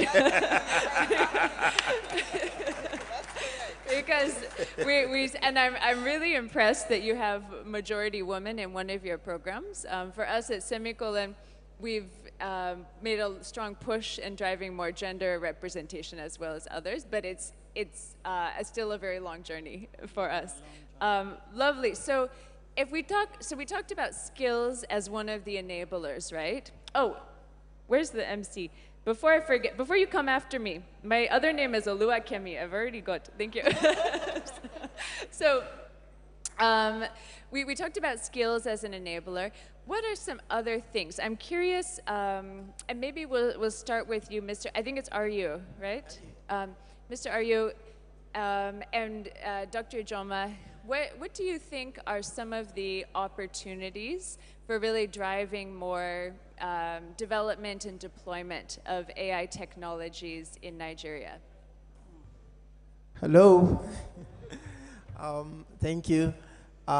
So I would first start by saying what we want to do is to ensure a technology-based economic development in Nigeria. If you look at our situation today in Nigeria, sometimes we have these conversations without taking into consideration the Okada man that rides his Okada and do his businesses every day, the woman that sells akara on the road, and until our policies and regulations take into considerations these citizens, we cannot argue or submit that we have people-inclusive policies and regulation. In NIDA, what we try to do is we try to coordinate, facilitate, and enable the regulation of information technology systems and practices. And whatever we do, we try to make sure that it has impact on every single citizen. And the only way we can do this is if we co-create our policies and regulation. We can't just sit at the comfort of our offices and develop policies and regulation. We have to make sure we collaborate with stakeholders in the private sector, because most of the times these stakeholders have more expertise with these technologies. I'll first give an example of the National Digital Literacy Framework that we have, which at this point we're creating awareness, trying to make sure that all stakeholders are aware of what is required or how they can go about consuming these digital technologies. We've conducted a stakeholder awareness session in Abuja. We plan to have another stakeholder awareness here in Lagos by March, and we intend to replicate that stakeholder session in Kano. I would urge the representative of other state governments to also partner with NIDA to make sure that this literacy framework is available to citizens at all strata, so that the underrepresented and under-recognized can be included in our policies. What I would like to say in response to the question is we need infrastructure. We're all aware of the minister's blueprint, which provides for the 3 billion tech talent program. And one of the focus areas of that program is artificial intelligence. The 3 billion tech talent is being done in collaboration with the private stakeholders. And so far we're in the phase 1 of the implementation. And we hope that we will continue to collaborate together with the private sector to deliver on these promises. Lastly, and also in summary, I would say we have a National Center for Artificial Intelligence and Robotics. What we want to do is we want to have a replica of that center in every state of Nigeria. This is an infrastructure that is provided for startups, entrepreneurs, and young innovators to be able to have a platform that they can develop solutions for Nigeria, and also support in form of mentorship, guidance, and leadership. I encourage us all to also be able to participate in all these initiatives that NIDA, in partnership with private sector, we're rolling out. Thank you so much. Thank you. And Dr. Joma, what are your thoughts about this? Ways to sort of enable development and deployment of more AI solutions in Nigeria. Okay. Thank you for having me, and good evening, everyone. I want to appreciate the conveners and the organizers of this program. You have done us well. I live in Nigeria. I've been schooling in Nigeria. I'm wearing the shoe, and we know where it is being chipped. We know the pains and what we've been going through in the educational sector, starting from the primary, the secondary, and the tertiary. All that has been talked about since morning has been wonderful. And I was glad when the man from the National Assembly mentioned that some conversations can start. That is what we want. As a lecturer, we've been attending lots of conferences. We've been making recommendations. These recommendations has been taken note of. They've been sent to the federal government for years and years till date. Things have started, like my sisters here mentioned. In some states, they've seen that this is a new normal, and it has to start. The challenges are there. The opportunities are also there. We have been trying in our own little way to ensure that these things are done. The truth of the matter is some persons have their money to send their children outside, or have their money to travel out there to I want to simplify this as much as possible. But a larger percentage of our young learners are still here. They are still here. And if they study, our brothers and sisters go out there to study and come back, they will still meet them. The government is still going to be them. Nothing will change. So the high time the government looks in this direction holistically, plunge a lot of money into this area, fund this area, the better for us, because it has to stand, it has to be. The opportunities are huge.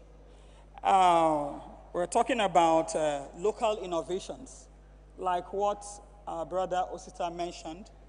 Local innovations, translation systems, all this can help in employment, give employment to the young school leavers. This can also help in helping even the tech-phobic beings, like the aged. I call them, there are people that are still tech-phobic. That's the truth.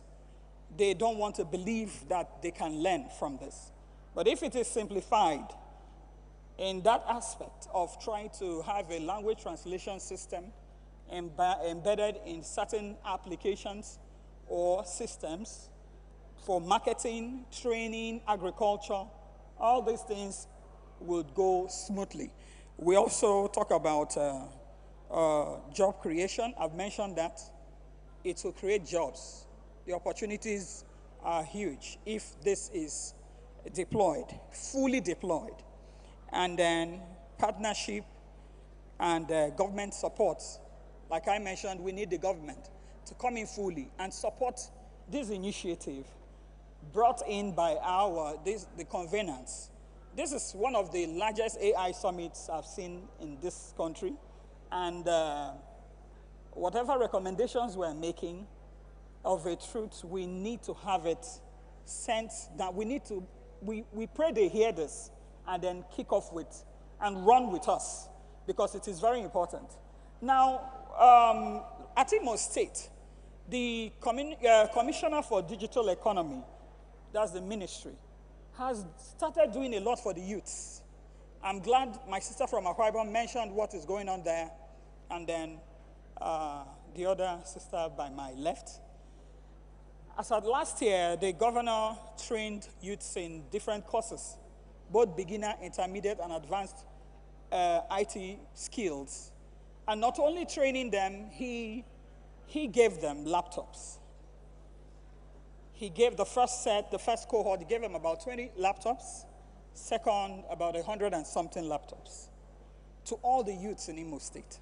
And they are also having an alumni group, a kind of a follow-up group, and also giving them job opportunities, both remotely and within. These initiatives are good. They are very, very good that other governors, they take this also into cognizance. Now, down to the sector, to the educational sector, the Nigerian University Commission, the MBT, that is a Board for Technical Education, and its like, they have gone into the university sector. They've already unbundled computer science. They've started teaching our young learners these specialized areas of computer science, not just computer science that we learned about 20-something years ago. Now they are making them a job employment ready, and getting them skilled and ready for what is ahead. NUC has started, and like in Futo, Federal University of Technology, they are already offering degree programs in cybersecurity and the rest. Now, coming down to the polytechnic sector, I work with the Federal Polytechnic Nekede. The then rector, immediate past rector, commenced with this unbundling and took it up as a national assignment. The lecturers, this started during the COVID-19 era. Most of us saw this as a need.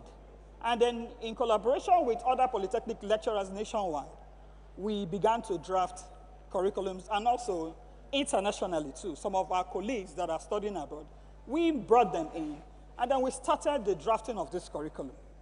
And it was a huge one. The MPT accepted it. There has been pre-critic and critic workshops. A lot of modalities has been put in place. Some waiver course for about 4 departments, the Artificial Intelligence Department, the Network and Web Dev Department, the Cybersecurity.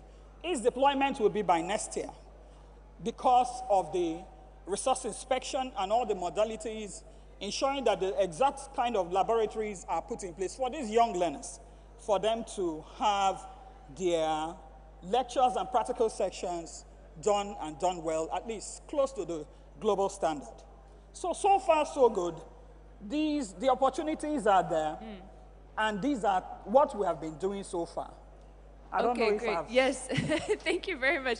So I think we've talked a lot about, in the discussion around enabling AI, we've talked a lot about skills development, right? So I've heard at different levels, right? The National Digital Literacy Framework, which really starts from basic digital literacy, applies to all people.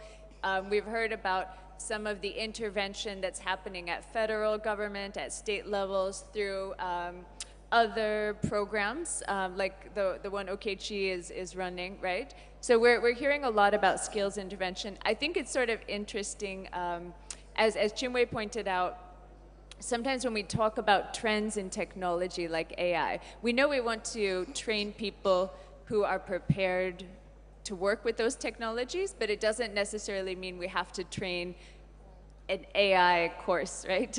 So there are multiple levels of skills. In fact, even at Semicolon, we train software engineers.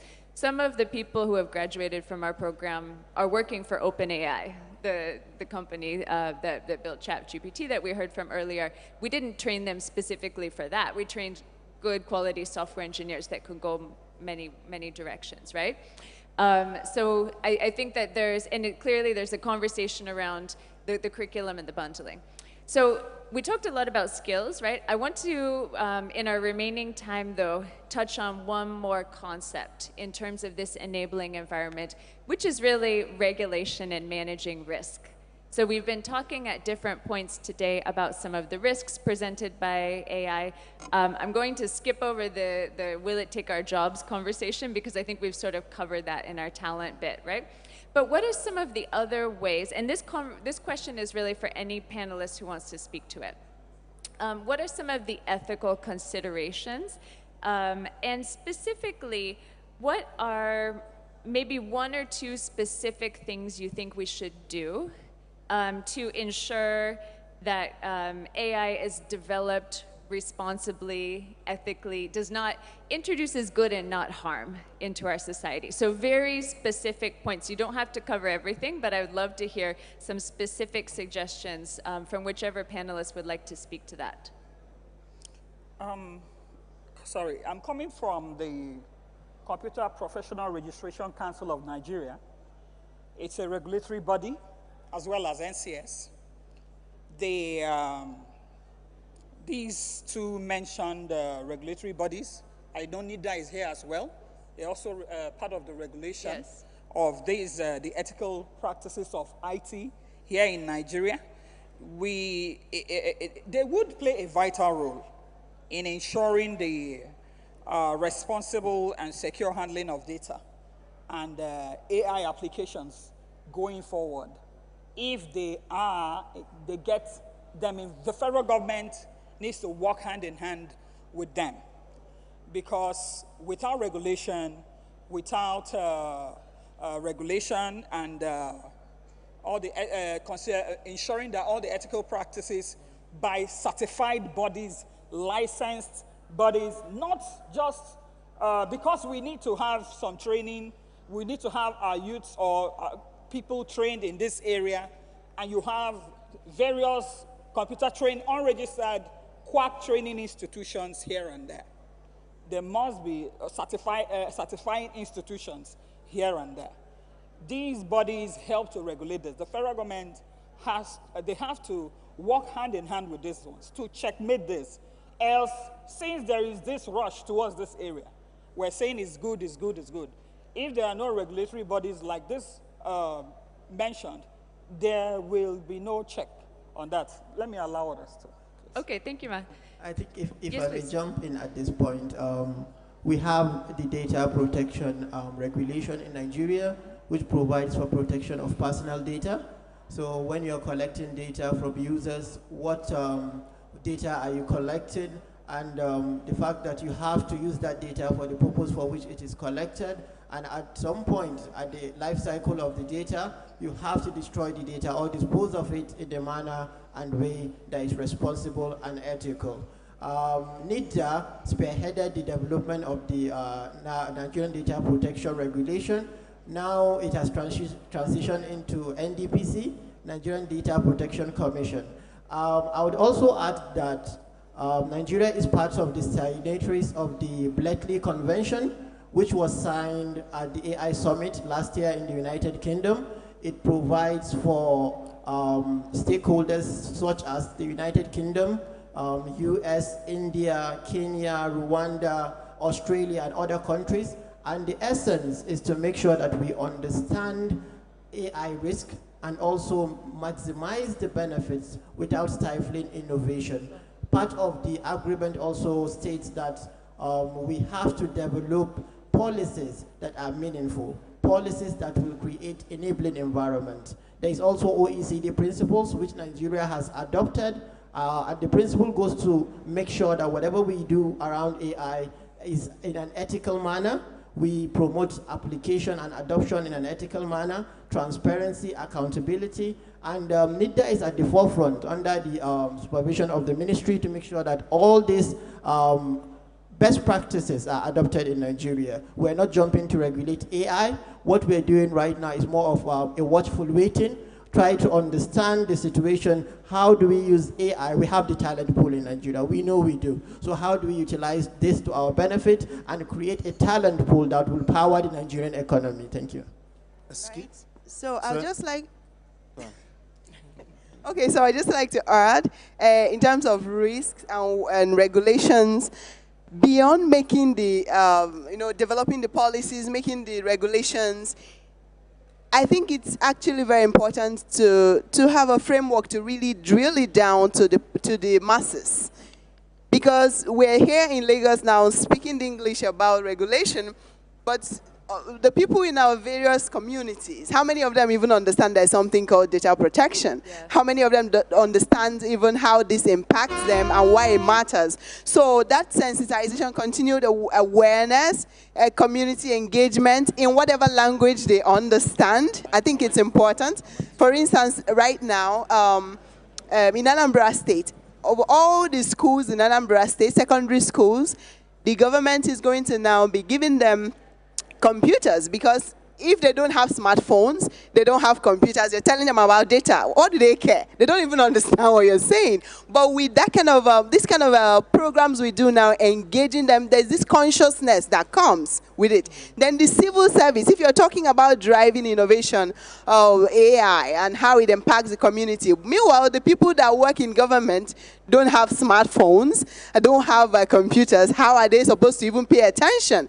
So that's, again, in Anambra State, where the civil servants had already been equipped, all the MDAs have already been equipped with computers, first off, and then the training followed it. And in the next few weeks, plans had been completed for them to own smartphones. But now, this one is not just dashing them, it's like a loan scheme, right? The government makes it possible for you to get it because of how important it is for your work, for your professional growth, and for you to care about data and AI, right? So I think it's something, it's an ongoing conversation that we have to take down, just like Kosita said, in the language that the people will understand, because that will help us actually achieve the reason for making all these policies. That's wonderful, and you can even use an AI tool to translate into their language, right? Exactly, exactly. Sorry, yes, please go ahead. If I may pick up from where you stopped.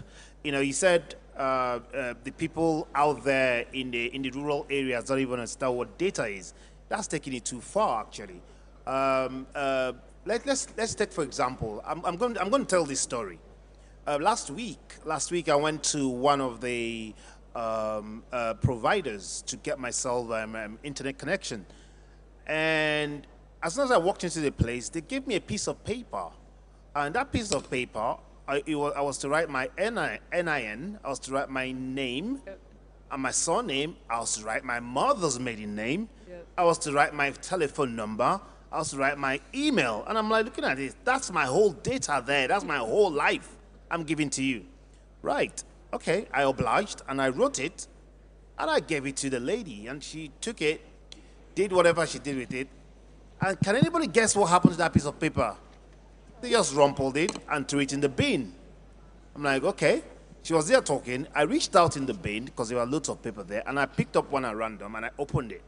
And that was another person's information, their name, their surname, their mother's maiden name, their NIN, their emails, and everything. Now, we're talking about a big, big global telecoms company. Yep. And you're talking about the rural paper. So it's all about these policies we're talking about. It's all about the awareness, creating an awareness. I work for, sorry, thank you. I work for an organization where every quarter you undergo a training in compliance. You undergo a training in data protection. You undergo training in bribery and corruption. You undergo every quarter, and it is mandatory. So it goes through you. So in order to address these things, all these companies, organization, government, and all should implement things like this to get their employees, to get their people that work for them, to undergo this training. It's all about training. You need to train people to understand that this is data and it has to be protected. I love that. And I'll say, I believe the National Digital Literacy Framework, actually some of the competencies relate to this, right? Data privacy, data protection. And I think, Okechi, you really illustrated that really nicely, right? That we need to understand up and down. If anybody here is not familiar with NDPA, please go get familiar. You can read just Google it, right? Because it's going to apply to all of us. It applies to us now, but it will apply to you a lot more in the immediate future. But I've had the same, a federal ministry, just this week asked us to send a printed report with every learner's picture, name, and NIN. And not only send it via email, but to physically deliver it to their office. And when we talked to them about NDPA, they were confused, right? So I think that speaks to this, the concepts we've illustrated here in really kind of learning and growing at multiple levels. I'm really excited about the level of collaboration, though, and kind of the intent and direction I'm hearing from the panel. Lucy, did you want to also chime in on that? So I just wanted to add to what they said.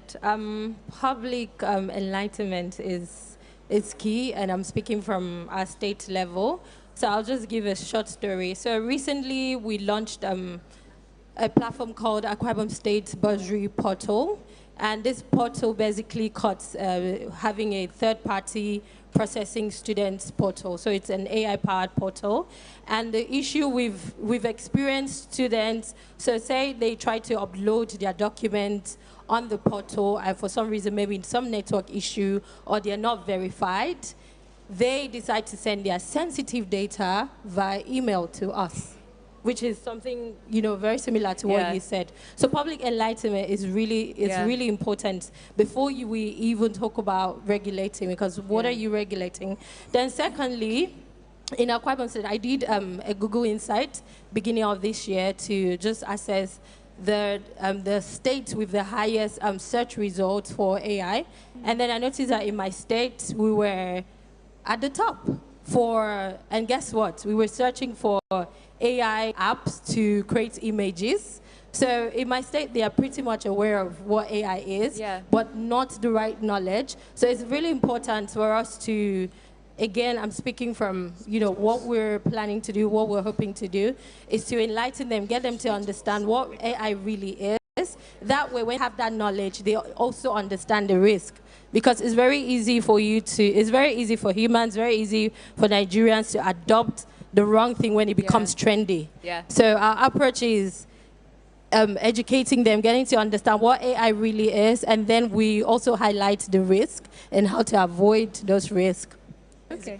Thank you so much. Well, I could talk about this all day, but the time is saying 1 minute, so I'm going to respect our time and wrap it up here. Please join me in giving our panelists a huge round of applause. I really loved hearing all of your insights today. Thank you very much. All right, a group photo, please. Thank you very much. All right. Dotson, you'd like to join for a group photo. Thank you.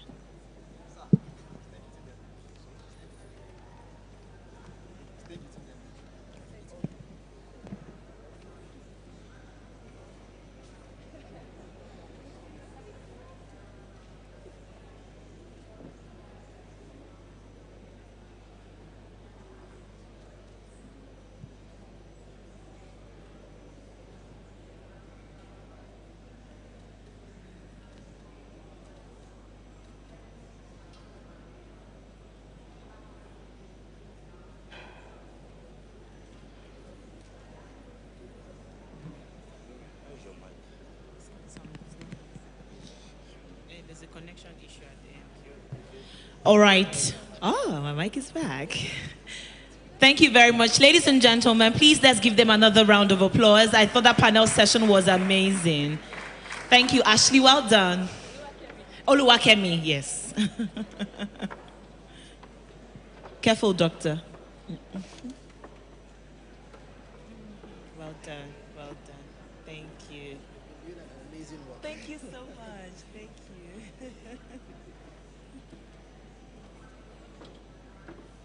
All right, Your Excellencies, very distinguished ladies and gentlemen, we're now at the final lap of today's event, and we're going to be taking your questions real quickly. We're going to have a male and a female. So just 2 questions because of our time, and then we'll wrap this up in less than 10 minutes. It's been quite a journey since morning. Thank you so much for staying up till now. Trust me when I say that you all are the real MVPs. Thank you. So quickly, for the Q&A session, once again, I'd like to invite Abdullahi Abubakar Aliyu, Solicitor, Nigeria and UK, Policy Team of the Director General at NITDA, Nigeria. Thank you very much. Please, a round of applause for him. Thank you. And definitely, I'm going to also invite Roger Wakoven, OpenAI, ChatGPT. Roger, let's have you up. Thank you very much, please, for the Q&A. Roger, yes. Okay, Olumide, come. All right. Ragubala? Yes, please. Please, another round of applause for Raghu. Thank you very much. Thank you. Thank you. I would also like to recognize and to bring up on stage Mr. Wole Abu. Please, a round of applause for him as he comes up, please. Mr. Wole Abu, please. He is the Chief Executive Officer of Liquid Intelligent Technologies Nigeria, LITN, and Africa Data Center, ADC in Nigeria. Wole Abu. Yeah. Thank you so much, sir. Yeah, now it works. Yeah. All right. And to also join them on this panel session, or on the Q&A session, rather, ladies and gentlemen, please also make welcome Lola Aworoti Ekogo, board member, AI in Nigeria. Please, a round of applause for Lola.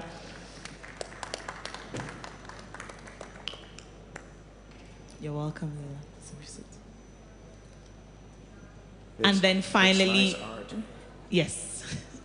Okay, no, we wouldn't be needing the QR code anymore. All we'll do is just to take the questions from the audience, all right? All right. Joining them on this Q&A session, please make welcome co-convener AI in Nigeria, Dotsun Adeoye. A round of applause for Dotsun, please. You're welcome, Dotsun. So we're going to take 2 questions real quickly. First, hands up. We have quite a number. Dotsun, we have 4 men raising their hands at the same time. And then we have, do we have any ladies? Any? Okay. 1, 2, 3. Okay, 2 ladies, 2 men.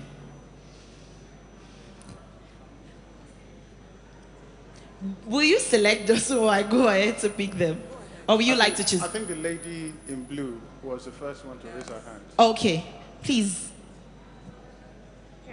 And what about the first guy to raise his hand? Did you notice? You can pick that. I should pick that. Wave to me very well, Lou. Okay, I'll pick you then. Yeah, thank you. All right.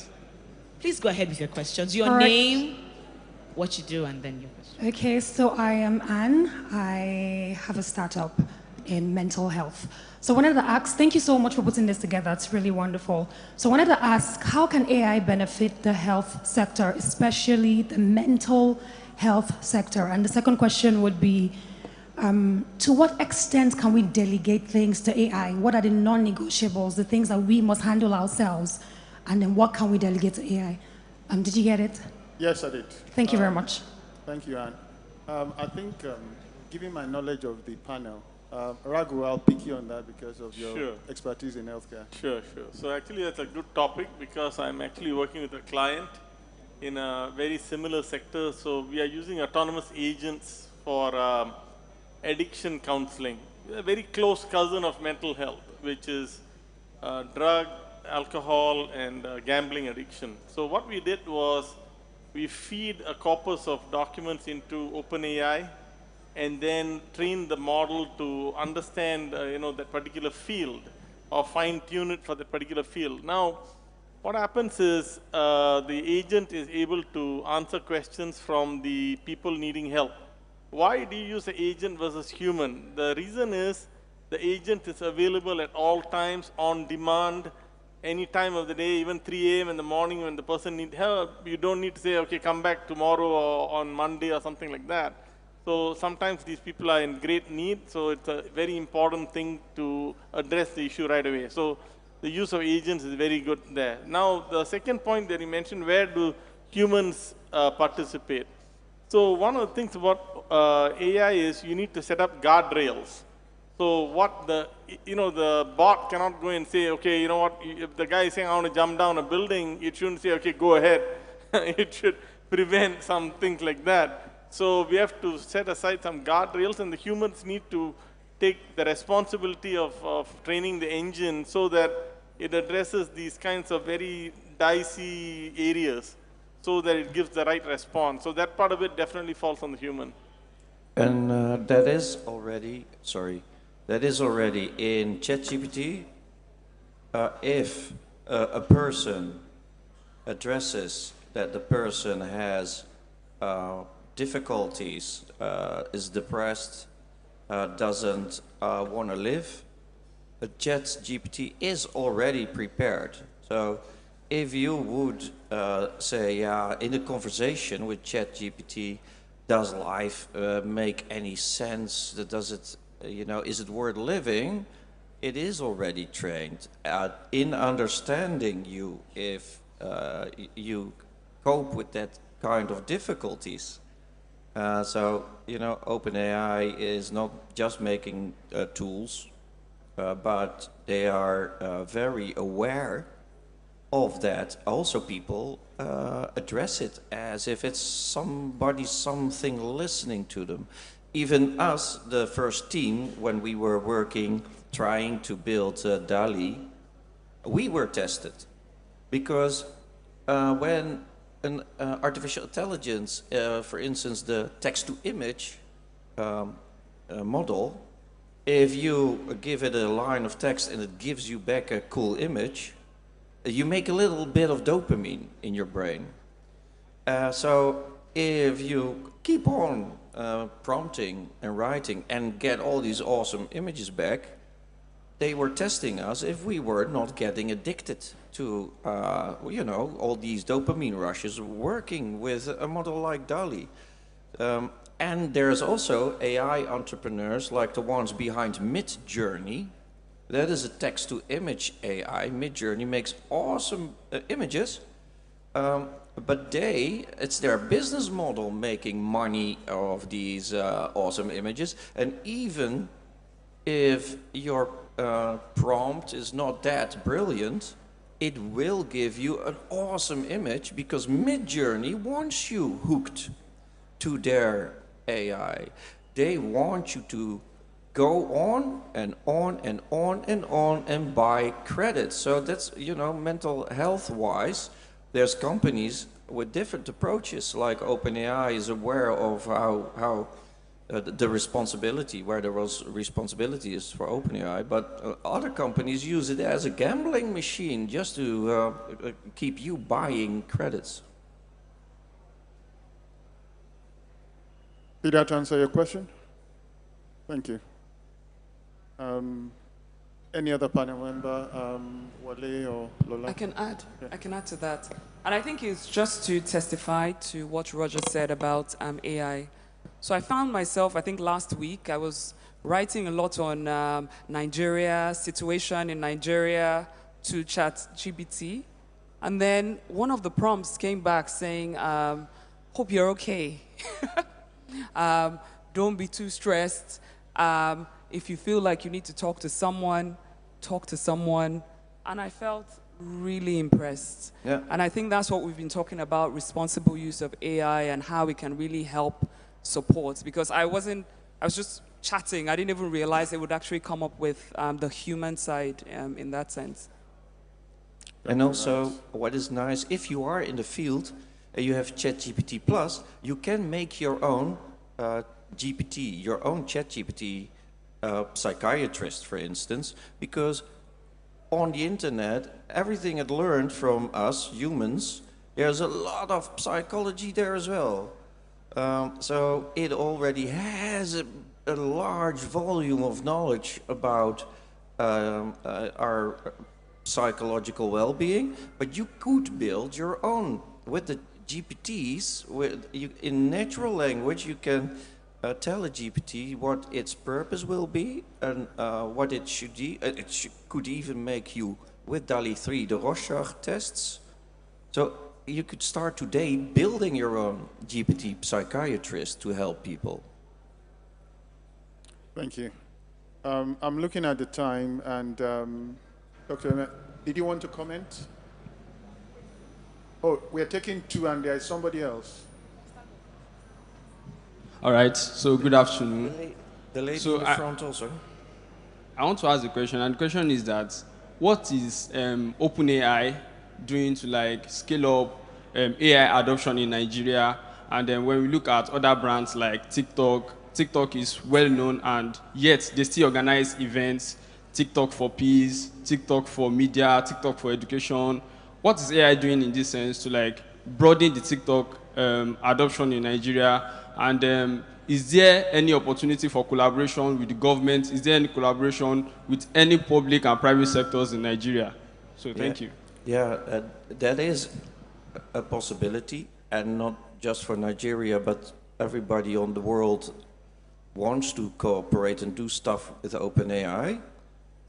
But TikTok is, again, you know, a huge company that wants to make lots of advertising money. It is an advertising company.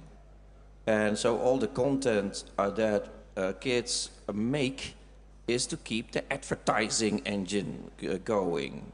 So that's their model, that's their business model. OpenAI doesn't do advertising. There's no advertising in OpenAI products. So that's a different dynamic. So everybody wants to work with TikTok. TikTok doesn't mind because their advertising engine keeps on making money that way.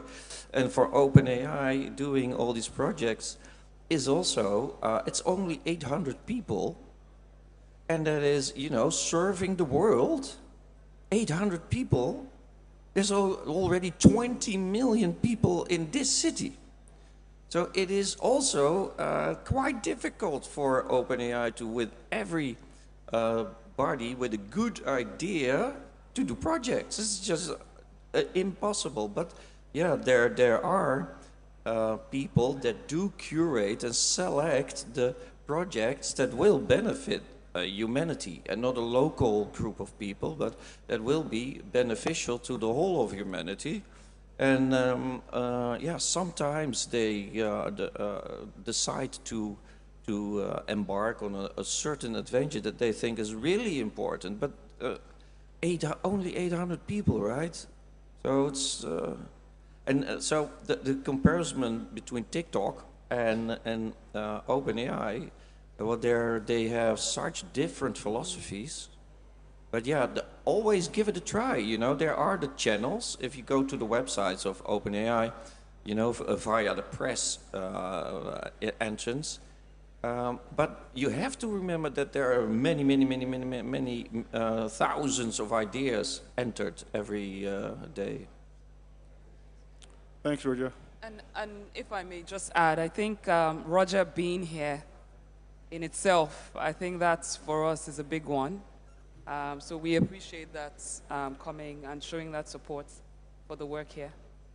Thank you. Thank you. Thank you. So I know we said 2 questions, but I think one of the speakers had been raising her hands, and it's really difficult to ignore it. So we'll take that one question. Thank you. I thought our moderator would give us 1 minute when we were on the stage. I want to direct this question to the NIDA colleague of mine. They will come and they will go. You know our problem. For the Nigerian students, some of them have not, we graduate them. You give them some cohort trainings, even in collaboration with the digital economy. You didn't mention anything you didn't mention something about equipping some standard labs. Unbundling has been on the news, both under NUC, MBT. We cannot do these courses without your help. We cannot run this. Some schools, some public, well, I'm talking about public schools, not the private universities that are well funded by the owners or polytechnics. We're talking about public secondary schools, public universities. And that is where we have the larger number of our young learners. What plans do you have to help equipping these labs? We need a standard AI laboratory. Even if you take up 2 schools from the 6 geopolitical zones every year, do you have plans for them? Because NIDA is rich. Yes, I'm sorry, but I need to direct that question. Yes. Even if you don't have the answer as I don't know, you're not the MD, you can take it back. Yes. Our people will come and they will go. We will be here wearing that shoe and it will be pitch. We need to train our students very well. Let them have this hands-on knowledge, not just reading and reading and reading. They don't have this. The white man I was sitting with here said, one of the students they employed said he never even touched a computer, never even entered a laboratory. It is painful, and you can't be talking about computer science, whatever specialization, and you don't have this practical hands-on knowledge, whether it's cybersecurity or AI. Thank you very much. Thank you very much. Thank you very much. So, firstly, I would say you may be pleased to know that there is a Nigeria Startup Act, and the focus of the Nigeria Startup Act is also to build infrastructure to make sure that we have hubs in the geopolitical zones in Nigeria. These hubs are meant to serve as the infrastructure, the platform that will help our innovators, our entrepreneurs, and our startups to innovate around AI and other emerging technologies. Not just that, we have the 3MTT, which is in the phase of implementation, but mainly what it seeks to do is to equip Nigerians with these potentials. But what majorly we want to do is not just to train people, but also to create opportunities. If we can create opportunities, people will by themselves learn how to develop solutions using these technologies. So what we've been doing is we've been partnering. There wasn't so much, a lot of time for us to discuss all that we've been doing, but we've been partnering with the likes of Google, Meta, TikTok, as well as ChatGPT. We've had conversations before. So all our partnership and strategic alignments have been to discuss with these stakeholders to make sure we have opportunities being created for Nigerians. The 3 Million Tech Talent Program is not just to train people on artificial intelligence and blockchain technology. We want to ensure that at the end of the tunnel, they have opportunities waiting for them. We've been doing that. The ministry has been doing that every day. And as I am speaking to you right now, everything we've listened to in this conversation, we're going to take it back to our DG, to the minister, let them know what the private sector is doing around artificial intelligence and other emerging technologies. Thank you. Thank you very much. So I think we've run out of time, literally. So what I'm going to do at this moment is just call on Wale Abu to just give an insight from his perspective in terms of some of the questions that have been asked. But specifically, I want to direct it to you. In the telecom sector, what are the challenges that exist that could be turned into opportunities using artificial intelligence? Thank you. Thank you. I will start with the last comment about education, which is at the core of development. I mean, you're trying to use knowledge to solve problems. Education should not just be about going to school as a rote and not really know what you're doing. There are many things that are wrong with our education system, and at the bottom of it is the fact that the curriculum itself, the entire curriculum itself, the way education has been packaged in the country needs to be overhauled. For example, a university, who is more important, the librarian or the vice chancellor? Who is the custodian of knowledge? Who takes care of publications? Who should be interfacing with OpenAI? Is it the VC or the librarian? Who curates the projects from the learners? Who coordinates research? How do you keep that information in 3 years' time and it's still usable? When you say something is findable, is reusable, all those things, they are not in place. Where is the digital infrastructure? You're talking about OpenAI. You have to have power first. You have to have power in the first place. You have to have cooling. There's no computer that does not run on power. And when you have a supercomputer, it will start to heat up. You need to cool it. Many universities they don't even have the basic. I listen to a lot of people talking about computers. We've been part of giving computers to secondary school students and universities and MDAs since 2000. How many, is that computerization? That is not computerization. Just giving people laptops. When they can't power it,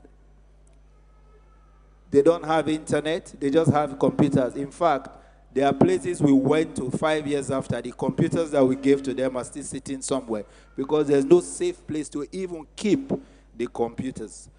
The libraries don't have a single book. You can still read about OpenAI, you can still read about artificial intelligence in a normal book. You don't need to read it online. You can have a textbook that requires no power, that requires no charging, no system administrator, to understand, to get knowledge. Bringing it via the internet is just another way of transmitting content. So we have to first fix the basics. If you put 20 computers in a place, automatically you need to network them, you need a system administrator, you need to maintain it, you need all that. Most of those things are not in place. That's why they fail. So you have, to your question about challenges, the first thing is accessibility. So the Ministry of Digital Economy, Innovation, and Co., what are they focusing on? First, accessibility. How many universities even have a base station, have fiber, have a small data center?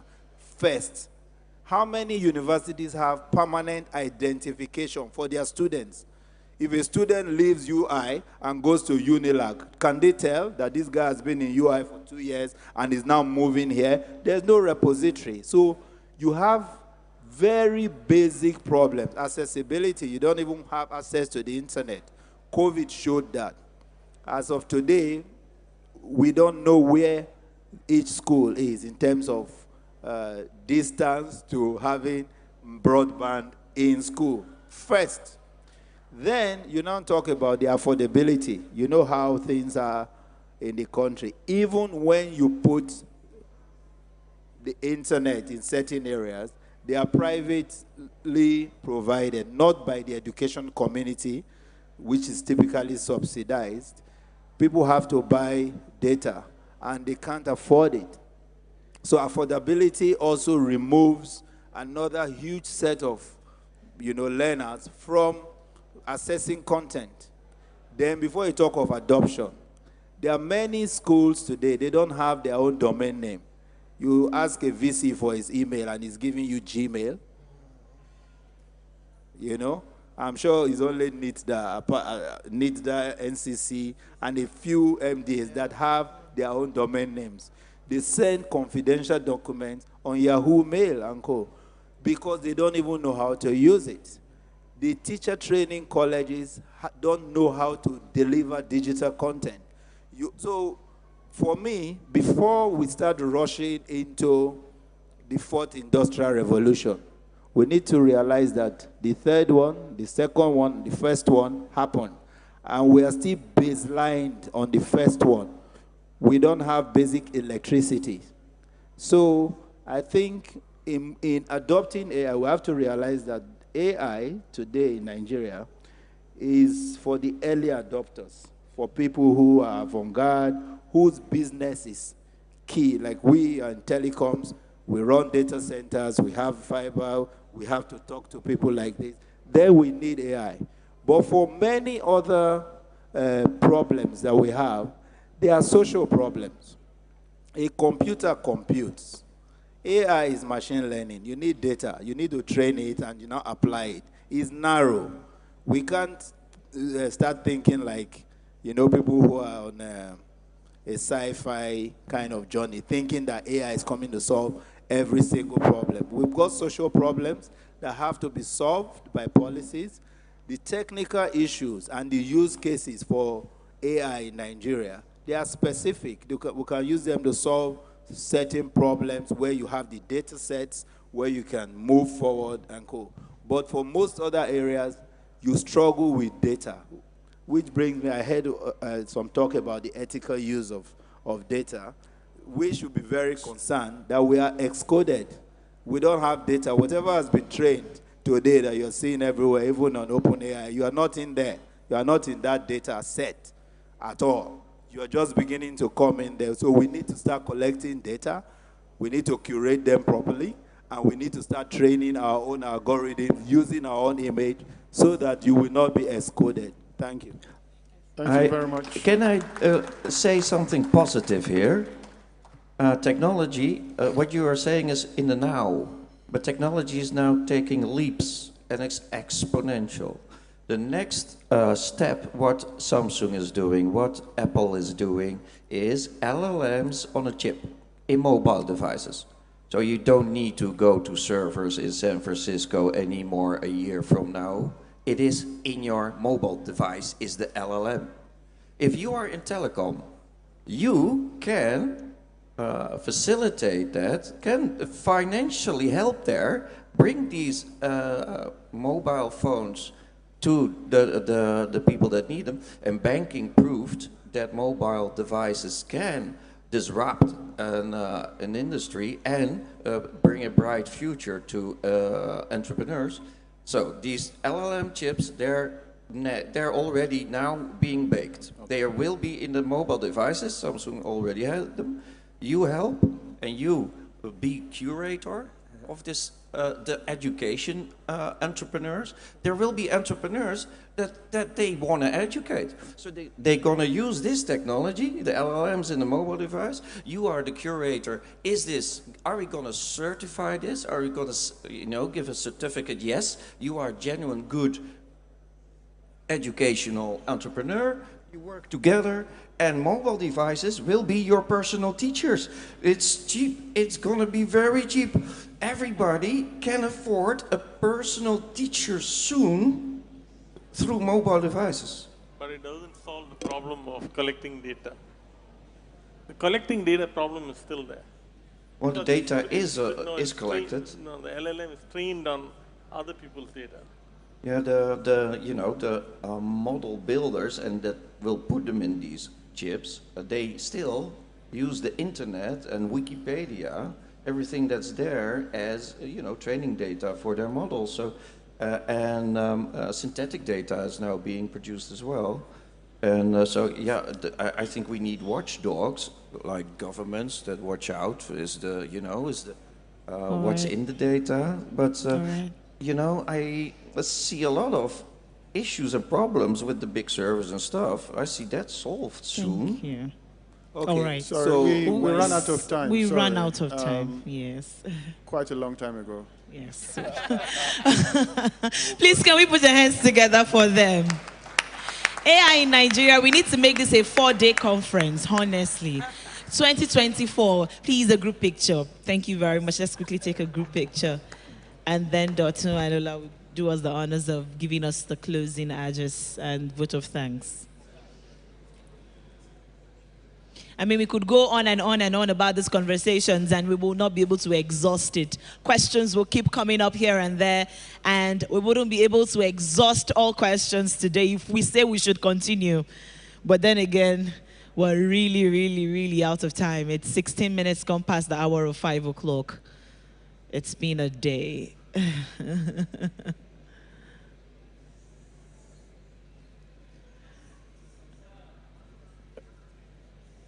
Roger wants to learn what the peace sign means.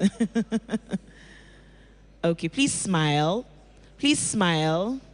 Joe Biden asked for this picture, so smile.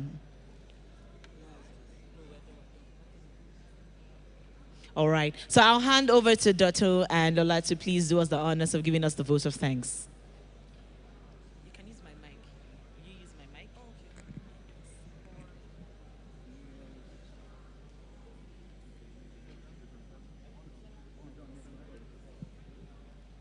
Should I? Okay.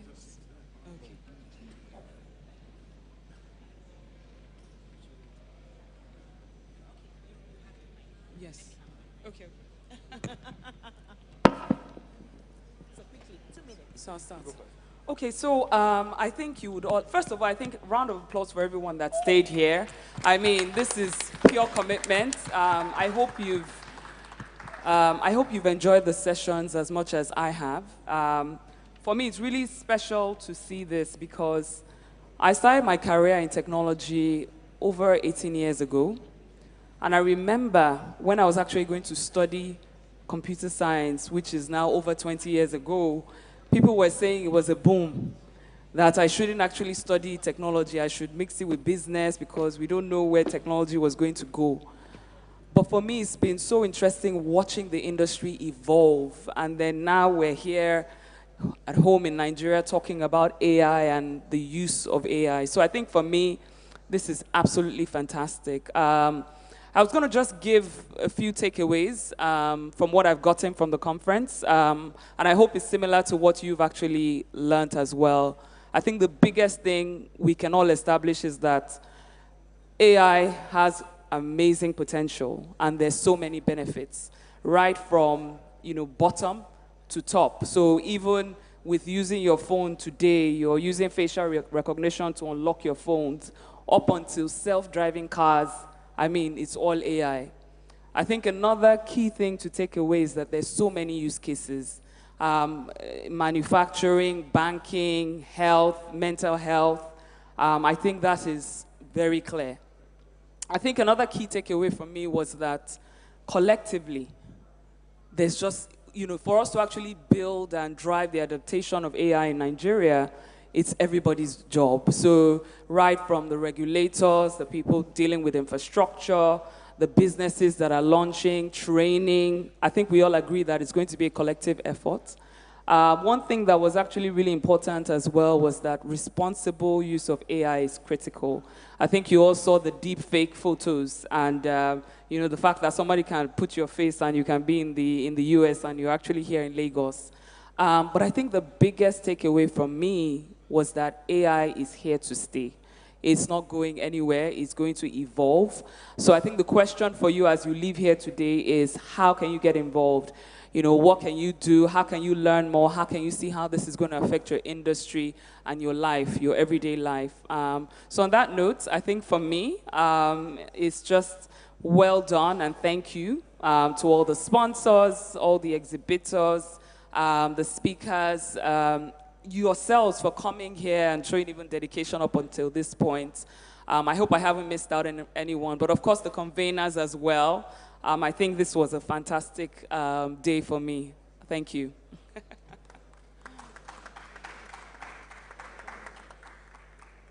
So thanks everyone who has stayed till the end, because this is pure dedication. But before I start, I want to tell a story about myself.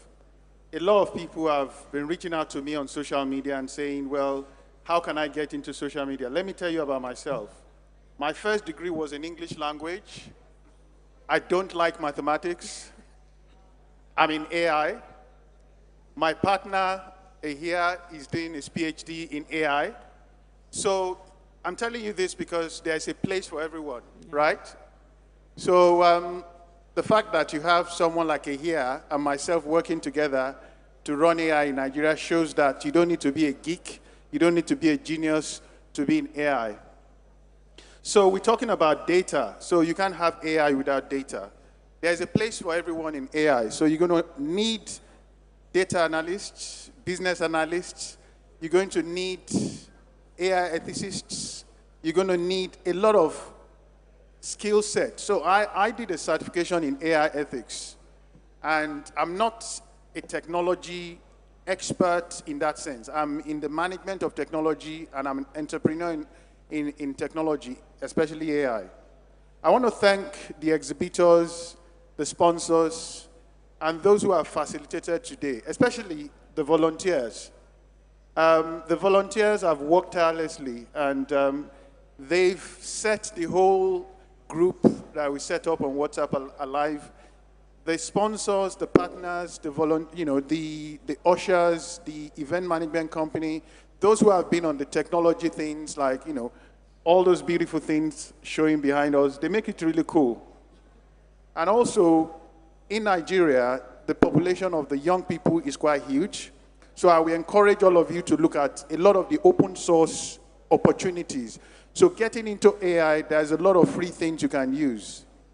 There are challenges of power, there are challenges of everything, but I can tell you in every country there are always challenges. But the challenges to entrepreneurs become opportunities. So I used to have a teacher who always said the pessimist sees, the optimist sees an opportunity in every difficulty, where the pessimist sees a difficulty in every opportunity. So let's go for it. Let's use AI for good in Nigeria.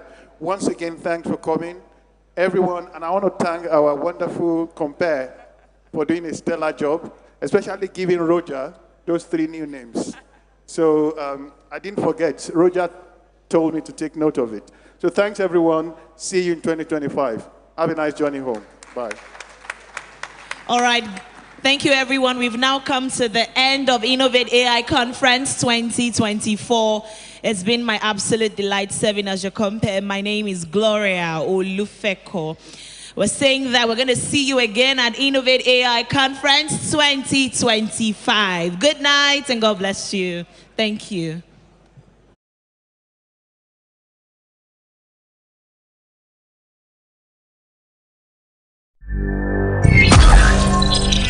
The world is rapidly evolving, and at the heart of this evolution is artificial intelligence. AI is reshaping industries, economies, and societies, offering endless opportunities for innovation and growth. Begin your career journey with Jestone Education. Here are some AI courses you can study at our top partner institutions across the UK, USA, Canada, Australia, Ireland, South Korea, Europe, and other amazing study destinations. What are you waiting for? Get on the moving AI train with Jeston Education. Contact us today to explore the options available for you. Actualizing dreams. Are you tired of the complexities and technicalities that come with implementing artificial intelligence solutions for your business? Look no further than Autogon, the ultimate platform for AI empowerment. With Autogon, you can easily harness the power of augmented intelligence technology, regardless of the size of your business. Our platform boasts a user-friendly drag-and-drop interface that enables you to build AI models in mere minutes, even without any prior knowledge or technical skills. Data engineering is simplified with Autogon's technology, which collects, transforms, and prepares data for machine learning models. This ensures that your business decisions are accurate, relevant, and valuable. But it doesn't stop there. Our platform provides a centralized location for deploying, monitoring, managing, and governing production models through MLOps. This fundamental building block of machine learning models ensures that you have access to advanced ML monitoring, built on a robust governance framework. And that's not all. With Autogon, you also have instant access to a vast array of AI models from our AI marketplace. So, what are you waiting for? Join the many businesses already benefiting from the power of Autogon and take your business to the next level. My name is Miriam. I'm really happy today. Yesterday I wasn't, and the day before and the day before that. I was sad because of the coronavirus. I had to stay indoors. Mom said I would be sick if I go out to play. Mommy was sad because we didn't have any money. And my brothers and I were eating all the food we had at home because we weren't at school. Something happened the other day. A big truck came from SOS Children Villages, Nigeria. It had plenty food and all the women were happy, even Mommy. Mommy got a lot of food. I am happy today because Mommy is no longer sad.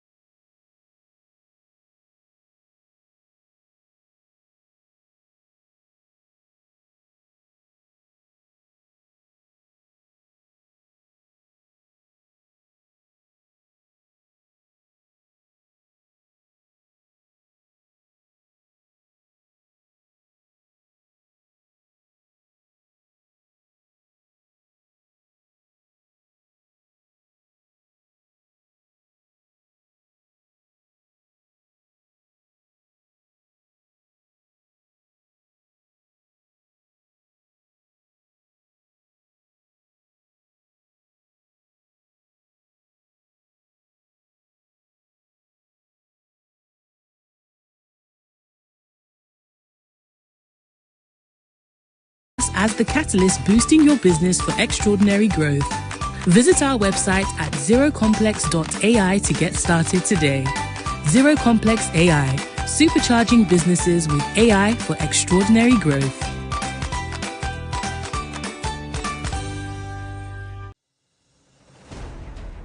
We know the problem, we know the solution, so what do?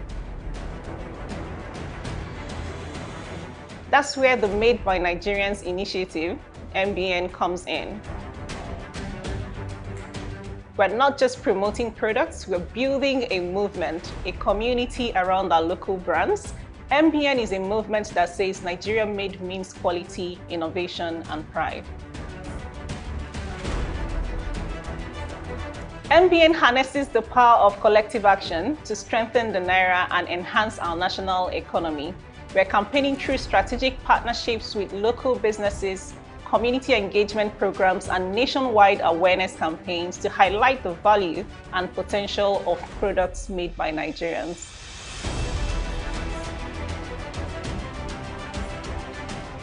By promoting a sense of pride in Nigerian-made goods and demonstrating their quality on international platforms, we're not just promoting products, we are elevating the Nigerian brand. So the concept of MBN ambassadors is central to our campaign. We work with organizations and individuals to promote the vision of the MBN initiative. I'm also using this opportunity to invite organizations, businesses, entrepreneurs, and citizens who want to see a better Nigeria to join us. Become a voice for Nigeria and inspire others by communicating the essence of our rich heritage and entrepreneurial spirit. To renew public confidence in Nigeria's local content, our strategies are threefold. First, we work with relevant stakeholders to ensure quality and consistency in local products, which is fundamental. Second, we celebrate local successes through media stories, showcasing the global standards our products and services are meeting. And third, we are building a community around our local brands, promoting customer loyalty and a buy Nigerian culture that's based on pride and not just patriotism. Our KPIs are focused on measurable economic impacts, growth in the number of local businesses and entrepreneurs, the percentage increase in the domestic sales of Nigerian-made products, the volume of exports of locally made goods, and job creation statistics. We also measure the engagement level in our educational programs and the success rate of businesses that have benefited from our capacity building initiatives. These indicators will help us understand and quantify how the MBN initiative is directly contributing to the broader Nigerian economy. Visit mbn.ng to discover how you can be a part of this change.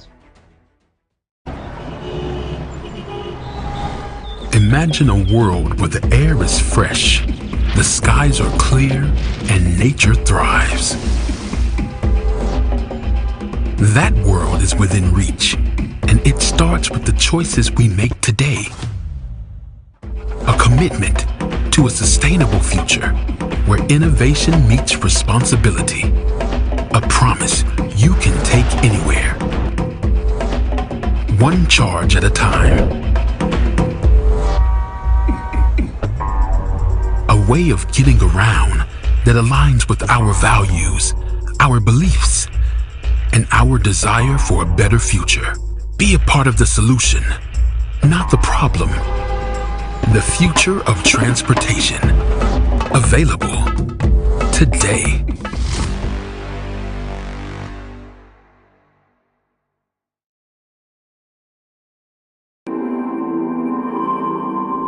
In my house, I have a 4 kVA solar inverter which powers 2 smart TVs, 20 LED bulbs, 1 double-door fridge, 5 standing fans, 4 laptops, and 1 printer.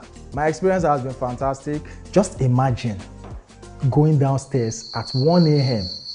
to go pull the generator. I can't even remember the last time I went downstairs to put on the generator. I normally would spend 60,000 naira monthly fueling my generator. When I think of how much I've been able to save buying my solar power solution, I've been able to save up to 75 to 80% of the cost. Now I have 24/7 power supply. Honestly, what more do I need?